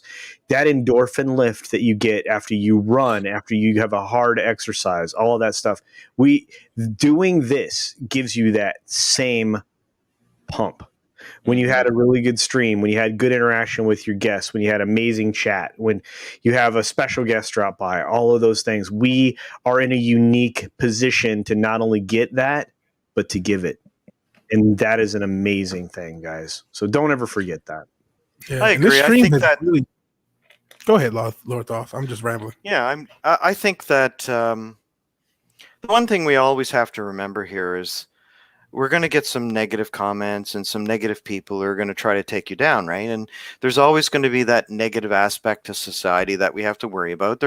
We have social media is tearing itself apart. The world is in rough shape. And I think that really what we have to remember here is that we're all in this together. And I think our community is so amazing, whether it's because we love Star Trek or Star Wars or The Expanse or wrestling or politics or whatever it is. And I think we all have this opportunity to be there for each other and to just, you're going to take your lumps and things are going to be hard. And I know Noel from the TARDIS Zone has been having a rough time the last little while, and his wife was in the hospital, and we lost a good member of the community just recently. And when that happens, right, it's hard on all of us, but I think all of us absorb that together, and we can be there together to remember those of us who have passed on, and those of us who are striving to be better people. And with all of us together in this together, I think we're becoming a stronger community. And I think that's why things like Star Wars are starting to change. We'll have to go through this phase where there's going to be a lot of negativity and a lot of people that are going to hate what we stand for. And that's too bad, because you know what? I don't think any of us really are coming from a world of hate. We're here to enjoy what we love, enjoy pop culture, and there is some good in it, even though there's a lot of bad too. But we have to try to stay positive and optimistic and move forward. And that's not to say that, if you're going to come at me, I'm going to defend myself, because absolutely I'm going to. But I think we're all stronger for being together. Oh, absolutely, dude. I think we Culture literally are Casino's together. flag. I think the flag behind Culture Casino is getting me all up on a soapbox here. Yeah, I was gonna say it's got you all inspirational here. I was like, man, thought this being our Captain America. You're proud to be Captain American Canuck. Yeah, right. In this case, Captain Canuck on your end. Here, I'll put the regular. No. Oh no! I wanted Canadian Lord Dolph to be proud to be an American. Oh shit! Oh jeez! Now we have to have these things. We have to show these fucking dildos. We're just talking about the damn dildos of BBC. Big blue cut. I've been trying to get this question answered for 2 hours now. We have somebody from our lovely people on Twitch. Yes, this is being simul-streamed on Twitch. Speaking of cut, uncut, all these damn dildos. What is your question in VR? And feel free to sub. Or no, I think this is is your Wang cut or uncut? I think that's the question. Oh, that's what he said. Is it okay. Well, you just saw my Yep, that was the question. Now you know the answer. Yes, apparently that is the question. I don't know why you want to know the answer to that. That's a very bizarre question. That's the world. I'm for not going you, to answer that. That's Rogan question right there, my friends. Is it a Rogan thing? Yeah, well, I don't know, but it seems like it's either it's either pre or post bris right there. That's all. That's a post bris conversation. That I don't know. Stream a tear, Lorthoff, a tear streamed down my eye, turned to a bald eagle, and flew off in the sunset after that speech. So apparently you're an American hero. Yeah, I was gonna say, like Lord Thoth, American badass, like just with the iconic pose type of thing. Hero. American hero. You're not Merkin. You don't want to be a Merkin hero. You don't need that. American hero. Yeah. American hero. Can M-U-R can. I've got lots of towels here. I'll go grab one to put on as a cape. Yeah. It's not Truth, justice, and the Canuckian way. Oh God, you people are so great. I love everybody. You have no idea. This is why I love to live stream. We have incredible chat questions. It's really fun. We have a lot of intellect in the chat. I mean, we have brilliant people like Roof Korean. Roof Korean, I sent you the thing, the photo that you wanted. I know you were streaming with the Galactic Actual podcast. My buddy Drew over there at Supreme Heretic. I know you were doing that. I want to see your channel, bro. Where's your channel? Get it going. Get out there. Share the word with people. That's what we do. Anyway, sorry guys. Nah, dude, that was worth listening to. No, it's crazy when you see like a lot of people. I'm glad you mentioned that culture, because when you see a lot of people commenting, you're like, man, this guy needs to get a channel going. They have all these things just to say just off the comments. And you want to think, I want to see that translate onto the screen now. Oh yeah, I totally feel the same way, man. Same way. It's one of the reasons why these kinds of informal interactions are so important. It's just you people who don't normally speak out, like my member stream today. I have people who come in, and I offer, come in. I don't care if you have a channel or not. I don't care if you've ever been on camera. I don't care if you are on camera. You want to talk? Go ahead and talk. Find your voice. Get it here. Let's go. I mean, one of the best things I ever did was go on a live stream with Miss Teresa Martin, Miss Martin Muses, right? And I had a lot of inside information that I got because of what my brother does for a living, and I was able to talk about the early developments of the global crisis that we're dealing with right now. You know, I could bring up live maps that a lot of people didn't have access to and stuff like that. And it really got me out of my shell. And I will never not acknowledge that I have to acknowledge that Teresa got me to where I am, because otherwise I may never have live streamed. I really wasn't. Wow. Really? Yeah. Wow. My first video was not me on camera. I used a VTube effect that I had. Right. Huh. So my very first video was a movie review of not me on camera. I'd never planned to be on camera. Really? And yet here you are. Yeah. Right? Perfection. Just saying. It's the hair, right? It's got to be the hair. Yeah.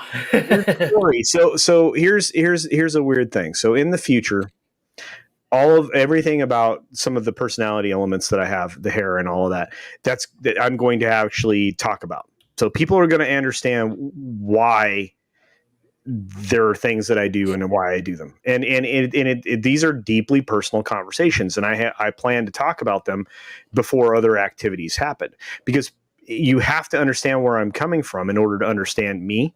And that's part of the personal interaction that Lord Thoth was talking about.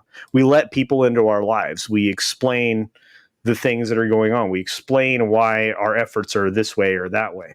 You know, we explain why, we participate in charity drives. We explain those things. There's reason. And that's the biggest part of all of this. But anyway, we are going clear up to 4 hours now, man. I don't know how late you wanted to go. I was ready to end like an hour and a half ago, but then I get to a point where I'm going until the wheels fall off. So you guys are welcome to drop off at any point. This stream, it started off with just me and Mando Merc, and I was like, man, I don't think anyone's going to join. And then everyone has joined throughout the stream, like first in Finver, and I can't even remember the order. I think Slasher came in, and then now all those people are gone. You guys are here. So I'm willing to go. I know you guys, if you guys want to end the stream now, we can. But if not, I'm willing to go as long as you guys are willing. So let's go. Let's put it up to a vote. What do you guys think between Lord Thoth, Culture Casino, and Nick Weiser? What do you guys want to do? You're the boss, man. I can go a little more. I mean, okay. I was supposed to be doing something, but I'll figure out another day to do it. So I've been having fun on this stream. It's been an absolute blast being on here. If you guys are going to stay on. Don't make the deciding factor me, because I have to step off because okay. But no, this was so much fun. You guys have no idea. I got to do this more often, and of course I was able to extend my time because I wasn't on a stream that I was going to be on. But dude, you're never second choice, Vigilante Williamson. That's why you're on my stream tomorrow morning.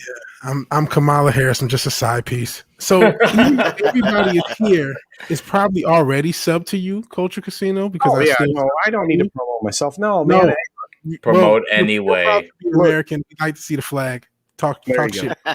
All right. Well, let me say this. You can definitely subscribe to the main channel, which I really appreciate. But check out the live channel as well, because that's where all the 6-minute dailies are going to end up and have been ending up a day after they run. So like tonight, when I take down Fridays, it'll be over on the live channel, Culture Casino Live.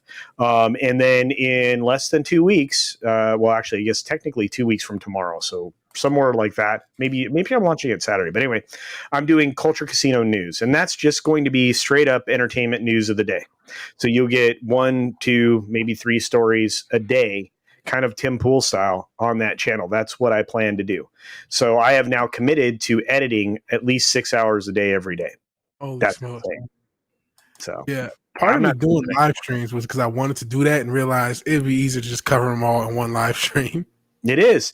If you can do that and chop it all up, that's great. And I might actually use the live channel to do that when I actually get enough patronage there. But right now I'm still under 100. So yeah. So speaking of which, if that's the case, we are going to plug your live channel instead of your main channel. There you go. That needs more love. So please, I don't know why you aren't, but sub to Culture Casino Live. I know you already subbed to his main channel because, like I said, all my subs are pretty much stolen from him and everyone else. But please sub to Culture Casino Live. His 6 minutes dailies are up there, and apparently more fun to come. Yeah, I look, I'm driven by you guys. That's the weirdest thing. You guys drive me to do more and to help more and to, that's the other thing. I mean, I have an intro I'm working on for somebody right now. I've got a couple intros that are in the pipeline. I'm waiting for decisions from people before I make them. So yeah, I love doing stuff, and I've got one. I think I'm working on one for Jake D. He doesn't know about, so don't tell him. Oh, Culture. I might have to get in touch with you on that because I want to get into that. I'm definitely gonna message you on Discord because I definitely am looking to get into an intro for my channel as well. Didn't know you did that, so now I have a go-to. Yeah, I think I've got intros. I've got intros floating around everywhere, man. I did one for Mead. I did one for WCBS. I did one for.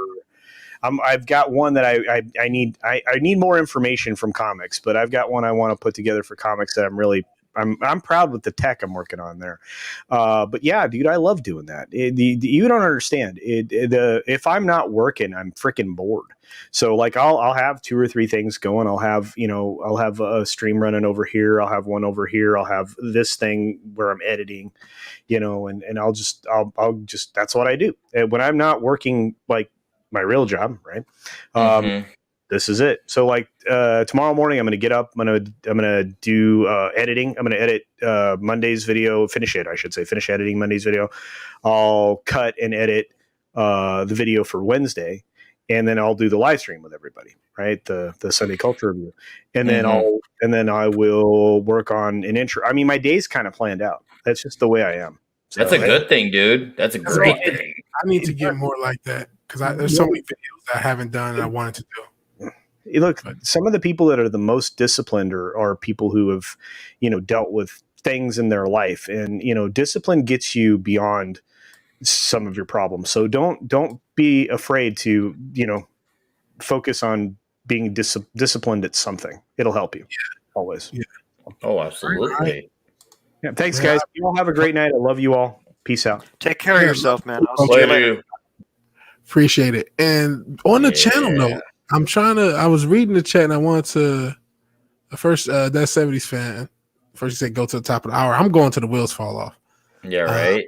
We did that a few weeks ago, Vigil. We went till like there was no more fuel in the tank. It was great. My longest stream so far is a 6-hour Christmas stream I did with Slasher McSplitter. And if this tops that, then it tops that.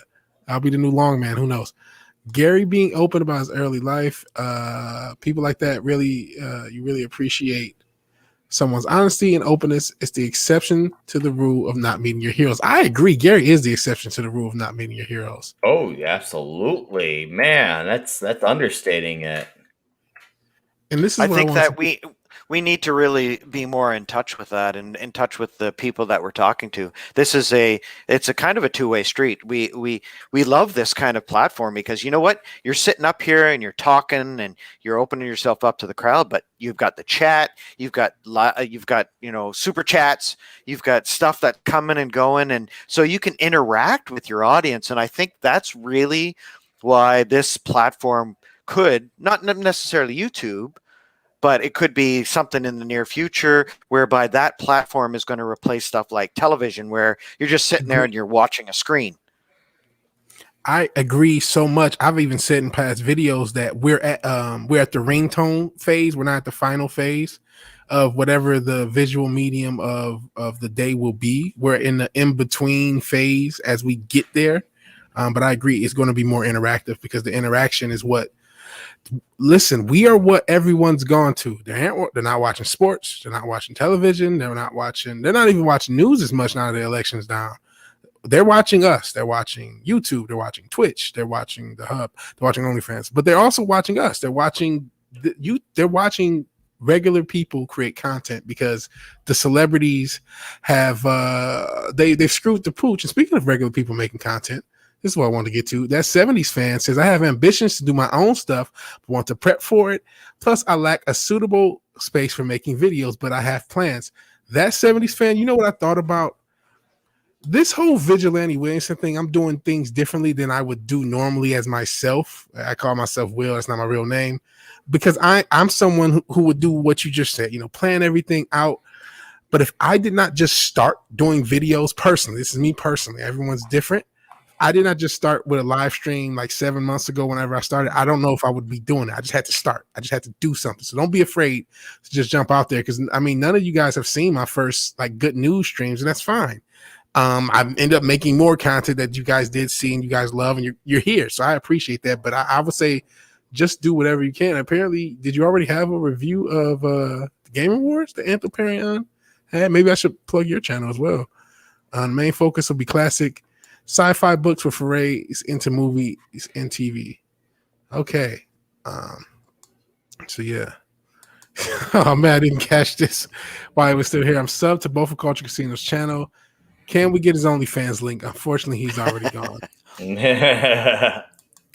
I know the funny thing is that I put out one video that was like, I don't know, a minute and a half long, and I've already got like 34 subscribers. I think it's kind of funny.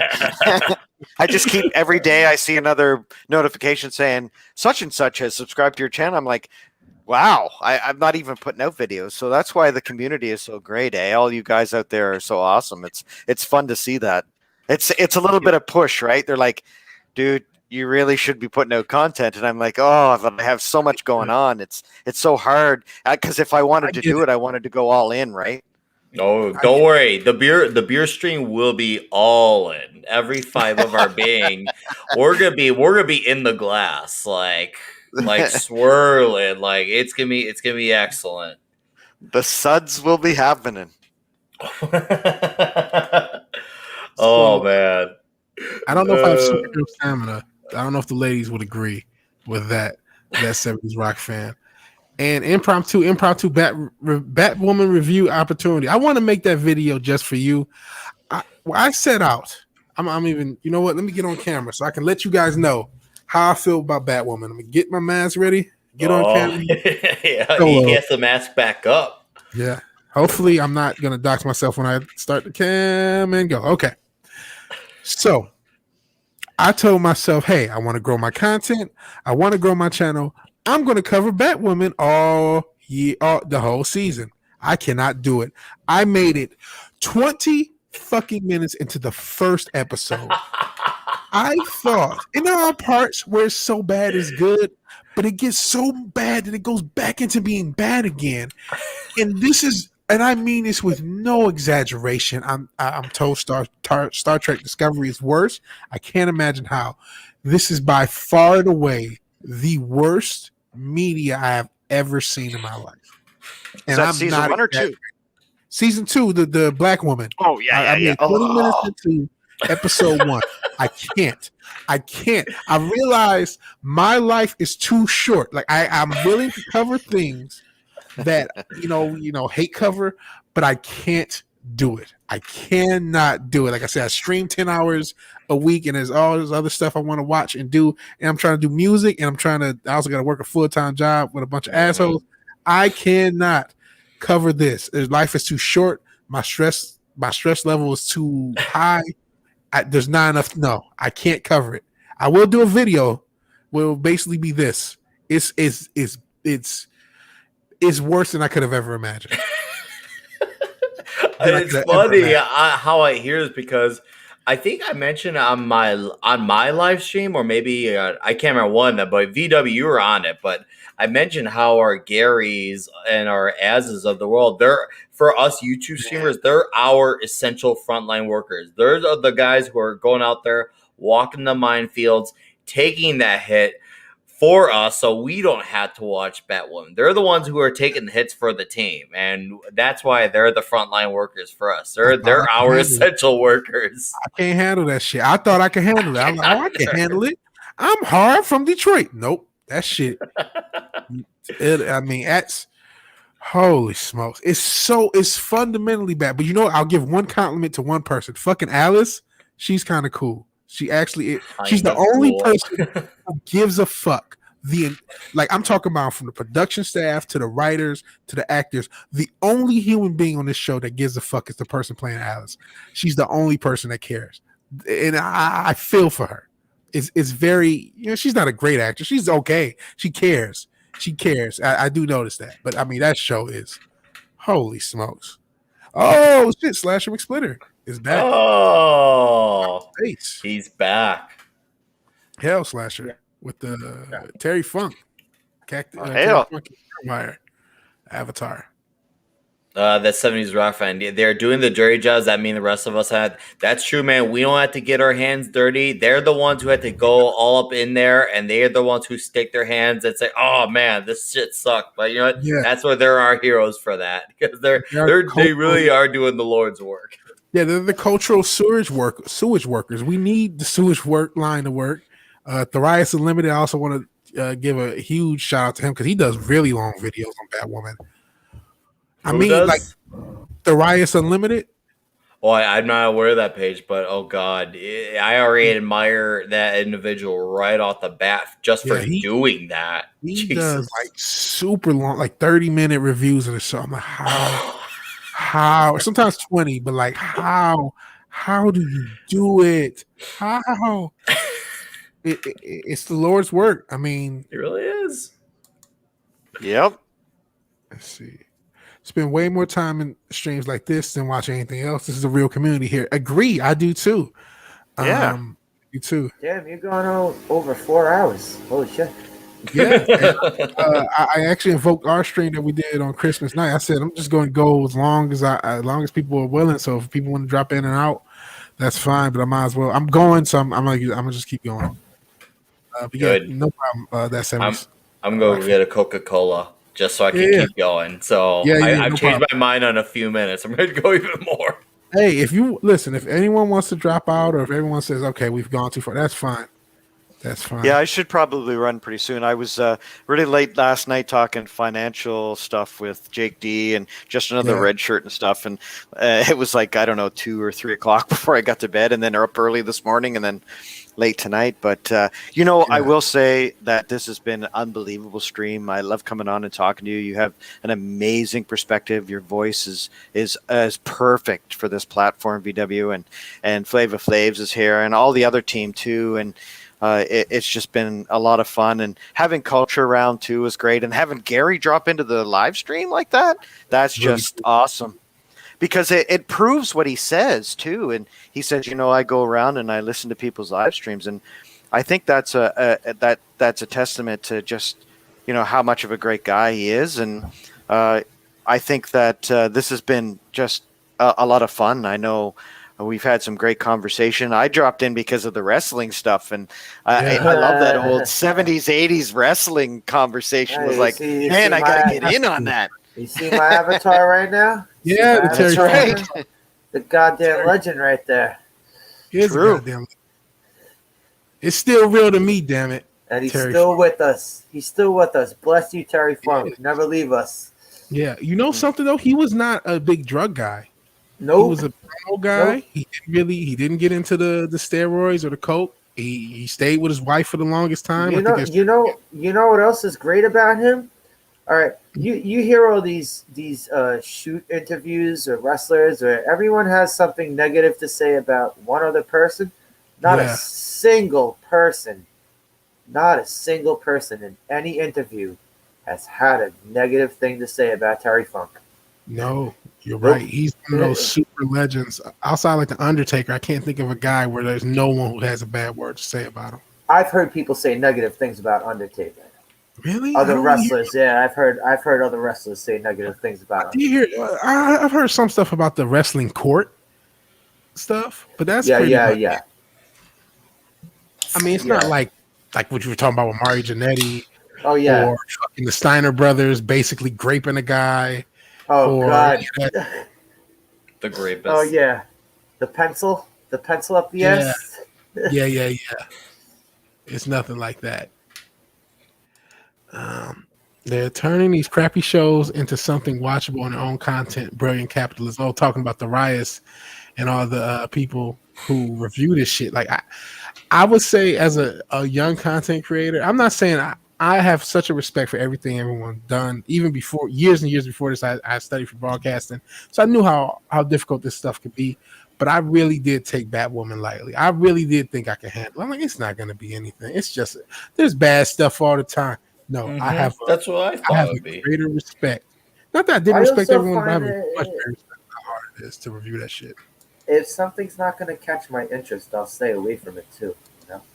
Yeah. It made me And it's think. Batwoman. Yeah, well, here's with the thing with Batwoman. So earlier today, I was on a stream with Yeti Cast, Latino Slant, which Thoth dropped by. Thank you, and Comics Division, and where it's basically it's a really excellent stream, by the way, with Yeti. He has you watch a bunch of really bad movies, and one of them was The Doorman, which involved the previous Batwoman played by Ruby Rose, and I've never actually watched season 1 of Batwoman. So I'm like, I'm going to see what this Ruby Rose is truly like. And her acting is very, very tedious. And I was thinking, and I was at one point thinking in my head, maybe that's just all hype.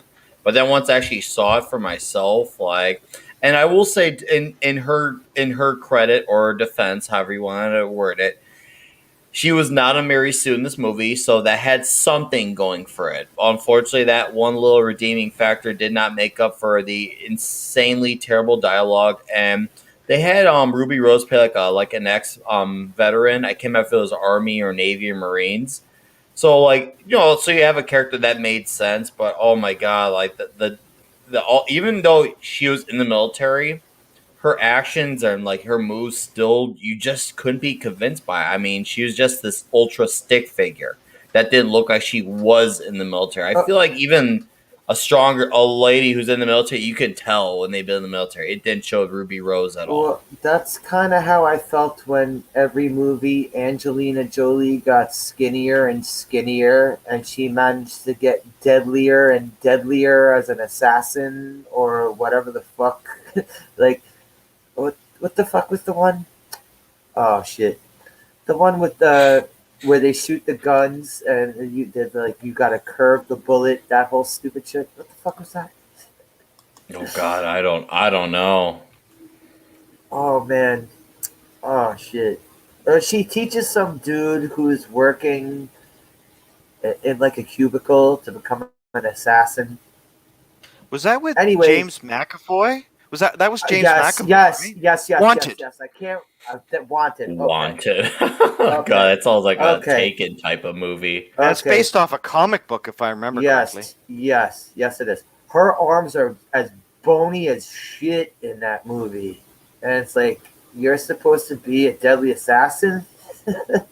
Yeah, I couldn't be convinced. I really thought I could convince myself. I was trying. When you're trying to convince yourself that this is going to work, just because you're supposed to be watching what's supposed to be a very bad movie, and The Doorman ended up just being Die Hard, but with Ruby Rose instead of Bruce Willis. That's what it was. But Ruby Rose had none of the charm, none of the dialogue, and even though and that's the thing, Ruby Rose's character should be a better sell on the believability of action because, I mean, she was a military character, whereas John McClane was just a police officer or detective. I can't remember his exact position, but he worked in law enforcement. He was just a cop. Yes, he was. Yeah, he was just a cop. So right off the bat, they have some sort of line of defense, and and you saw the action. You saw John McClane mess up, and like I said, Ruby Rose's character had mess ups, but even the times where she was starting to get the upper hand, it didn't feel believable just because when you see this guy, I thought I was skinny. I'm 4 pounds. When I see her, I'm like, okay, she's 2 pounds. Oh yeah, I'm a skinny dude too. I'm 160 pounds max, but you know what I'm saying? If I hold a gun in my hand, it doesn't look like it's good. I'm like, the gun's holding you. The gun's holding you. It doesn't look like I'm gonna be having to hold it over my shoulder like a fucking bazooka. God, I know. Well, guys, I hate to interrupt the discussion and stuff, but I'm gonna run. All right. Thanks again for letting me drop in, VW. I apprate that. It's been a great stream tonight. Nice talking to you, man. Real quick on the way out, just cause.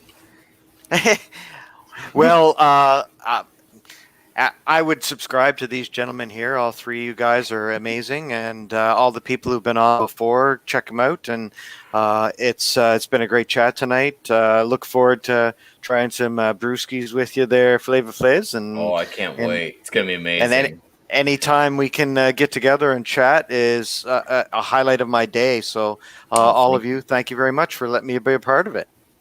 Nice Thank you for have a good night, buddy. You're awesome. We appreciate you being here. Thank you. And a hail out to the chat too. Wow, Right, it this was chat great was tonight. awesome. It was The rocking. You chat guys has were been awesome. so on fire. I love the chat so much. And what did I actually went away for a second. What were we talking about? Martial arts, stink face. What the hell did I miss? Oh, that was just the expression doorman. when. Yeah. I was talking about the doorman vigilante because earlier in the day I was on a panel with Yeti Cast and Comics Division and Latino Slant and Culture Casino, and we watched the Doorman, Street Fighter, and God, what was that other movie? Oh, Tukin. Wait, what Street Fighter? I thought these were supposed to be bad movies. The Jean-Claude Van Damme Street Fighter? Dude, yes, the Jean-Claude Van Damme movie. That's not a bad movie. That movie's bad, dude. No, that movie's bad. No, that movie's bad. That dude. movie's awesome. Bad. That movie's bad. It's okay. It is bad, but it's I remember that it was just a Tuesday scene. I was at the drive-in. Yeah, it's okay. It's good That to scene's watch great. to laugh at Okay, it. I got some shit to pull up. Yeah, it is a bad movie. I got some shit to pull up about that Street Fighter movie just so we can entertain our Kylie wonderful chat. Kylie Minogue was the highlight of that movie. Yes. And I like Raul Julia. He was great as Bison. He was so fucking fun. It's and such a over shame because that was his last movie. Okay, That's a shame. Who remembers That the does character fucking Blanca in Street Fighter? Oh god, that was Yeah, so everyone terrible loves the way they did Okay, it. well, all The way they right. did 'em. Brace Oh, yourself. And the way man. they did Dawson Yes. too. It's stupid. They fucked up so many characters. All in right. the movie. Yeah, they did. I'm just saying that's Blanca. Yes.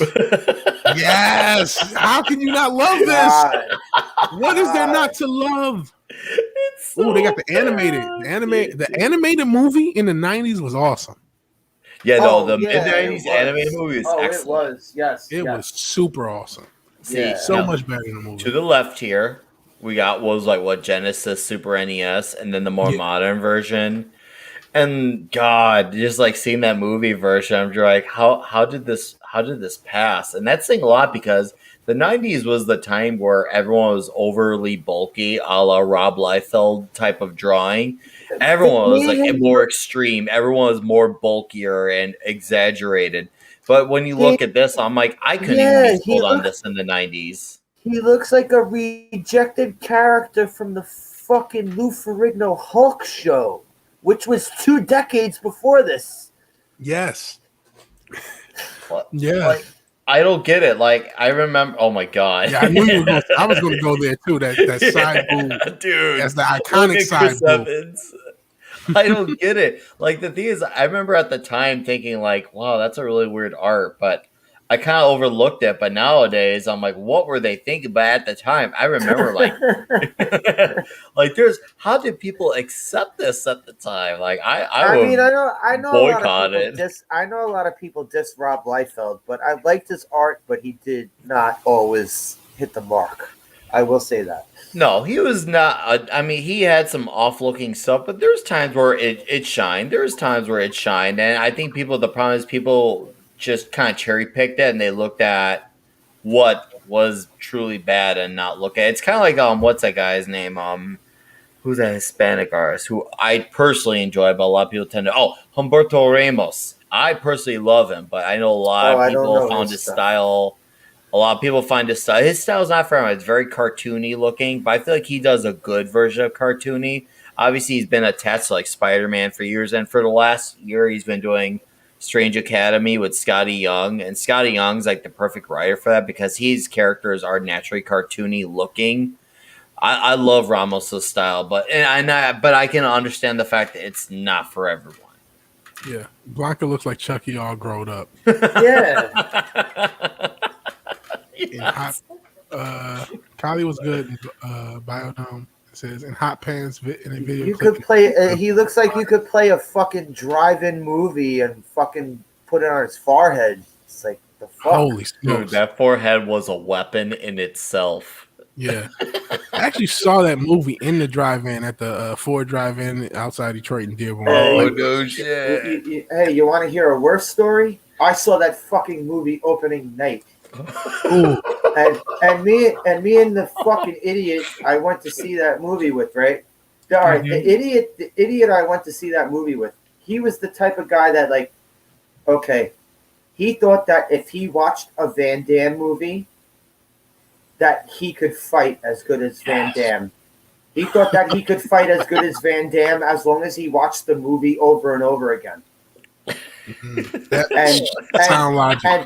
me, yeah. I'm not kidding though. When I say this is not a joke. This is not a fucking joke. This is real. He really, yes. I'm not kidding when I say this, right? And we're leaving the fucking movie theater, and it was just me and him, right? It was just me and him, and we're leaving the movie theater, and I'm looking at him the whole time. We're walking around the movie theater. I'm like, "There's no way you thought this movie was good." And he's like, yeah. He's trying to make excuses the whole time. And I'm like, no. I was saying to him, I was like, no way you fucking. And he's still going like, nah. He's still trying to make excuses for this fuck. Oh my God. I just busted his balls the whole walk out of that fucking theater. I was like, no fucking way. Yeah, I like it ironically, but it's not a good movie. And good night, David Blair. Good night, man. No, that's the thing with Street Fighter. I will say it's better than the Doorman. It's a lot better because there's actually some decent actors and actresses. So what's the Doorman? Basically, it's literally what I said earlier. It's Ruby Rose and Die Hard. Because basically, you know how in Bruce, it's a recent movie then. Yes, what happened was it was supposed to come out last year, and then the virus of unknown names from unknown origins, copying word for word from the Critical Drinker, from unknown beer companies. Yeah, unknown beer company. Yes, that mystery drink. So the mystery drink unraveled itself around the world. And everyone had a sip of it, and it got into the theaters and made a mess all over the floor. So they have now been cleaning up the aisles and every row in the theaters for several months now. So they realized because they had to clean up these aisles because the mess was worse than they thought it would be, this movie that was supposed to have a theatrical release went straight to digital. And I wonder because by the time this movie had already by the time it was already released on straight to digital instead of theaters, Ruby had already dropped off the part of being Batwoman. So it made me wonder if she had dropped being Batwoman in hopes that this movie would take off, only for it to not. Because basically, if you remember me earlier, I said John McClane's a cop, Ruby Rose is a military veteran, and both have family issues. And you know how most of the Die Hard movie takes place in a building? Well, most of this Doorman movie takes place at an apartment building. And if you remember, like halfway through Die Hard, the authorities show up, and then they it's a false alarm. And then at the end, they came back where it looks like there was something that literally happened in this movie, halfway point and everything. History repeated itself. You talking about? Do I have it? What happened to it? Yeah, this clip.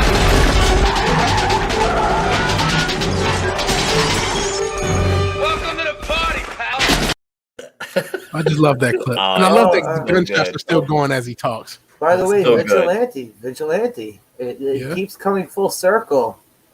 Because you know who Powell was? Yeah. The we talked about Family Matters. Family Matters. The father from Family Matters. Carl Winslow. Yeah, it does come full circle. It all comes full circle. Yeah. So it's this linked stream. Everything goes. It's the circle of life. Oh, God damn it, no. It's the circle of life.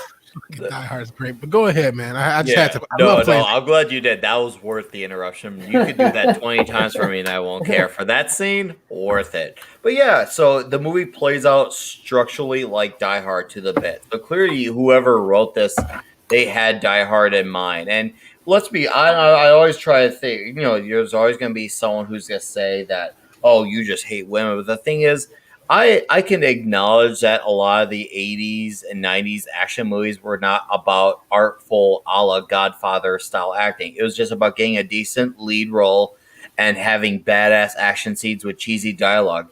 And that's what made the movie watchable and good. This movie doesn't have dialogue. The action sucks. The lead sucks. Everything about it sucks. And it'd be one thing if it was bad, good, or entertaining good. I get none of these things. And once again, there's a few good ideas sprinkled in there. It's like having a really garbage burger, but except somehow the bacon in the burger is good, but everything else about the burger sucked somehow. I've had stuff like that. Oh, and I've had that burger too. It's really really a slice of pizza where the toppings aren't cooked correctly. Oh yeah, it's depressing. You're talking to a pizza aficionado. Trust me, I take my pizza very seriously. So that's a whole other conversation for another day. So that movie was that movie, and then we did the Street Fighter, The Doorman, and then Toucan. Toucan, basically, if you've seen the movie Taken, it's basically a spoof on the movie Taken. Latino slant dropped in. He would know. Toucan is so entertainingly stupid. He's so stupid. Oh my god! But everyone should watch Toucan at least once in their life just to say they've done it.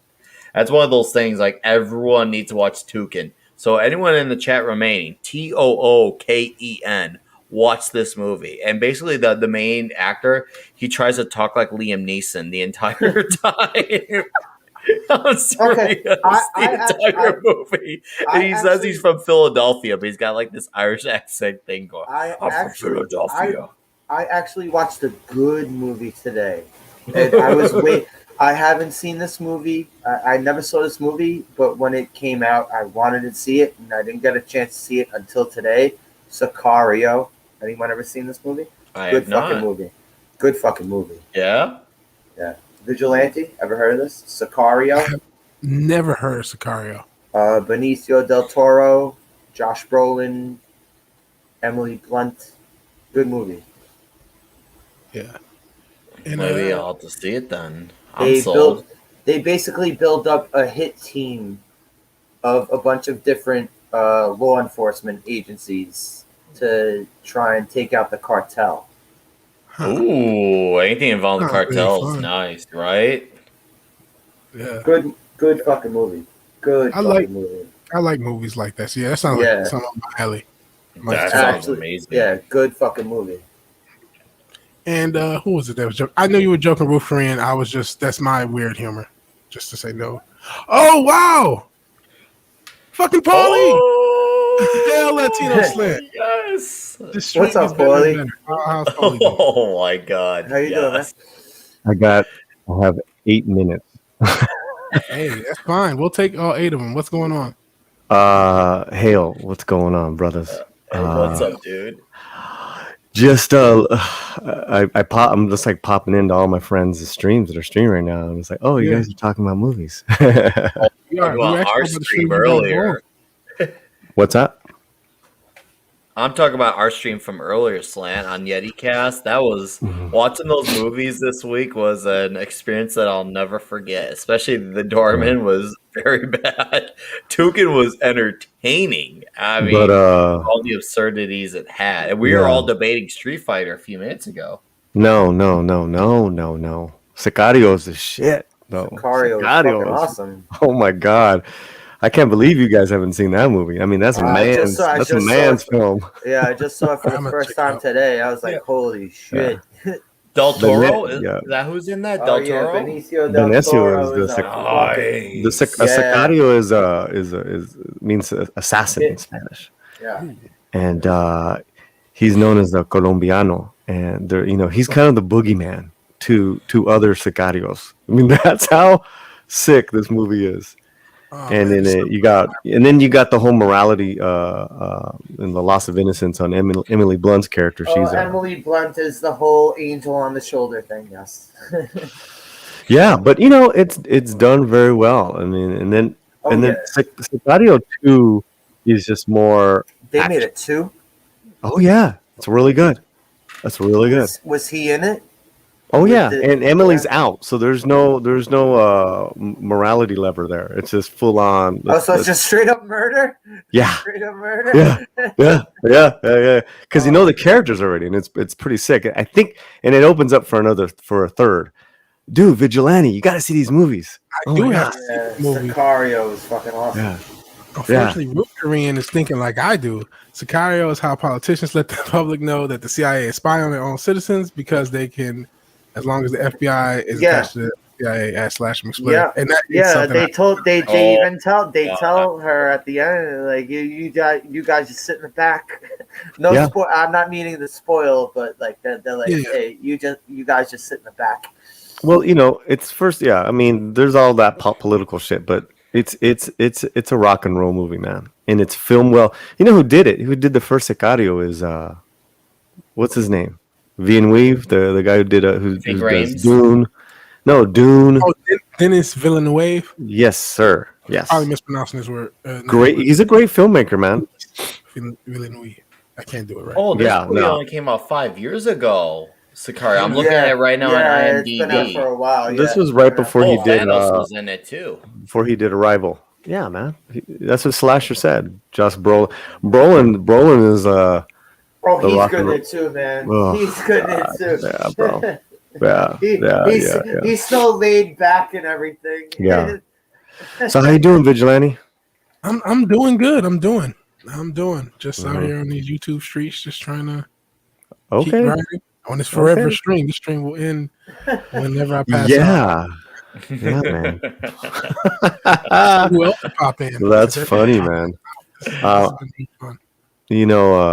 32 Flavors really has come through and become the man with the X-Files show we've been doing. So Thank you, Slant. that's been a lot of fun. And then Wednesday night, I got Tom from Midnight's Edge coming on the show this Wednesday night. Oh, cool. And we're going to break down, talk about old movies, Slasher. We're going to break down La Bamba. Ooh. See La Bamba in the fucking theater. Did you just, yeah, I saw that shit. Like, I remember seeing that like 10 times in the movie theater. Yeah. But no, man, just, Those 10 times you probably spent like $10 overall. Can I say something about La Bamba? Go ahead. Lou Diamond Phillips is not a very good actor. Well, that's one of the things we'll discuss, because you break down in every movie I've seen Lou Diamond Mhm. Phillips in, he's not a very Mhm. good actor. I mean, honestly, Just my opinion. he's not a very good actor, but he was so, he was wrong for the role, on a lot of levels. Because he was too young.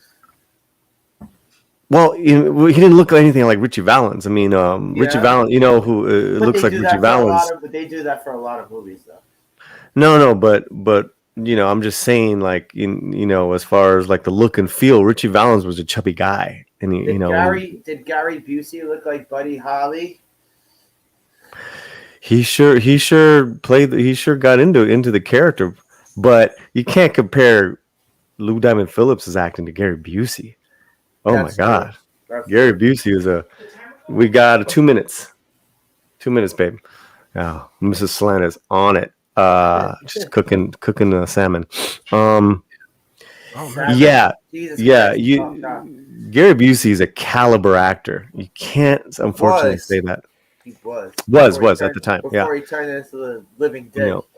and if anyone looks like Richie Valens, it would be like a Gabriel Iglesias. A chubby dude. That was Richie. He wasn't I mean, that I'm big. just saying. He wasn't that big. Oh. Oh yeah. Oh yeah. Look at him. Look at those photos, bro. Oh yeah. Yeah. And but we go, but it doesn't. You don't have to look like him, but you got to be a great. You got to bring it with the performance. I don't know. I think you do have to look somewhat like the person. If you're going to be cast in a bio. Denzel Washington looks nothing like Malcolm X, but it was one of the And- greatest and, performances of his career. And Will Smith looked nothing like Muhammad Ali. Great performance. Very true. Didn't Great see the performance. movie. I didn't see all these movies, but I can see how someone Oh, looks. Mrs. Slant would like to make an appearance on the Vigilante. Oh, wow. cool. Come on over here, babe. Bold has been even braver and bolder than I could have ever imagined. Okay, hold on. You just say this into the. into the mic here, honey. Interesting. Okay, say hello first, babe. Hello. All right. Hi, Mike. No. This is Vigilante show. I don't know. Oh, hello, guys. Hi. Hello. Hi, Miss Slant. Hi, Miss Slant. Hi. Hello, Mrs. Slant. Mrs. Slant. You want up in here? No. Can they see me? No, they cannot see you. See, that's me right there. I wouldn't do that to you. Right. All right. Thank you. Or to me. No, I just want to say that as actors, it's about the performance. It's not about looking like somebody. No, okay. A resemblance is great. That's just bonus. But, we're actors. We have to embody these characters. I understand. That. She can't hear you. Sorry. I'd rather see someone who's done the work, who's educated, and who can bring it. All right. Has anyone ever seen the movie? As an actor. Has anyone ever seen the movie 61? I was just cooking dinner in there and I overheard and I had to just step in for a second because it's not about looking like somebody. It's about really embodying the spirit of that person. And usually when you're playing someone like that, there's a legacy involved. I think about Angela Bassett playing Tina Turner. She did a great job as Tina Turner. She did a great job, V-Dub saying. Yeah. She So I just want to add my 2 cents. We can't look like everybody. We can't play everybody, right? It's going to be that actor's challenge. And it's really, really difficult when you're playing somebody who's already lived. Great point. And I think there's a lot of critics out there for that. The movie, but I think as an actor, we're very, very overwhelmed with the challenge of playing somebody who's probably. Well, sweetheart, this started by me because we brought up La Bamba and Lou Diamond Phillips. Is that he didn't do a very good job as Richie Valens. Plus, he doesn't. And then when you're not looking like him and you're not really bringing it like a Gary Busey did to Buddy Holly, it's like late day and night as far as performance. That's right. Yeah. I just think it comes down to, can you actually embody his character? Can you really do the research that it takes? Because it takes work to play anyone who's already a living legacy. I'd say it's also very, very difficult for us actors. I think it's very challenging. It's overwhelming, and yeah. Good. That's good, babe. That's good. That's it. That's it. I think that's it. That's it from Mrs. Slant. From Great. That was awesome. I'm thankful to hear that. Collard greens with chorizo dinner. Oh, I love chorizo. God, I'm just saying. Peace out. Slant gets bragging Bye, about baby. your food all day. And Vigilante thinks you're very beautiful, honey. Yeah. Yeah. I don't want to. Well, that now that felt weird because I don't answer. No, that's all right. That's okay. Hey. I just joke because you say, "Oh, I'm the real vigilante." I'm like, I'll trade the mask for. Well, I am. Okay, I'll make the trade. You can have the mask and the channel. If you know what I mean. If you want to make that trade, that's on you. Oh, here we go. Here we go. No, I'm not going to impersonate you. Oh, I thought you were going to do it. Oh again. man. No, I had to put a hat on. Paulie, have you ever seen 61, the Roger Maris movie? Yeah, Billy Crystal directed that. Tell me Barry Pepper did not look like he was cloned from Roger Maris. Barry Pepper looks like a clone of Roger Maris that was made just for that movie. Yeah. Trying to get culture over here. Oh, he was just here. Oh, he was? Yeah. Okay, He all right. went to go on somewhere else. Yeah, his show got canceled, so he's a lone gunman right now. Yeah. Yeah. I like Oh, yeah, Anthro says this too. Doors, Jim Morrison, Val Kilmer. Yes. Aced it. He kind of looks like, but like you know Yeah, what? Kind of he look like did. him though. He Kinda look like- really 95 more so, but definitely not 2020. But yeah, he still aced it, regardless of which version of Kilmer. He still aced it. Yeah, he did. I watched. My friend just showed me this movie that was the Motley Crue story, and not a single fucking. The movie was good. The Dirt. Yes, The Dirt. Yeah. Yeah, it was all right. It was all right, but I mean, I Vince liked Neil it. I liked it, but not a ate the single movie. one of them looked like them from Motley Crue. Not a single one of them. It's kind of silly performances though. It was kind of Yeah, Yeah. It was. But not a Yeah. single one of them looked like them from Motley Crue. Not a single one of them. Especially that dude that played Vince Neil. That dude looked nothing like Vince Neil. no, he didn't. Question for the guy. I'm not a Walking Dead guy, but did Andrew Lincoln look like Rick Grimes in the comics? Does anyone know this? I do not know because I only watched season 1 of the show, which I loved. I loved that first season, but I never went beyond because I can't remember why I didn't go beyond. Even though I loved that first season, I never read a comic. So yeah, that's my Walking Dead knowledge. Season 1, and that's it. Okay, I've never been a Walking Dead guy because it's just Me not neither. my thing. Oh yeah, no, it's Not all of the good. comics. It was just one of those things that I guess a buddy of mine's like, hey, you want to check this out? And somehow I ended up liking it. And I liked it. And then I just never went beyond. I guess I was just so satisfied that I'm like, I don't need a season 2 in my life. And, season 2 happened. So it also, that was right around the time, too, like the MCU is starting to unfold a bit more, too, because they're finally building up to the first Avengers movie. And that was like, I was more excited towards that because I was like, hell yeah, Captain America, Thor, Iron Man, Hulk in the same movie. That was like, that's what I wanted more. So maybe that could have been what teetered me away from a season 2 or 3 of Walking Dead was the Avengers. Yeah, maybe real quick.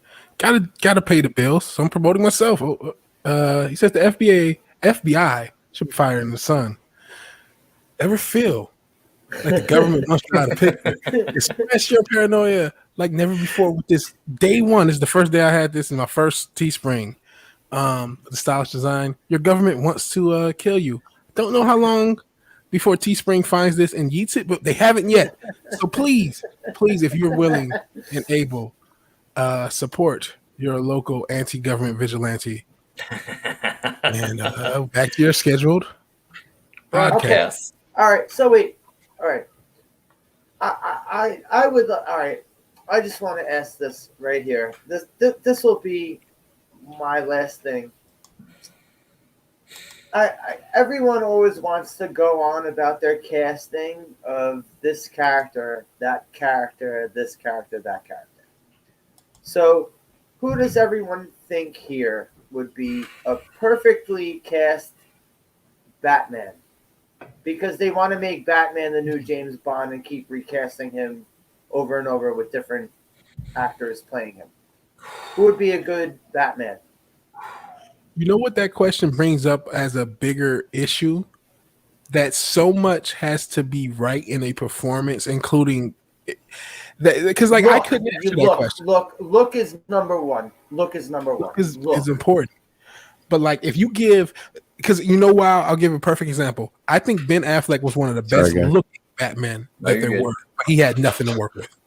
Yeah, that's a problem with Ben Affleck. We'll never know his true potential because he was given a absolutely crappy script from a Snyder guy, and they basically Batman and Superman are supposed to be the contrast each other and like literal opposites, but they took Superman and made him like Batman, and it's like there was not much of a difference there, and that is a huge thing. And Superman is a man who, even though he's an alien, he's not human. He's an alien. He ironically or unironically, depending on the interpretation, he embraces humanity. And they did not give that at all. They made him so mopey. And then they made his parents give him the worst advice. And it's unfortunate because they had really amazing casting for the Ken. I love the Ken parents. Yeah, they really did. The casting, I love the casting for the Ken parents. I love the Henry Cavill casting. I love the casting of what they were going for, but then everything else is just like, and that's another thing with that Zack Snyder world is, as I said before on many streams, it's like he read Frank Miller and Alan Moore stories and thought to himself, every story must be like this, and didn't go beyond anything else. 32 though, just try to think off the top of your head, and who do you think would be someone who has never played Batman? God, I thought about that and I couldn't give you a good answer. I mean, if it lied within my hands, I couldn't pick someone who hasn't done it. I would just say, you know what? Kevin Conroy's alive, and let's just do animated stuff with him until he moves on from life. I mean, you're talking about doing that. I mean, live action though. I'm talking about. I know you were, but I would just retire live Batman for a long time, and I love Batman, but we've had our share, and there's so many great DC stories that we need. That Hawkman, Booster Gold, that we could go on for days. Oh yeah, about. But we'll never get a Hawkman movie. No, we won't. At least not a true Thanagar-based Hawkman movie of the reincarnation or Kendra Saunders, Shaira Hall, Katar Hall. Carter Hall, yeah, I could. That's a whole. I'd be going to a whole other can of worms if I got into that conversation. No, that's what I want, and that's coming from someone who loves Batman. I mean, it hurts because I know DC has other great characters and stuff, and I know we mentioned, and Rob Liefeld mentioned, and regardless of how you feel about him. One thing he said that he is 100% right on is that in the 80s, one of the biggest deals for DC Comics were their books, The Legion of Superheroes and The Teen Titans. Not Batman, but those two books. I mean, obviously, Batman was seminal with The Dark Knight Returns, but it wasn't the only thing DC had to fall back on. They had The Legion and The Teen Titans. And that's saying a lot because that group of the Teen Titans had Dick Grayson, Robin, and Dick Grayson was one of those characters who went through a change, and that change stuck. Because nowadays we're in a world where there's a change, and the change is barely lasts 3 months. Dick Grayson not only left working with Batman, obviously he does from time to time, but I'm talking about as a permanent partner. He went on to form this alliance with other people, and then became his own hero, Nightwing. We got an actual change at the time that actually stuck. And that we've been with that change for the most part since. But you wouldn't be able to think. Yeah, we do. You wouldn't be able to think of a breathe, Nick Weiser, breathe. You wouldn't be able. I could go on all day. Damn, I was like, Slash. Love you, man. I love you, man. Wait, I want to. Can I say a couple things to the chat? Yeah. I've been wanting to get to the chat because they're so on fire. But go ahead. I see you guys talking about Los Lobos. Yeah. They are the greatest American living band right now. They have been, and to just think that they're about La Bamba, you guys are really cheating yourself. Please check out their albums, Kiko and Tin Can Trust, and that '70s rock fan. Oh yeah, and he also who was it? Who was the other cat? Anthroparian. I think it was higher up there. Talked about my Liam Neeson Phantom Menace poster in the back. That's him right there. And a Reservoir Dogs. I love. I just got this. I just framed this other one. Tarantino movie. You said the best one. I agree. I could agree to that too, actually, because especially one of the great scenes in BVS was that scene where Bruce and Clark met, and then Bruce had that line about, "Well, that's just the Gotham in me." That was great scene when they first met. It's another episode 1 poster. I remember when that first premiered as a kid. I remember that. So geeked. I remember feeling like chills when I first saw that poster when they had him as a kid with the Darth Vader shadow. Beautiful poster. That's amazing. Just amazing poster, man. Yeah, I mean that's like the first thing I saw before the official movie poster. We saw this one as the teaser poster in the hallways. You know. Yeah. Sick. I remember when I first saw that. But Nick Weiser, you'd say you wouldn't be able to think of a guy who never played Batman. No, I couldn't. I would just rest. I would get my comfort food on and say, "Hey, Kevin Conroy, want to be Batman again?" And then the rest would take history. Nicolas Cage. No, they already shit the bed with him trying to be Superman. Yes, I saw the screen test pictures. They And there's a already shit rumor the bed with him trying to be he might be in the Superman. Flash as Superman because the alternate Dude, they universe. said 180 million plus on that failed movie attempt. Oh fuck! Did they? Yes. Oh, sick. Okay. Maybe Ruby Rose, who not to be outdone by Elliot Page, changed names to Rudy Rose so they could play Bruce Wayne. And we were just talking about Ruby today. And have more upper strength than Patterson. Yeah, sorry about that. Go ahead. Sorry. No, I just wanted to correct the joke. Let me turn on R2D2. Vigilante, could you think of an actor that has never played Batman before that you would cast as Batman? Say you had the power to cast him as Batman. You know a guy who I think could do it, that it just popped off in my head, and you probably wouldn't think it because he's playing another superhero who's completely the opposite. Anthony Starr, who is currently playing Homelander. You know what? Yeah. I could see that actually. That is a really good one. That actor is insanely talented. That guy's kind of in the same wheelhouse as my pick. What's yours? No, I want to hear Paulie's first. What? Oh yeah, Paul. ¿Qué pasó? What happened? Who do you think can play Batman that has not played Batman before? My pick was Anthony Starr from The Boys, Homelander. He could potentially play Batman if he wanted to. Batman. Give me a minute. Give me a minute to think about that. Okay. I'll get to the chat because the chat is so fucking on fire. He's so fucking on fire. I can never get everything. As Anthroparian said, Rudy Rose probably does have more upper body strength than Robert Pattinson. Man, I really wanted to like the Robert Pattinson casting. I really wanted it to be Heath Ledger all over. Yes, Rudy Rose. I love that. I really want the Robert Pattinson casting to work, and I just don't think it will. All right. So I'll just say my pick. Pick. John Hamm. John Hamm. Yeah, he could. Would be a dope fucking Batman. He would be a dope Bruce Wayne. He would be a dope Bruce Wayne and a dope Batman. If you think about with Affleck, besides not having the best script to work with, he was a Batman that had the height. He had the height, he had the body mass too. The look? That was a very rare. Oh God, did he have that look? God, the look. Yeah, and because he was a very shredded Batman. Everyone was getting so like, oh man, why is Ben Affleck playing? But Ben Affleck listened to those people, and he got super ripped for that movie. Oh, I know who. Who? Bruce Willis. You know that crossed my head. I want an old Bruce Willis too. I don't want no young Bruce Willis. I want now Bruce Willis.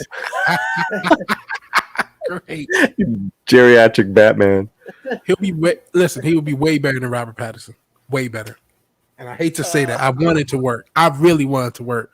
Did you see him in The Lighthouse? I didn't, and I heard he was good, but I'm just seeing too much. Like, it's just he was really sinister. I mean, that was a really good flick. It was, I wouldn't see it again, but it's just. What was it? The Lighthouse? Yeah. Oh, that was so good. Willem Dafoe. Mm-hmm. Excellent movie. Excellent movie. I want to see that one with him. What was it? Good Times? The one where he was trying to get his brother out of jail for. Oh man, I think it was called Good Time or Good Times. But he was trying to get his brother out of jail. I saw the preview of it. I didn't get to see the movie yet. But it looked like he was acting in it. It didn't look like he was moping his way through the movie. Yeah. I mean, I've heard that he's done, people talk about The Lighthouse, and I really I want this to work. It's just too many rumors. It's too much smoke. I'm hoping it's all BS, but I'm just worried it's not. Are we being non-traditional with our casting, or are we just trying to keep it traditional? Oh, yeah, just whatever. Non-traditional. I don't know if Peter Dinklage. Peter Dinklage is Batman. Oh my God. Whoa. Bruce Wayne, no one will figure out he was Batman. Peter Artie Dickman James, is back. man. You know what? You know what? Change Gerard it up. Butler. That's a great choice. Yeah, I like Gerard Butler. You That's a know good what? That is a great choice. You know what? That one. He's maybe, maybe 10 years ago, Gerard. He's getting a little. Yeah, I'd say 10 years ago. Yeah. Well, I mean, if Ben Affleck could do it, how old was he when he did it? Yeah, but Gerard's not Butler aging well. Yeah, Gerard Butler looks like he spends way too many nights in the bar. Yeah, his face is really it's become a grapefruit. Yeah, he's pretty haggard. Yeah. But I mean, the thing with Gerard too, he's got massive sex appeal. Like, women, young and old, they love the shit out of him. Does man. he still? I knew he did like fucking 5 to 10 years ago. Mrs. Slant to my mom, they're like, woohoo, Gerard Butler, woohoo. Still. Real quick, because Flavor Flav, who's been on the live stream, he has to bow out. I want to give him a chance to promote. Yeah, I'm sorry. I don't want to bow, but I got some stuff that needs my attention. So this has been an absolutely excellent stream of greatness. Most excellent. So this excellent chat that's been on fire tonight. I appreciate all of you for commenting and talking and commenting some more. It's been really cool. If you want to see some cool content, I'm 32 Flavors of Nick Weiser, obviously. I do an X-File stream that crisscross with on this panel, One Latino Slant. And I also have 32 Flavors of Entertainment on Tuesday evenings. And now I'm starting a comic chat panel on Friday evenings as well. So come give my channel a look, and hopefully you like what you see. And stick around for the rest of these gentlemen. They're all excellent dudes. And you all have a very magical evening while I go attend to serious matters. Yes. Okay. Be well. You all be well. Impression. But you kind of were already doing it. I think I'm already there. So Yeah. I think you're going to have to take what you can get out of this Anthroparian. Maybe I'll do a voiceover video and I'll talk like this. It'll be great. All righty. I guys. appreciate it. I appreciate you. Hell, Flavor Flav. Bye-bye, I'm going to guys. split too. Later, Okay. bro. Is that okay? Well, Is that okay? Yeah. And Hail Paulie. So go ahead and promote your channel. And yeah, man. Thanks for letting me come on for a minute or two, and please subscribe to Slasher and to VDub if you haven't already. I'm sure you have. And with the Latino Slant, we're talking about Los Lobos in the chat. I have an interview. It's up right now. It is a two-parter with the drummer of Los Lobos.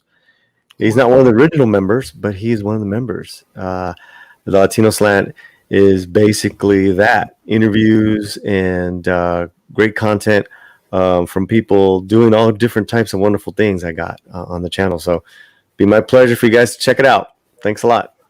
All right, man. Thank you for coming on, man. I really, really appreciate it. No, B-Dub. Yeah, and Slasher, let's get something like on the books, and sorry for me crashing the party, but you guys are doing great. Yeah, I appreciate you being here. Eric K. Oh no, wrong thing, because I'm terrible at everything. I arrive and everyone leaves. I see how you are. Well, I don't know how long I'm going. We're still going. I gotta go spend time with Mrs. Slant. So sorry, yes, Eric. you spend time with Mrs. Slant. You enjoy your meal. You enjoy Mrs. Slant, and thank you for showing up, man. I really appreciate it. Appreciate you. Take care, Slasher. You too, man. All right, I guess it's just us for as long as you want to go. And I mean, if you want to, I probably would still go a little bit longer because I'm kind of in the forever stream mood. It's completely up to you, man.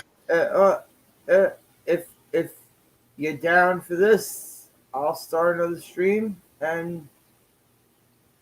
Yeah, because we usually do the watch party on your channel. Yeah, but I'm not going to do a watch party. I'm just going to do a bullshit stream on my channel where we just talk shit. Mm-hmm.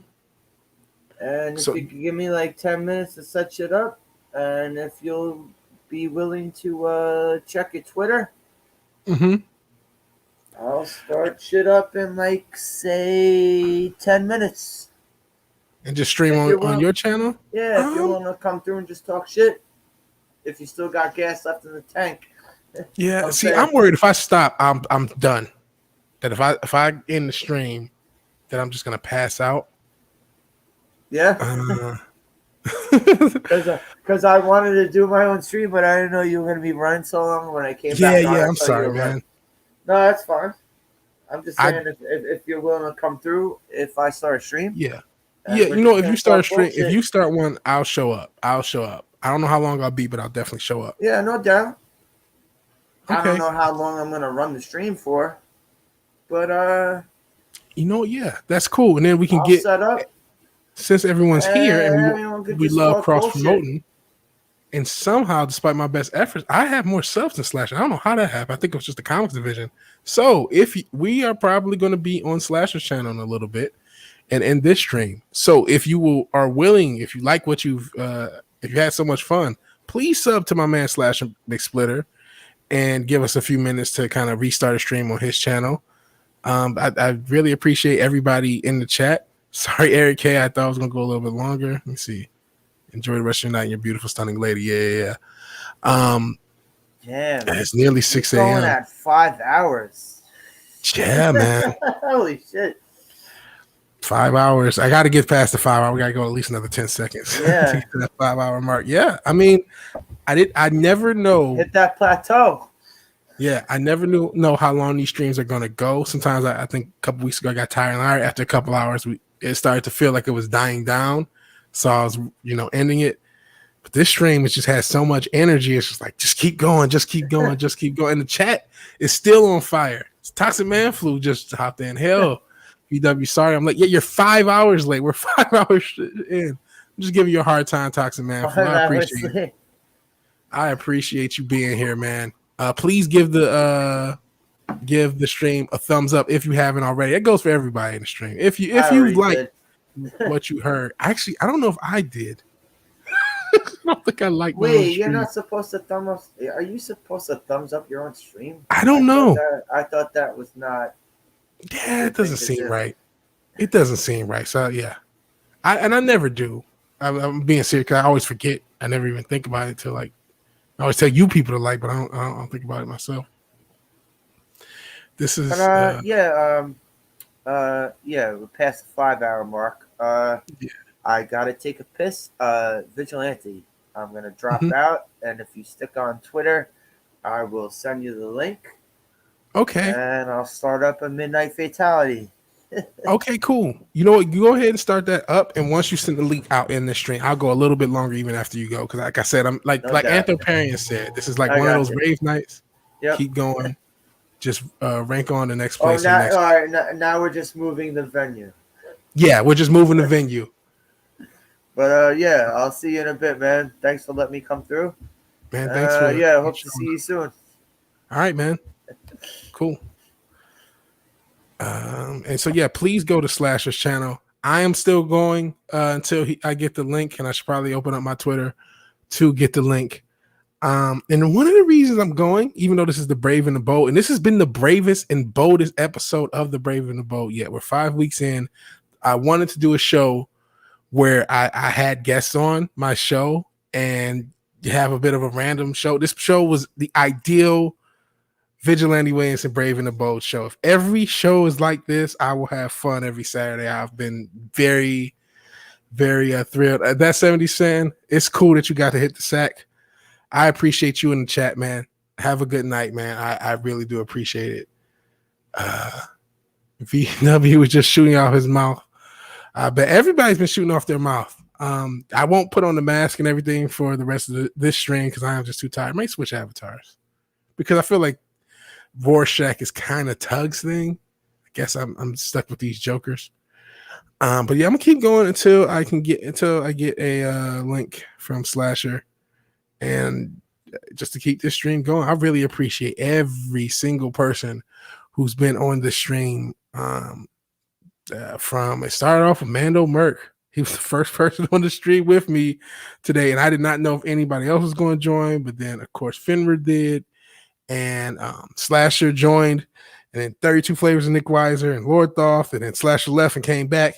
And then obviously Paulie was here, Culture Casino was here, and everybody in the chat. I literally cannot remember everybody who was in the chat. Obviously, Gary showed up in the chat, which was cool.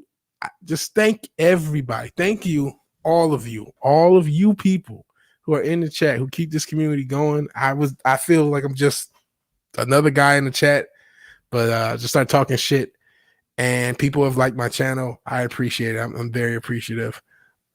Let's keep plugging stuff. Let's keep plugging this. Because I can't remember who said it, but just because you're paranoid doesn't mean your government is not after you. And they are. And this is another thing. This whole channel, everything I've done is like, all right, this is just a Teespring. It didn't take that long to do, and it's the first thing, but it's just cool that I'm doing stuff like this. Like, it really, I don't really care if you guys buy it, it's cool.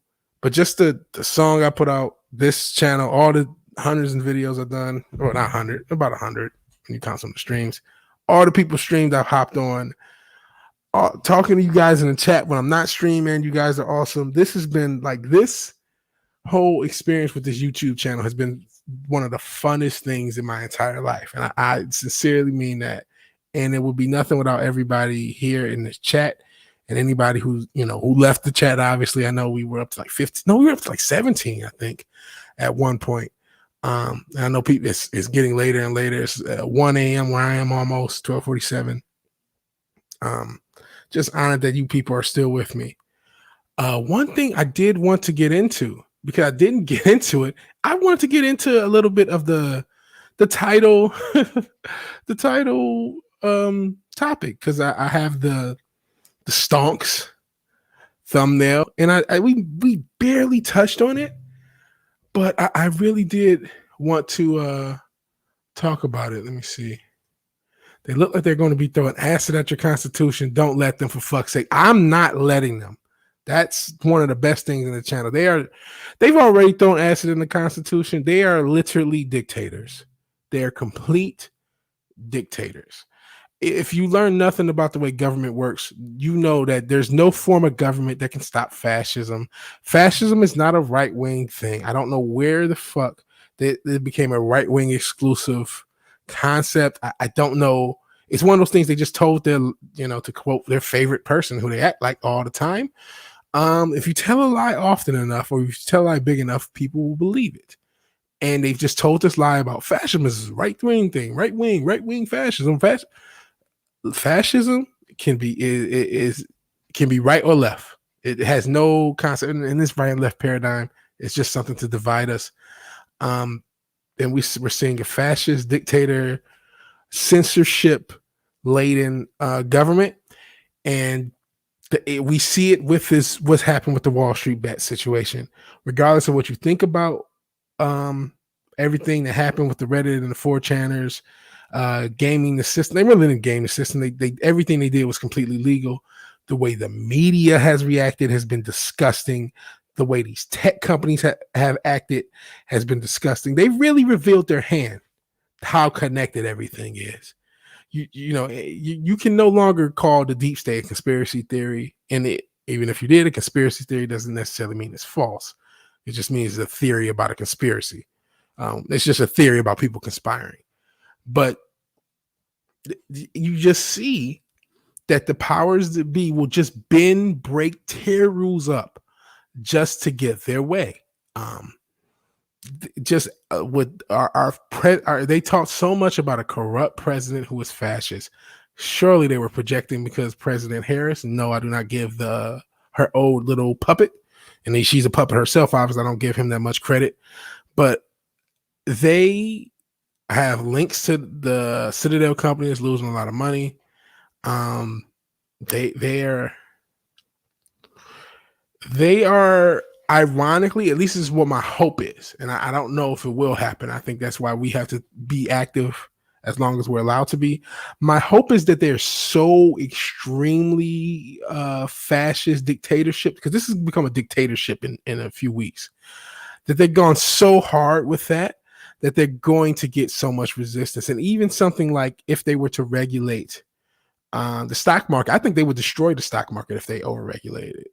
because people think that the only investors are just the idiots on Webull and Robinhood, but you're forgetting about people all over the planet who are using the New York Stock Exchange and the stock exchanges, stock market in the U.S., and they're trading it. And that's how a lot of smaller hedge funds and smaller companies and retail investors, professional investors all over the planet,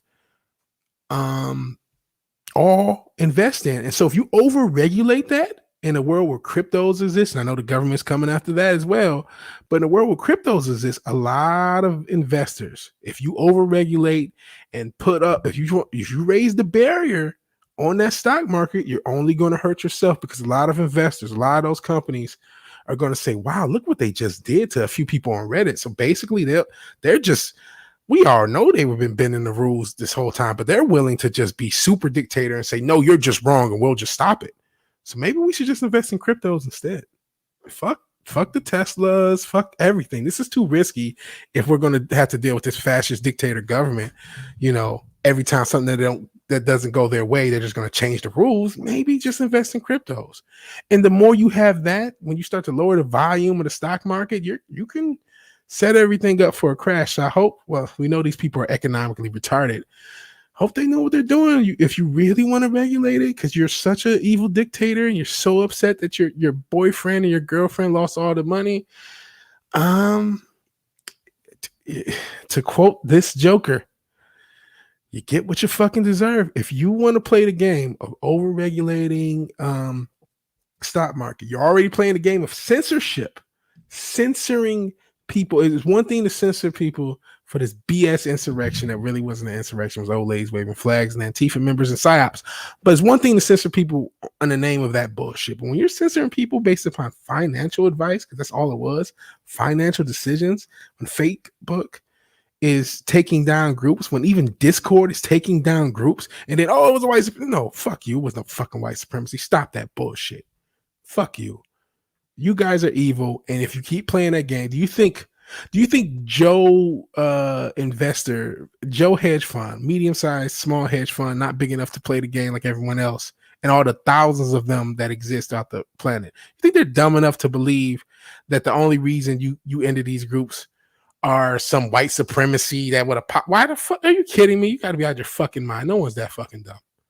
No one is that fucking dumb. So yeah, smash the like, smash the thumbs up, show some love for Vigilante if you haven't already. And yeah, true, you're doing something, making stuff you want, get busy living. Yeah, this is most fun I have all week. All these streams and all the stuff I do for it's become a real huge part of my life, and I love it. And I just thank you guys for making that possible.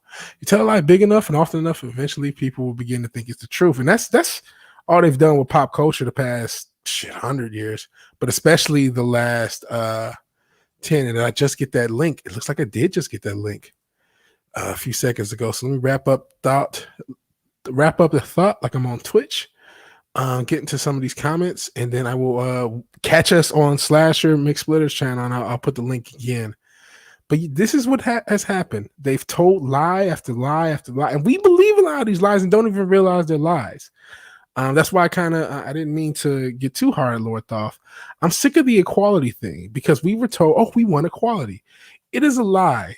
And it doesn't sound like it, because you think, man, I don't want people of certain groups to be left out. And that's not what I mean. I don't want to leave anyone out. I don't want to disparage anybody. The laws already protect citizens of different races, ethnicities, genders, and etc. The straw man of equality gets people to feel like they're fighting racism or fighting discrimination or fighting something because they can look at a statistic that shows an unequal outcome and say, we have to do something. And we always talk about equality opportunities, not equality of outcomes, but just the concept of equality as the thing we want is a red herring. It's not even feasible. It's not. What we should be doing is teaching people to love themselves as they are, teaching people as individuals that they themselves have to come to terms with whatever issues they have and love themselves, and then as a collective be more engage with each other. And I get that a lot of people who are on this socialist path, that were, a lot of people on the lower level. I'm not talking about the evil government that wants to kill you, by the way. Quick plug. I'm not talking about these people who are socialists. I'm talking about the person you may see on Twitter who says a socialist. It usually comes with a bleeding heart. I think we could privatize a lot of social programs. I think we already have shown how crowdfunding worked. Comicsgate exists based upon people putting money towards something they want to do. I think you could do that with social programs as well. And you wouldn't have to become, you wouldn't have to censor everything. You wouldn't have to be draconian. You wouldn't have to destroy democracy in the name of preserving democracy.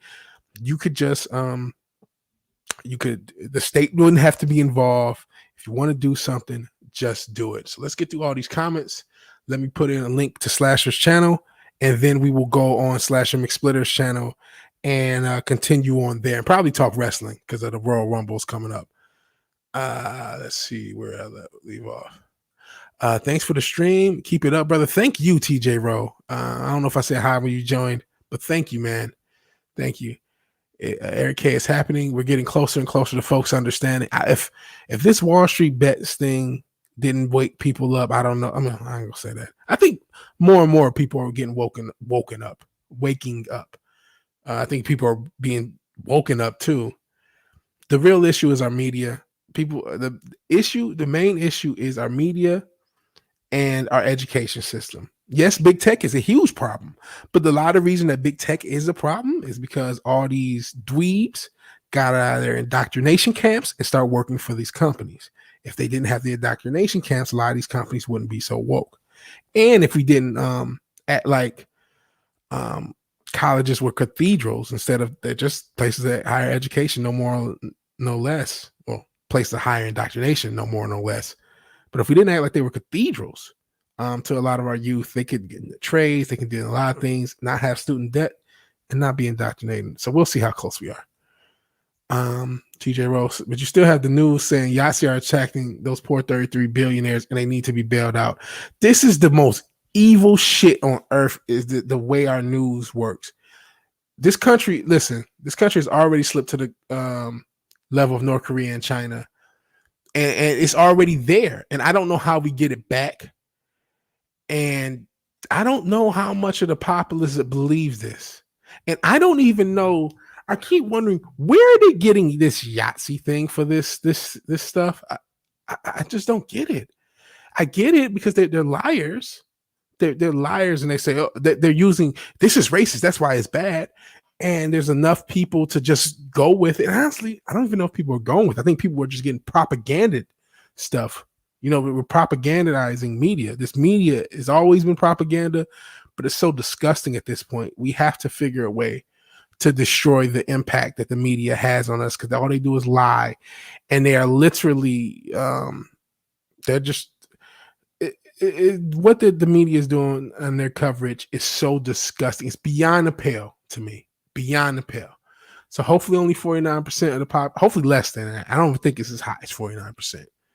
And you're right. Love yourself, but improve yourself. You always have to improve. I'm trying to lose weight, trying to get back in the gym. Think that's all the comments. Oh, Michael Perry on. Biden was tossing out executive orders like he was passing out tit-tat. There are no checks and balances. They have been destroyed. There are no checks and balances. This proves that democracy does not stop a dictatorship, because we have a dictatorship currently. And this channel and every other channel, I said I wasn't going to talk politics, and then I did. I did not expect to talk any fucking politics, and then somebody brought up culture running for office, and there we go. Is it 57 executive orders? Jesus Christ. It's the most wicked thing I've ever seen in my life. It's literally of Satan. I could go on and on about this, but Slasher has already sent the link, and I want to join him on his channel. And I also, since I somehow, thanks to Comics Division, have snuck by him, want to show him some of the love as well. So I'm going to put the link to Slasher McSplitter's channel, and then I'm not sure if he's already gone or is he going to wait till I get in. Then we can have a little bit more fun on there. It could be wrestling. I don't know what we're going to talk about. I have a feeling it's going to get into that topic as I look for his channel. But this is evil. So one thing you have to do is let people in real life know what the fuck is going on. even if they don't listen, you have to still tell them, because the way I look at it, maybe this is out there. We're talking about something that could. We're talking about people who, whether they mean to or not, are about to destroy the fucking human condition. And as a result, the human condition, the humanity itself, the macroorganism that is humanity, has to save itself from itself. So as a part of that macroorganism, as a single celled of that organism that we call the human race, I feel like it's my duty to do what I can to try to stop it from destroying itself. And it's all of our duties to do what we can. It's not like jumping out of a building to save somebody. It could be just telling your friend, like, hey, you know, you're full of shit on this, right? And a lot of your friends may know too. The more people who know the media is after them, the media is lying to them, the more people who know, and I'm going to do a quick plug, but it's also, in my view, true that your government is trying to kill you. And it doesn't necessarily mean physical. It's a spiritual death and it's a mental death as well. But the more people who realize that the system is against them, the more we can rise against the system.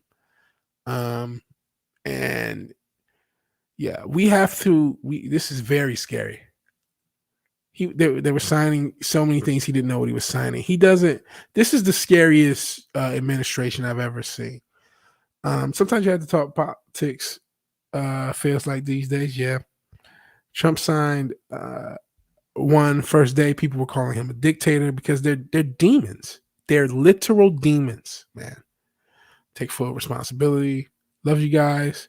Stay safe. Avoid the black pills. Yes, this is not a black pill. This is a white pill. You are way more powerful than you think you are. This Wall Street Bets proves that. I talked about my granddad earlier in the stream. I'm sure a lot of you weren't here. My granddad's really close to his rep, his local rep in Michigan, and he's been contributing to her actually for quite a while. It has a close relationship with the office, a closer than average relationship. So that sort of thing is something you can do now. There's nothing stopping you from getting a closer relationship with your rep and the people local to you. And I implore you to do it. It's something I have to do myself, and we all have to do. That's how we stop this. We make their lives so annoying. Like, okay, there are millions of people fucking with us. We can't do X, Y, Z. Yeah, the deep state is real, man. The globalist bankers are real, and they are running the world right now. They already were, but they're doing it more actively than ever before. Ruth Korean is bound for the gulag. We can be roommates in the gulag. I snore a bit, but I'm very quiet masturbator. Yeah, I'm not going in the gulag. I'm probably going to be put to sleep. The TJ. So yeah. Later, TJ Rowe. Later, friend. Hell, just another red shirt. You're not just another red shirt. You're the red shirt. But the party is moving to Slasher's channel. So I got to get there. He already sent the link, and I've been rambling. So, all right, let me get the link so you guys can come and join the party. I got to just go because I could talk all day about this. I think every single person who's joined, it's too many to actually name. Usually I try to name everybody. I'm too tired, and we're about to join a Slasher McSplitter. Not sure for how long. So yes, the party is moving. Thank you, Dope Stilo. But before you go, please, everybody, join us at Slasher McSplitter's channel. The link is being posted now. It's going to obviously take a little bit for you to see it because there's a delay with StreamYards just in general. So please, this is Slasher's channel. This link I just posted. Hit like on the way out, like Ruth Korean, who is bound for the gulag, who we're going to try to destroy the government so they don't have to deal with the gulag. Please hit your like button on the way out. Again, I keep plugging my very first Teespring. The government wants to kill you because they do. And again, it doesn't necessarily mean physical. And to leave, because we are leaving, I am going to promote my single. No, I don't know if it's a single. It's a song I recorded off of somebody, YouTube producer. Shout out to Jay Marvelous, who let me use the beat and hasn't sued me or anything. And my computer shouldn't be, so I can't play the song because I try not to play it off of YouTube or SoundCloud where it's posted because I don't want to give myself artificial streams, and I don't have that many. So all right, thank you everybody for the broadcast. I am about to play a song. and then get out of here. So hopefully you can hear music. Vigilante Williamson here. Bye, everybody. With Jay Marvelous on the track, man. You living up to your namesake. This beat is marvelous, man. Wowzers. Coming live from the apocalypse before the cataclysm, cycling through this bondage's coping mechanisms. In what way will I make myself sick today? Crippled from my way, but I'm still ordering Chick-fil-A, trying to read the scriptures more and not forget to pray. Don't take for granted the breath of life that you get today. Even if you suicidal as shit today, it's a way as I get lifted to sit in place. We all running a different race at a different pace. Never had success, but if I get a taste, I'ma just chill. That's being real. Make sure the fam never need for a meal on the straight and narrow for the green. Stephen Mill, nowhere want a meal, no need for a bill, but still, my people Leonardo Raphael, teenage mutant ninjas out here catching shells, splinter away from rats, lest ye catch a L. Super shred your head up, people diesel when they fed up land of the Wolverines, Logans run away from hell. Sinister magicians got the world in the spell. The same demons who overprice entrails. Lobster like escargot. It snails until there's intel for stem cells for incels. Only fans will always boom incels. The line between love and hate is a thin veil. Tried to crack the code but got off track with rails. Had the view for JavaScript but not what it entails. For more than Twitter pictures and event sales from the so-called woke. Why I'm still broke. Lives would be tragic if it wasn't such a joke. Only one a black man dead, gay or selling dope. I'm doing the latter with beats and rhymes. Who wants smoke? Kicking the door, waving the Rick Mahorn on the system. Viggy Smalls, a bad boy, should be playing for the Pistons. Comparing me to rappers and saying that they spitting is like praying to Satan and saying you a Christian. Are you kidding? My flow is like a saying Armageddon. Classic like Genesis, so say it's the beginning. I would keep going, but the beat cut off in 5. No, 3, 2, 1.